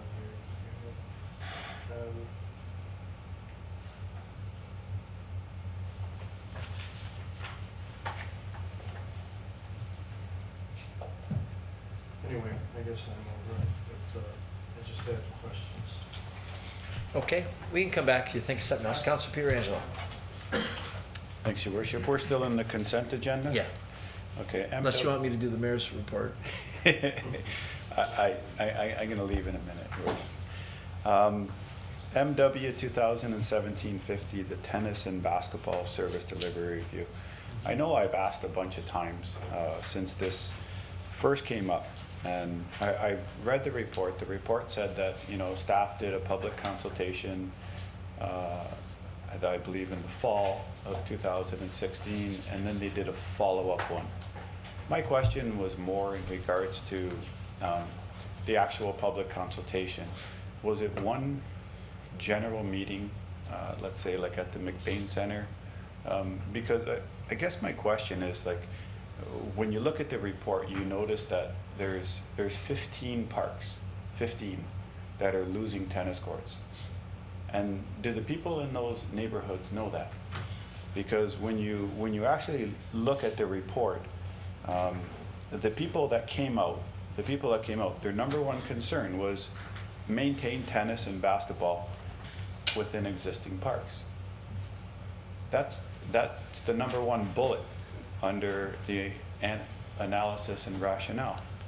So I guess my question is, you know, the meetings that took place, were they more generalized? Was there just one of them?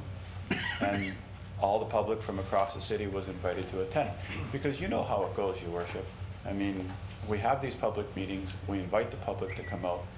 we don't really get a great showing a lot of times. Decisions are then made, and people say, hey, I didn't know that you were taking my tennis courts away. Well, yeah, we had public meetings. Well, no one told me, you know. And then as I go through the report, I just question whether or not it's the right path. I don't like the fact that we're going to be taking away so many tennis courts in all of these parks. Again, there's 15 parks that we're going to be losing tennis courts in. That's quite a bit. Well, let's get you some answers. And as I understand it, we'll get Ms. Moldenhauer, I guess, or is it Mr. Holman, sir? As I understood it too, at some of the parks, at a park opening on the weekend, that some of them are double tennis courts and looking to remove one and make it a basketball court, but fix the tennis court, because a lot of them are cracked and, you know, grass going through them. Okay. So maybe, Mr. Holman, if you could just answer Councilor Pietrangelo, where he's asking the public meeting process, how we're doing it. Is it one general one or one per park? And I guess notification is the other part. How are we letting them know, right? Are we putting flyers in their mailboxes for the people that live in the neighborhood? And maybe a sign at the park for those that use the park? So we'll just I'll just keep talking till you get your thing on your iPad. I'm running out of things to talk about. Thanks, Mr. Mayor. I know that Dave Ansenson, the project manager, has worked closely with Dale Morton and Teresa Simmons to try and engage the community. And it was done through a series of public meetings, and people could participate online. It's very difficult to get the right people engaged at the right time, and I know we hear that criticism all the time. But I think the public meetings that we held were fairly well attended, as you might expect. But the recommendations that are being presented here are basically saying, we know that when we compare what the standard should be across the city, what we have doesn't quite fit. But we also know that when we go to take facilities away from parks, there's an outcry from those residents who may or may not have used them, but would like to have access to them. So what we're proposing is that if we can justify removing a basketball facility or a tennis court because there's enough in that area, that we would replace it with some other type of amenity that might be more appropriate for the people in that community. I don't know what that would be per se. Maybe it's additional playground equipment or some other amenity. And that's kind of the concept here, that we're not, the plan isn't to take something away, but help to distribute some of these courts to have better coverage across the community. There are, as you know, limited funds, and so we want to put the right facilities in the right place. We don't want to water things down either. If we're going to be providing tennis courts, let's build them to a proper standard that they're going to last, 20 or 30 years, that we're going to be able to make sure that we can maintain them, put the nets up in a timely way, and make sure weeds aren't growing up through them, and the fences aren't broken. So there has to be some consideration about operating costs as well.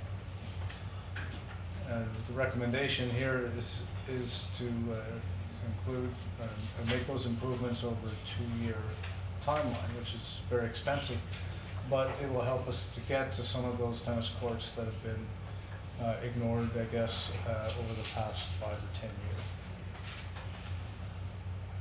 With respect to the public engagement process, I don't know what else to do other than to, on a lot-by-lot, park-by-park basis,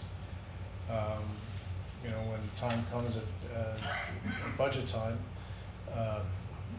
to reach out again. But, under the circumstances, I think the staff has done a pretty good job to try and get those people who wanted to come and say something. We've heard what they had to say. Thank you. Yeah, Your Worship, and I appreciate the comment from Mr. Holman. I know it's not easy to engage the public a lot of times. That's why I simply asked whether it was one big general meeting or whether there was small neighborhood meetings. And I support the concept of new infrastructure. I think redoing our tennis courts and all of our playground equipment is always needed. I'm just not in favor of getting rid of so many courts, that's all. So I'll leave it at that, Your Worship. Okay, thank you for that. Any other comments on that report? The tennis and basketball service review? Okay. Who else has concerns or comments on the consent agenda? Anybody else? Yes? Yeah, Your Worship, TS 2017-38 Royal Manor Drive, the parking review. I know that some no parking signs are going to be put up at the bend, which is understandable. I mean, I don't think that we want people parking on the bend. But the issue would be, is there still going to remain parking on Royal Manor Drive? And I guess it would be west of the trailhead.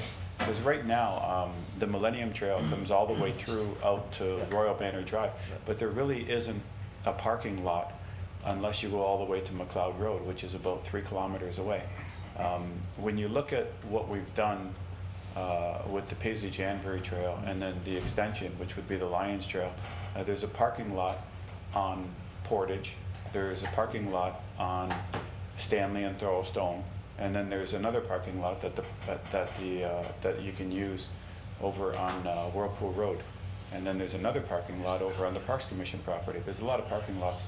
In this one here, there's only one parking lot, and it's on McLeod Road.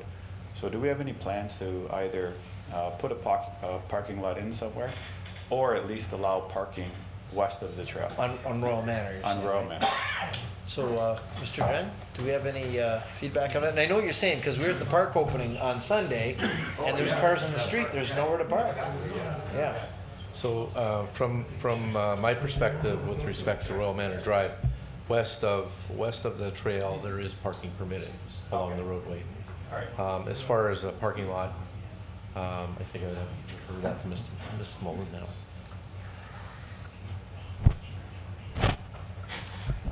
Through to the mayor. When we developed this section of the Millennium Trail, there were some questions asked about parking. And unfortunately, there's no space where we can add a parking lot on this section of the trail. And with the next section of the Millennium Trail, we are currently working with a consultant, and we are looking to ensure that we add some parking on the next section. But on this current section, there's really no area where we can add a parking lot. As long as there's parking on the street. So there will be parking on the street, so that'd be on the south end of that part of the trail, right, on Royal Manor Drive? Yeah, okay. Okay, so we're good there? Okay, if there's no further comments or questions on the consent agenda, does someone want to move the rest of the consent agenda? So moved. Moved by Councillor Kerrio, second by Councillor Morocco. We'll call those, all those in favor? Okay, and that's approved. I'm opposed to the tennis and basketball service. With Councillor Pietrangelo being opposed to the tennis and basketball service delivery review. Okay. So what do we got now? Communications. Okay, so on communications and comments of the city clerk, there's a petition for electoral wards. Councillor Thompson? Thank you. First of all, a long time ago, we identified that through the council that it was appropriate to reduce the council from 12 to 8. And we made a motion at that particular time to accomplish that. And the majority of the council approved that. And I think that we were the leaders of the pack, maybe not only in Niagara region, but across the province.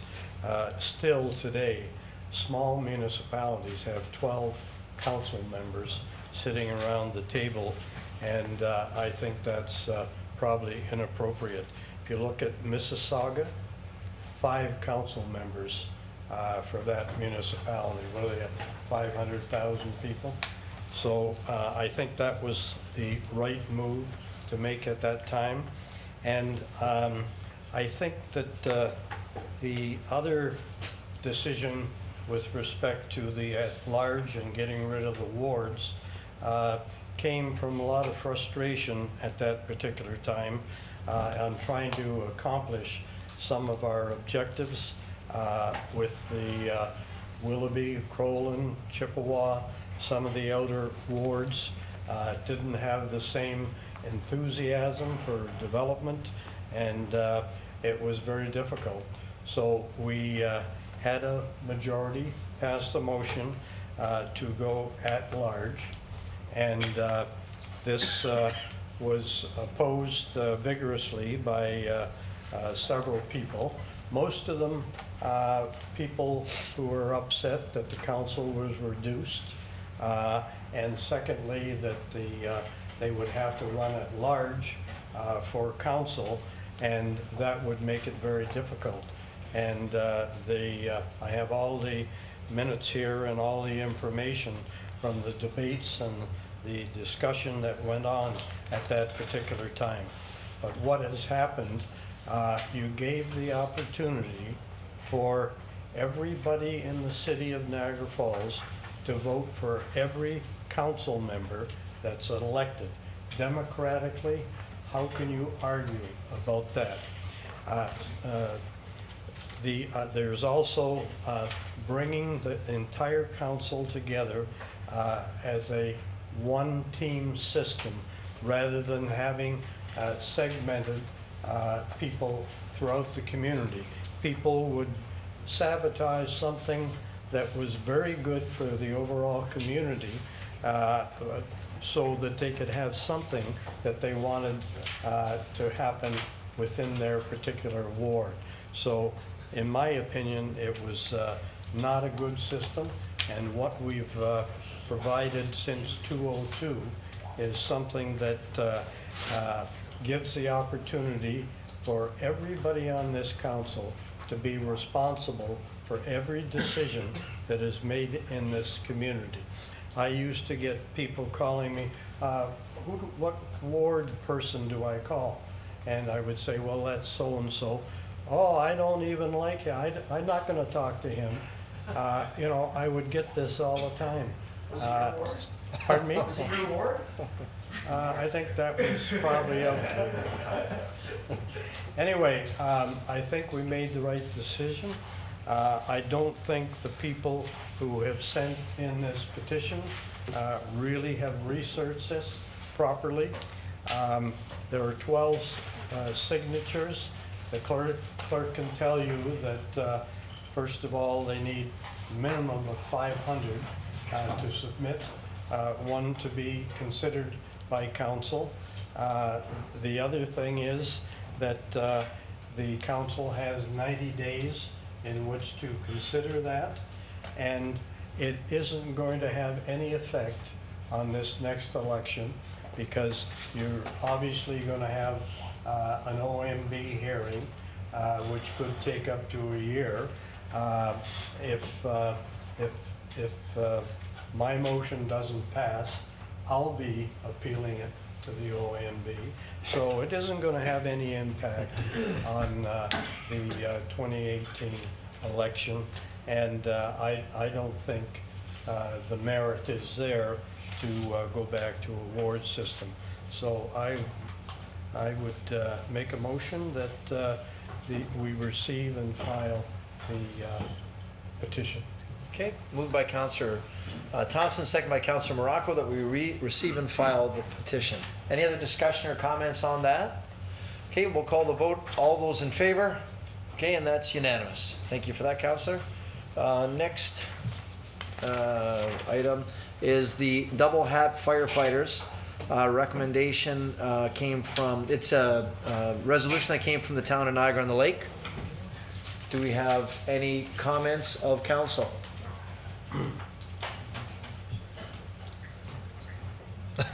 Oh, no, really, just one at a time, please, just one at a time. I need a motion from council on, are we supporting the double header recommendation? Councillor Campbell? I'll support the motion. Okay, moved by Councillor Campbell that we support double header, second by Councillor Morocco. Do you have some discussion around the motion? What is the motion? The motion is to support the double header the city of Niagara Falls would support the double hatter position, where the idea would be then that volunteers, we support the fact that they should be allowed to volunteer. If you're a career firefighter, you should be able to volunteer, right? Yep, Councillor, yep. Yeah, I fully support that, but I'm just wondering why we have to deal with this. Is this not something that the provincial government cannot step in and provide legislation that says this is completely acceptable, and the way these people, volunteers for volunteer fire departments, are being treated is unacceptable? Is that? I don't know, Mr. Beeman, is that something that the province can legislate that doesn't have to come to the municipalities? Well, I suppose they could. It's, they could. They could, so it's a yes, the answer is just a yes, okay. But, I mean, obviously they haven't. They've been able to do it for years. They don't want a hot potato. They don't want to touch it. Well, anyway, I think that should be part of our motion if we're supporting this, is to include that. We asked the province to. The province to look into this matter and resolve it, so municipalities don't have to put up with this, and people who are providing. Can you imagine what would happen to the city of Niagara Falls if tomorrow we lost all our volunteer firemen? I think I asked the question to the former chief at one point, and he said it would be $6 million a year. A year. So I think it's obvious we're very fortunate, and why I have supported and made motions to build our volunteers up in the past. So, thank you. We'll have to go to 5% then to do that. Okay, so are you agreeable to that, to the mover and the seconder? Okay, is there any other discussion around the double hatter? Any other discussion? Okay, so we'll call the vote. All those in favor? Okay, and that's unanimous. Thank you for that. Okay, next item is the Vista Pyrotechnics requesting approval for their annual New Year's Eve fireworks display at the Skylon. Moved by Councillor Pietrangelo, seconded by Councillor Strange. All those in favor? And lastly, Global Legacy Boxing requesting a flag raising on December 2nd in association with the Canadian Albion Heritage and supporting the event being held December 1st at the Scotiabank Convention Centre by purchasing a table. Councillor Thompson? Thank you very much. For about 6 years, I'm a boxing fan.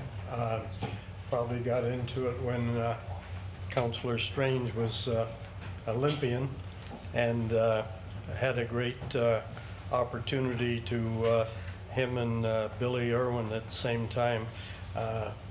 We had lots of fun and lots of praise for what they accomplished and what they did. But I liked boxing before that. So anyway, we tried to get something happening at the convention center. It was very, very difficult, and we kept working on it.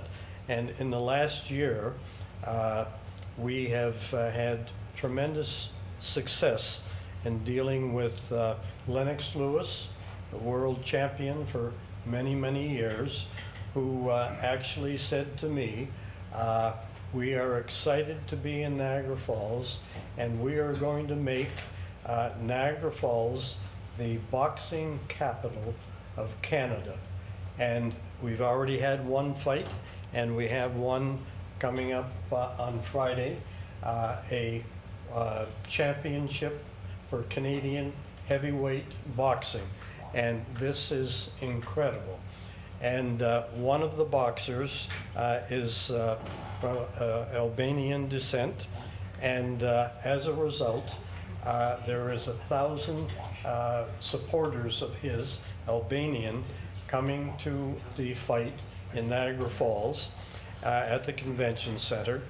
And also, this November is Albanian month in Ontario, and the Canadian ambassador for Albania is coming down with them, and they have requested a flag raising and an opportunity for all of the Albanians who are coming down to be at the flag raising, and also to have the ambassador raise the flag appropriately in front of City Hall. So I think this is extremely exciting. It's going to be a sold-out event. There's no question about it.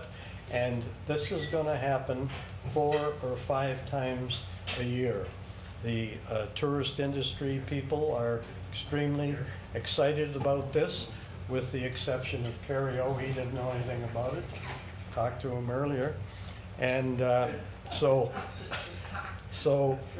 I would be delighted to make a motion that we set this up, and they're asking that we support them with a table. I look at that as economic development, and we want them to keep coming. And they're going to have 4 or 5 major fights a year at the convention center. So you can imagine what that's going to do as far as activities around that. So I'd be happy to move that motion. Okay, do we have a seconder for that motion? I'll second that. Second by Councillor Strange. I'd just like to speak to that too, and just if you were at the last match, I think you were there, Ricky Yeah, Daddy, and that absolutely. the Albanian boxer, and he was like a former world kickboxing champion from Europe, from Albania, obviously, and he brought in, God, there got to be about 1,500 in the theater.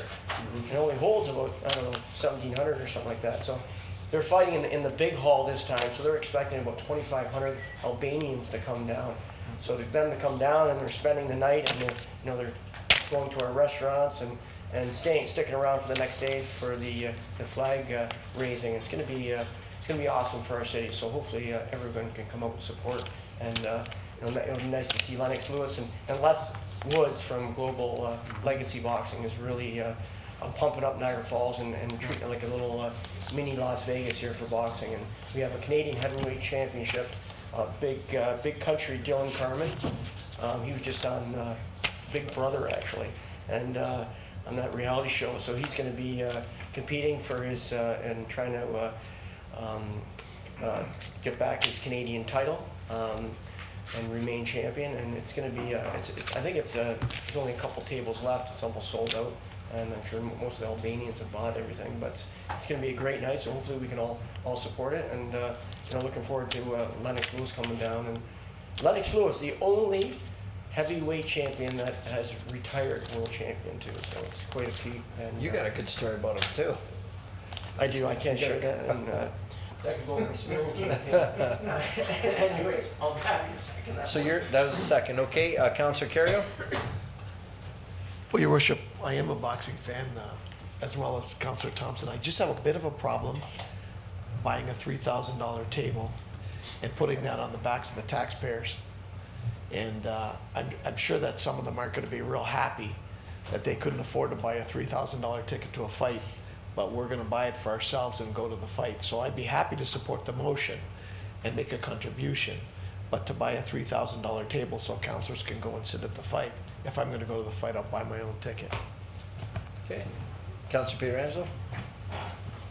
Yeah, thanks, Your Worship. I too have an aversion to using tax dollars, I guess, for a for-profit business. I don't believe that Global Legacy Boxing is not for profit, and I don't think that that's what the whole notion around asking council to support a table was. I mean, generally we get asked by the nonprofits in our community to support their cause and to buy a table. Now, my understanding is Global Legacy Boxing has already been here. I thought we bought a table earlier this year. It's quite a stretch actually to think that we're going to purchase a $3,000 table and use tax dollars to pay for it. I mean, if Councillor Thompson wants to coin it as economic development, I think that's fine. I think it is economic development, but perhaps then council should be looking at putting aside a budget for that means instead of taking it out of our general purposes. We already have with the maybe in the OLG future funds. we have that. but we don't have that at the present stage, Your Worship. So thank you. Okay, thank you for that. Any other comments or feedback of council? I don't need a ticket because I'm doing the commentating, so I don't actually need a ticket, so that's what the big issue was, about councilors needing tickets, so. Okay. Any other feedback from Councillor Campbell? I can't go, so I don't know. I'm just saying, are we gonna end up with 5 people sitting around the table? Yeah. Looking to the mover or the seconder to give me some direction on what your thoughts are. Let's put it this way: we all agree we're going to support putting the flag up, right? The Albanian flag. That's no issue on that one. Well, why don't we vote on that? Why don't we start with that, and we'll say all those in favor of raising the Albanian flag in honor of the fight. All those in favor? Okay, thank you. So I'll take that from the mover and the seconder, from Councillor Thompson and Councillor Strange. And then on the other part, I don't know if you want to give it some thought or how you guys want to deal with it. Yeah, it's not a big deal to me, but all I'm trying to do is show them that the city is supporting their efforts and what they're trying to do. The last fight sold out. Did they make any money? No. So, you know, this is a process that we're going through, but I don't care. Yeah, I believe actually part of this money is going to a fight for cancer for Princess Margaret Hospital, so maybe we can make some kind of donation, if that's up to you guys. Okay. Well, why don't we come back to it, so it gives you a chance to think about it. I can't think of a better time to think than during the mayor's announcements. It's the time everyone kind of relaxes and kicks back and leaves the room. So let me run through this and then see what thoughts wander. Maybe if you're busy, you could send Peter Angelo to the Albanian flag raising. Yeah, maybe Vic would go to the Albanian flag raising for me. All right, there goes Councillor Carrio. He's rushing for the door. Here he goes. Okay, obituaries. First thing we want to offer condolences to the Lustig family on the loss of their son, Christian Lustig, to Ed and Delma. Ed was a former City of Niagara Falls CAO and solicitor, and condolences to the Lustig family. Carmina I.M. Pietro, mother-in-law of John Grubich of our transportation department, passed away. Lee Shelton, father of Dave Shelton, district deputy at Station 4 Fire Department. Norm Leonard, commissioner who worked as a parking officer with the City of Niagara Falls for the past 17 years. Betty Coburn, mother of Darren Coburn of Niagara Falls Transit. So our condolences go to the families of those who have been affected by obituary. Representative by members of council, I'd like to thank Councillor Crater for representing the city at the Christchurch Annual Remembrance Day service, as well as the Veterans event at Heartland Forest. To Councillor Campbell, representing the city at the Niagara Regional Medical Center grand opening and the Salute to Canada. Councillor Peter Angelo, representing the city at the Niagara District Firefighters Association meeting. Councillor Strange, representing the city at the Travelers Provincial Championship Bonspiel opening ceremonies and the Community Mental Health Awareness event hosted by the Mayor's Youth Advisory Committee with Valerie Pringle. To Councillor Morocco for representing the city at the Canada-China Travel Forum and the Toys for Tots for Opry Niagara. And council members also attended the Matthew Daniele fundraiser. I was joined by Councillors Morocco, Crater, and Iannone. The Remembrance Day ceremony in Chippewa, I was joined by Councillor Thompson. The Remembrance Day ceremony at the Gale Center, I was joined by Councillor Thompson and Iannone. Volunteer recognition evening, also attended by Councillor Campbell, Morocco, Crater, Thompson, and Peter Angelo. The grand opening of Level 2 at Casino Niagara was attended by Councillor Thompson. The Winter Festival of Lights opening ceremony, I was joined by Councillor Morocco and Peter Angelo. The groundbreaking for Claret on St. Paul, I was also joined by Councillor Thompson. And the Niagara Falls Santa Claus Parade, I was joined by Councillors Campbell and Morocco. Maybe you can mention the donation. Yeah, and as well, that is the development, the 10-story condo that's going to be at Eagle Valley, and they made a $10,000 donation for Project Share, which was very nice as we broke ground down there. Real neat condos that'll have a view of the Toronto skyline just on the edge of the city at Mountain Road in St. Paul. Really nice. Golf course. Right there, yeah, overlooking the golf course.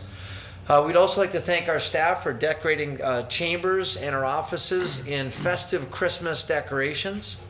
We'd like to congratulate Councillor Joyce Morocco on being honored at the Brilliant Minded Women Gala in Toronto. She received an award for her political leadership, among other great company and a host of noteworthy women, both young and old. And as well, we were joined by Mayor Bonnie Crombie of Mississauga and former Mayor Hazel McCallion of Mississauga as well. So congratulations to Councillor Morocco for receiving your Brilliant Minded Woman event. Congratulations. The City of Niagara Falls was awarded at 2017 Marcom Awards. Marcom is a prestigious international competition that recognizes outstanding achievement of marketing and communication programs. Congratulations to Dale Morton and Teresa Simmons and staff involved from various departments in the following award-winning categories. Platinum level for our Let's Talk digital videos, gold for our strategic communications program in Operation Awesome Playgrounds, and an honorable mention for the fire department Wake Up campaign and the South End Dog Park video. The second Cultural Hub and Farmers Market public meeting, I was joined by Councillor Peter Angelo. As you heard earlier tonight, it's a continual exchange of information and we're continually refining the plan.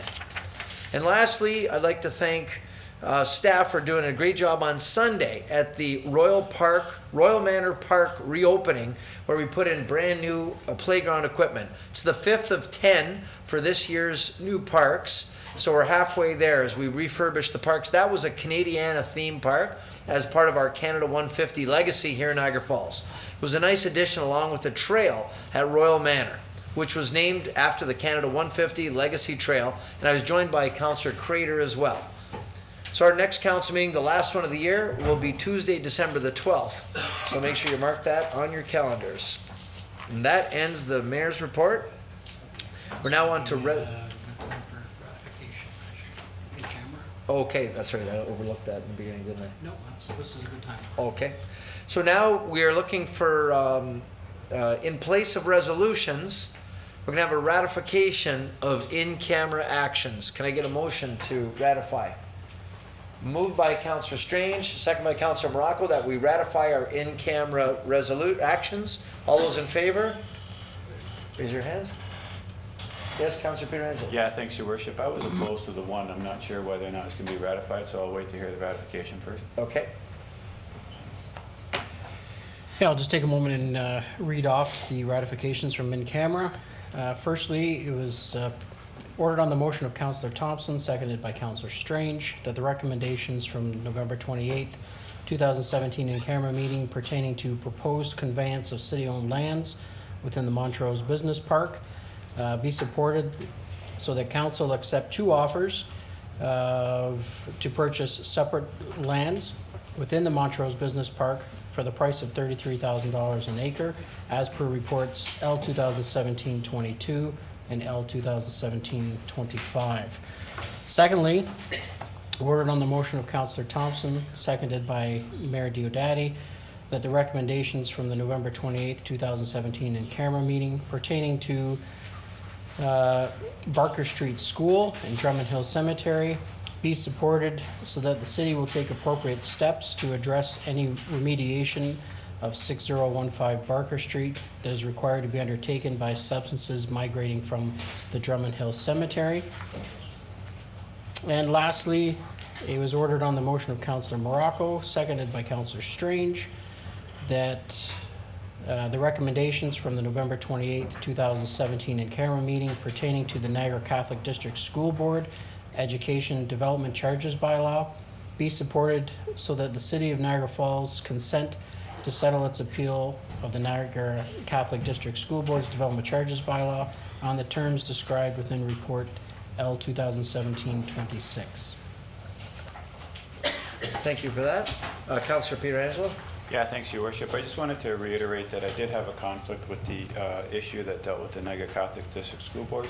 And I also wanted to say that I was opposed to the issue that dealt with the former Barker Street Battlefield School, Your Worship. Thank you. Okay, so we've got you on record as being opposed. Yes, Councillor Crater? I guess it's appropriate, I should make sure that the conflict of interest that I had regarding the school board is Yeah. set in open council. Yeah, including conflicts by both yourself and Councillor Pietrangelo. Is that right? And we have no resolution? And there was also a conflict for Wayne Campbell in that meeting as well, on Burger Street. Okay. Oh, did you? Are you sure? I don't think so. Did you have a conflict in camera? Oh, sorry, I think you did. Okay. So do we have any other, any resolutions? No. Okay. Motion to introduce the bylaws. Is this the Drainage Act bylaw? I'll introduce him this time. Hold on. Are you introducing the bylaws? Not if it's the Drainage Act. Oh. Yeah, just for a point of clarification there, as discussed earlier in the agenda tonight, we should deal with the Drainage Act bylaw separately, as it would only receive 2 readings and not actually be passed tonight. So that's listed as bylaw 2017-130. It should only be read a first and second time. Okay. Motion by Councillor Thompson to introduce the Drainage Act bylaw. Moved by Councillor Thompson, seconded by Councillor Campbell. All those in favor? Okay, that's approved with 1 opposed. Councillor Pietrangelo opposed. Motion to introduce the bylaws, Your Worship. We got, do we have to do a second reading? though? Second reading. Yeah, second reading as well. Motion by Councillor Thompson, seconded by Councillor Campbell to give the Drainage Act bylaw a second reading. All those in favor? Okay, thank you for that.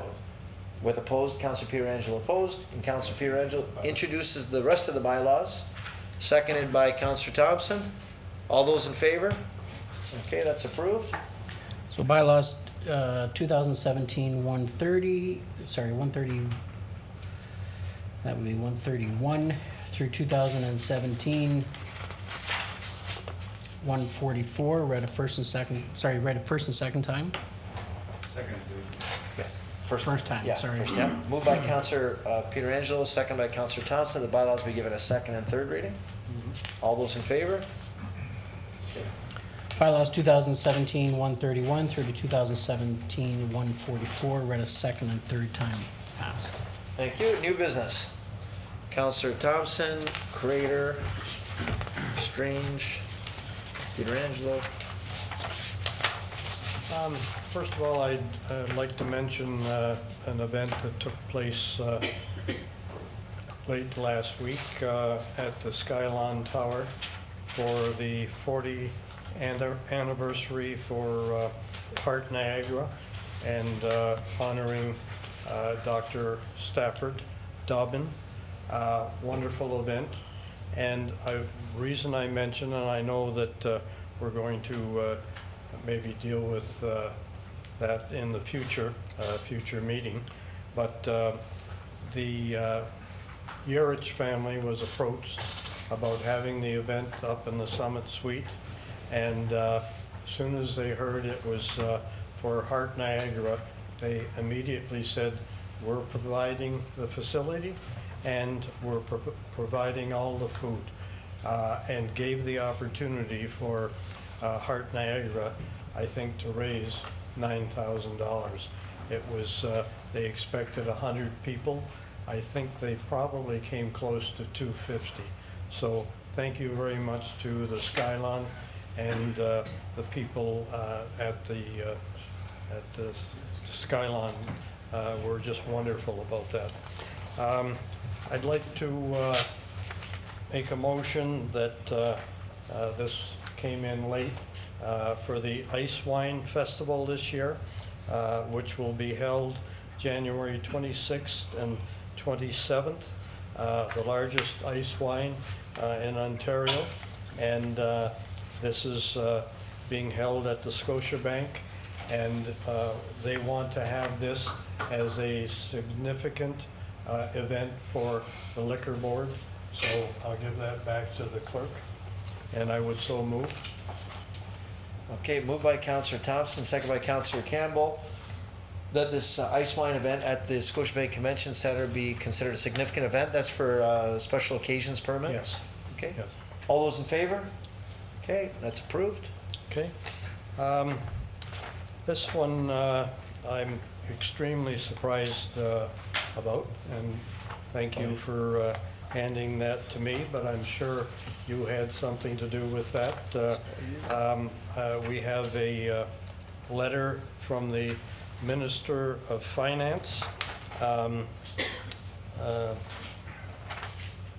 Who is that? That's Sousa. Charles Sousa, yes. And I'll just read it.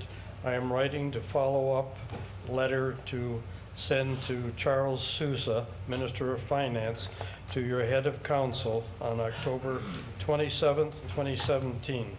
This letter is to advise you that the City of Niagara Falls has been identified for the location of at least one initial cannabis retail store by July 2018.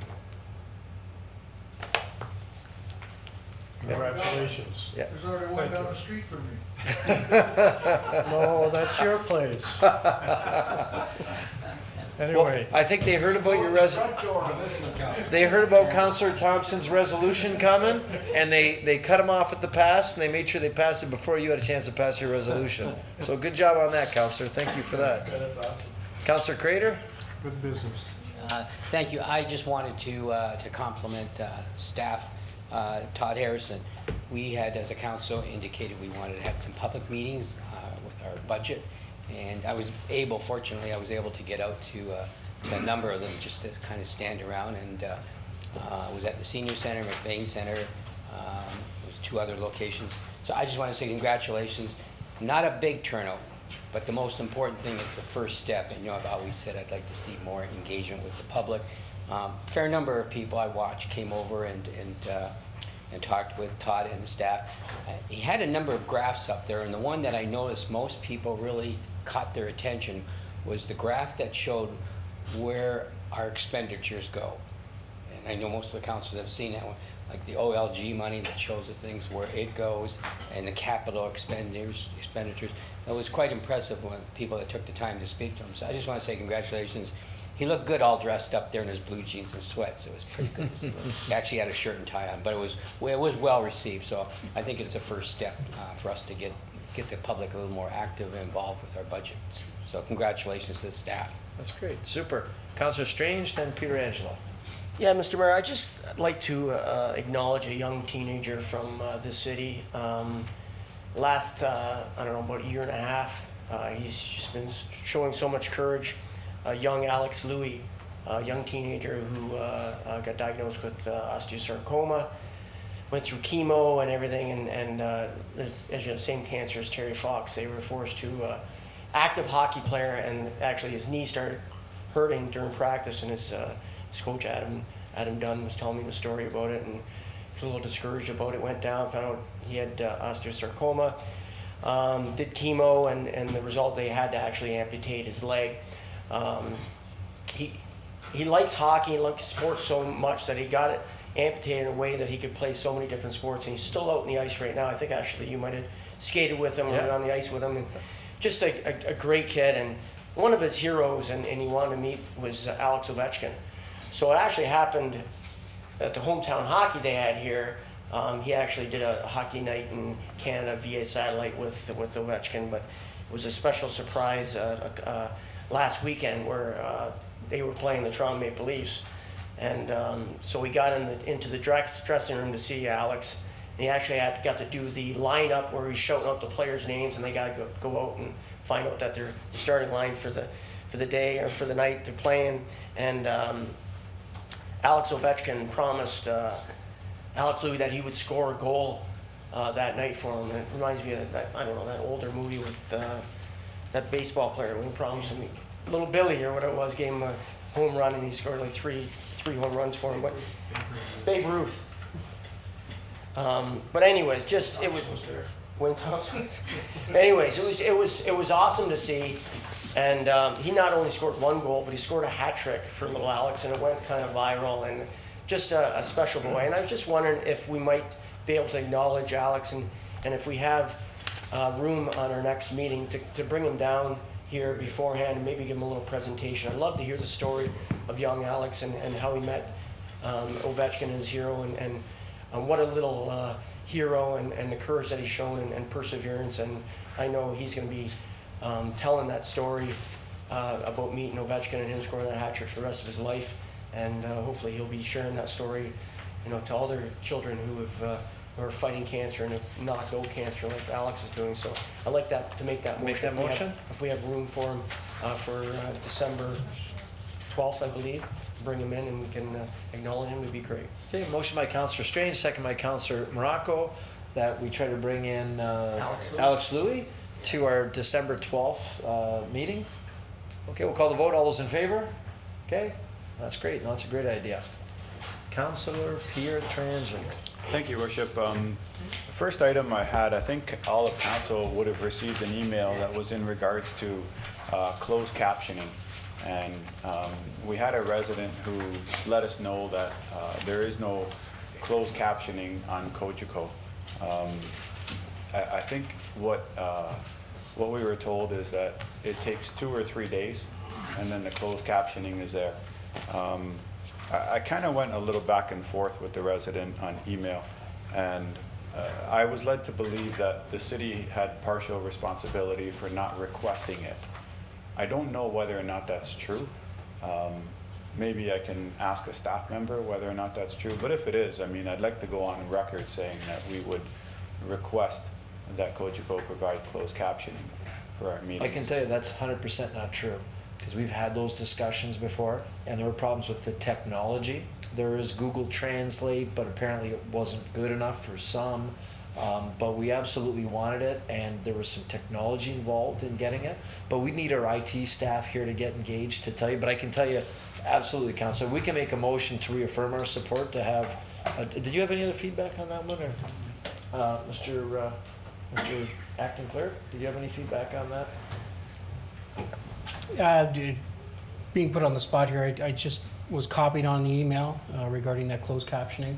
I know that the response from our Director of Information Services was that the city is actually going above and beyond for what we do here with WeStream and paying for the closed captioning.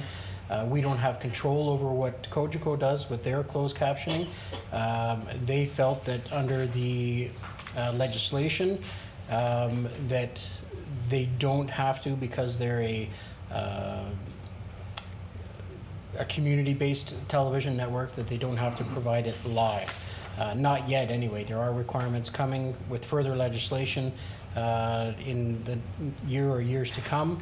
But as of right now, all the closed captioning requirements through CRTC are being met by the city, and as I stated earlier, our Director of Information Services says that we are going above and beyond what our responsibilities are. Okay, and I'm fine with that, Your Worship. I didn't think that it was part of the city's responsibility. I just wanted to know whether or not we needed to pass a resolution to have Cogeco do it. But from the sounds of our clerk, it doesn't sound like we can force them to do it anyway. It's a decision that Cogeco's made.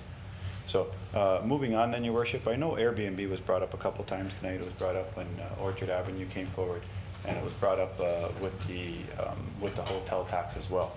And I guess my question, I wanted to ask, but I didn't want to muddy the waters, is does anyone know when this is coming back to council? Because I've had a couple people ask me already. People are interested, obviously, in this item. Do we know when it's coming back to council? The next Airbnb? Airbnb. Oh, Mr. Hurlovich, maybe we could get vacation rentals, whatever you want to call it. Yeah, but it's not Airbnb, yeah, right? It's vacation rentals, yeah. Right. Yeah, I expect we'll be bringing a summary of our information back to council, probably the February meeting. We're just collecting data now. February? Okay, sounds good. Thank you. And my last item, Your Worship, I know I spoke to you about it a couple of days ago. It was in regards to a train crossing, either on Drummond or on Portage Road. I understand that right now the city is undertaking, I'm not sure the exact words, but it would be called a rail review. I believe that's what it is. That's what we had termed it before. Rail review, yeah. I think, yeah, a rail review. And in that rail review, we're going to be making recommendations. I also feel that because right now we're looking at redesigning Portage Road and Drummond Road, I think I would feel like I kind of missed the boat if I didn't ask for the option of putting a bridge in one of those two locations. I think once the cost of it, yeah, exactly, and how long it would take before it could be implemented. I think if we're gonna go down the road of, or another pun, but if we're gonna go down the path of reconstructing both of those roads, and Portage used to have a bridge, and I think personally that Drummond would be the ideal location. I don't know that I have all the confidence in the world. I mean, I think I've been hearing for a lot of years, and so have the residents, of, oh yeah, just wait, we're very close, we're gonna get rid of the rail. But we haven't got rid of the rail, and it's been a lot of years that we've been saying that. So I think we just have to keep our options open. At this point, I would just like a simple report from staff in terms of perhaps a rough estimate of a cost of putting an overpass in at either Portage or Drummond Road, and what a time frame for something like that would be. I know there's some land that would have to be expropriated. Obviously, it would be a significant cost, but I think if we're never going to get rid of the rail, then we should at least look at having one crossing in the city. So that would be my motion, Your Worship, is for a report. Okay, so, yeah, and we've got that, and, you know, we're happy to, obviously, I said to you before, we can obviously do that. Just to give you an update and give all the council an update, Councillor Thompson and I sit on a committee with some other people, including Mr. Dren, CAO, Red Isipon, and the city's just recently engaged the services of Gary McNeil, who used to run Metrolinx. And Gary is helping us bring in a consulting company that is going to track all the traffic and the status of all of our crossings.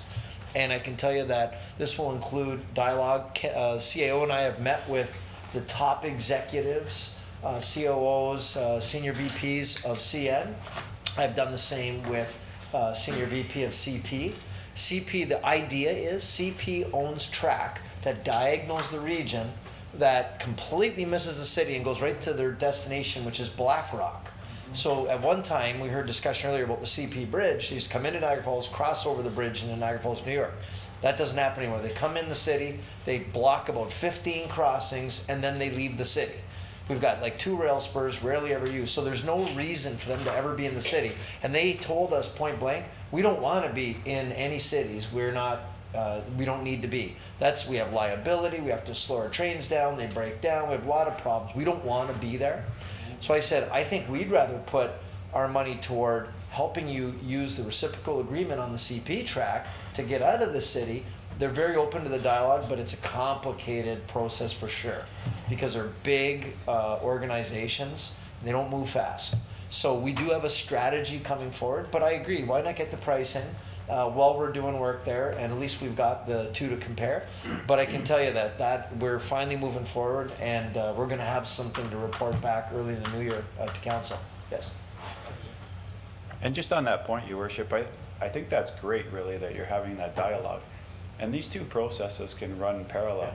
I mean, even if council made the decision tonight that we were gonna put an overpass in on one of those streets, I think we're still 2 years out.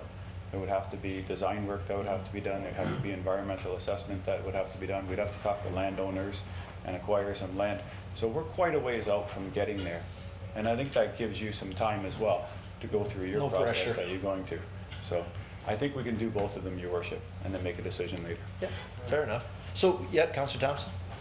Yeah, I think we should mark time. I think that if we went ahead and did that now, send the wrong message to them with the discussions that you're having, and this is the closest we've been. I think we just work on that, and we try to, if you do anything else, I think it sends the wrong message. So I would not be in favor of that. And what would it accomplish? And we'd be spending a lot of money just to get that information too. So, not for me, thank you. We'd be spending money? On the study for the bridge. the report?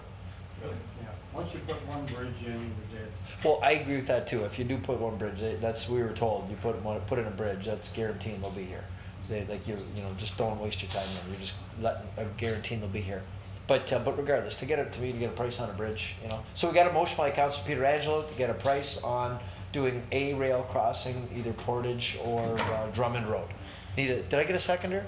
Yeah, Councilor Morocco. So we'll call that vote. All those in favor? Okay, opposed?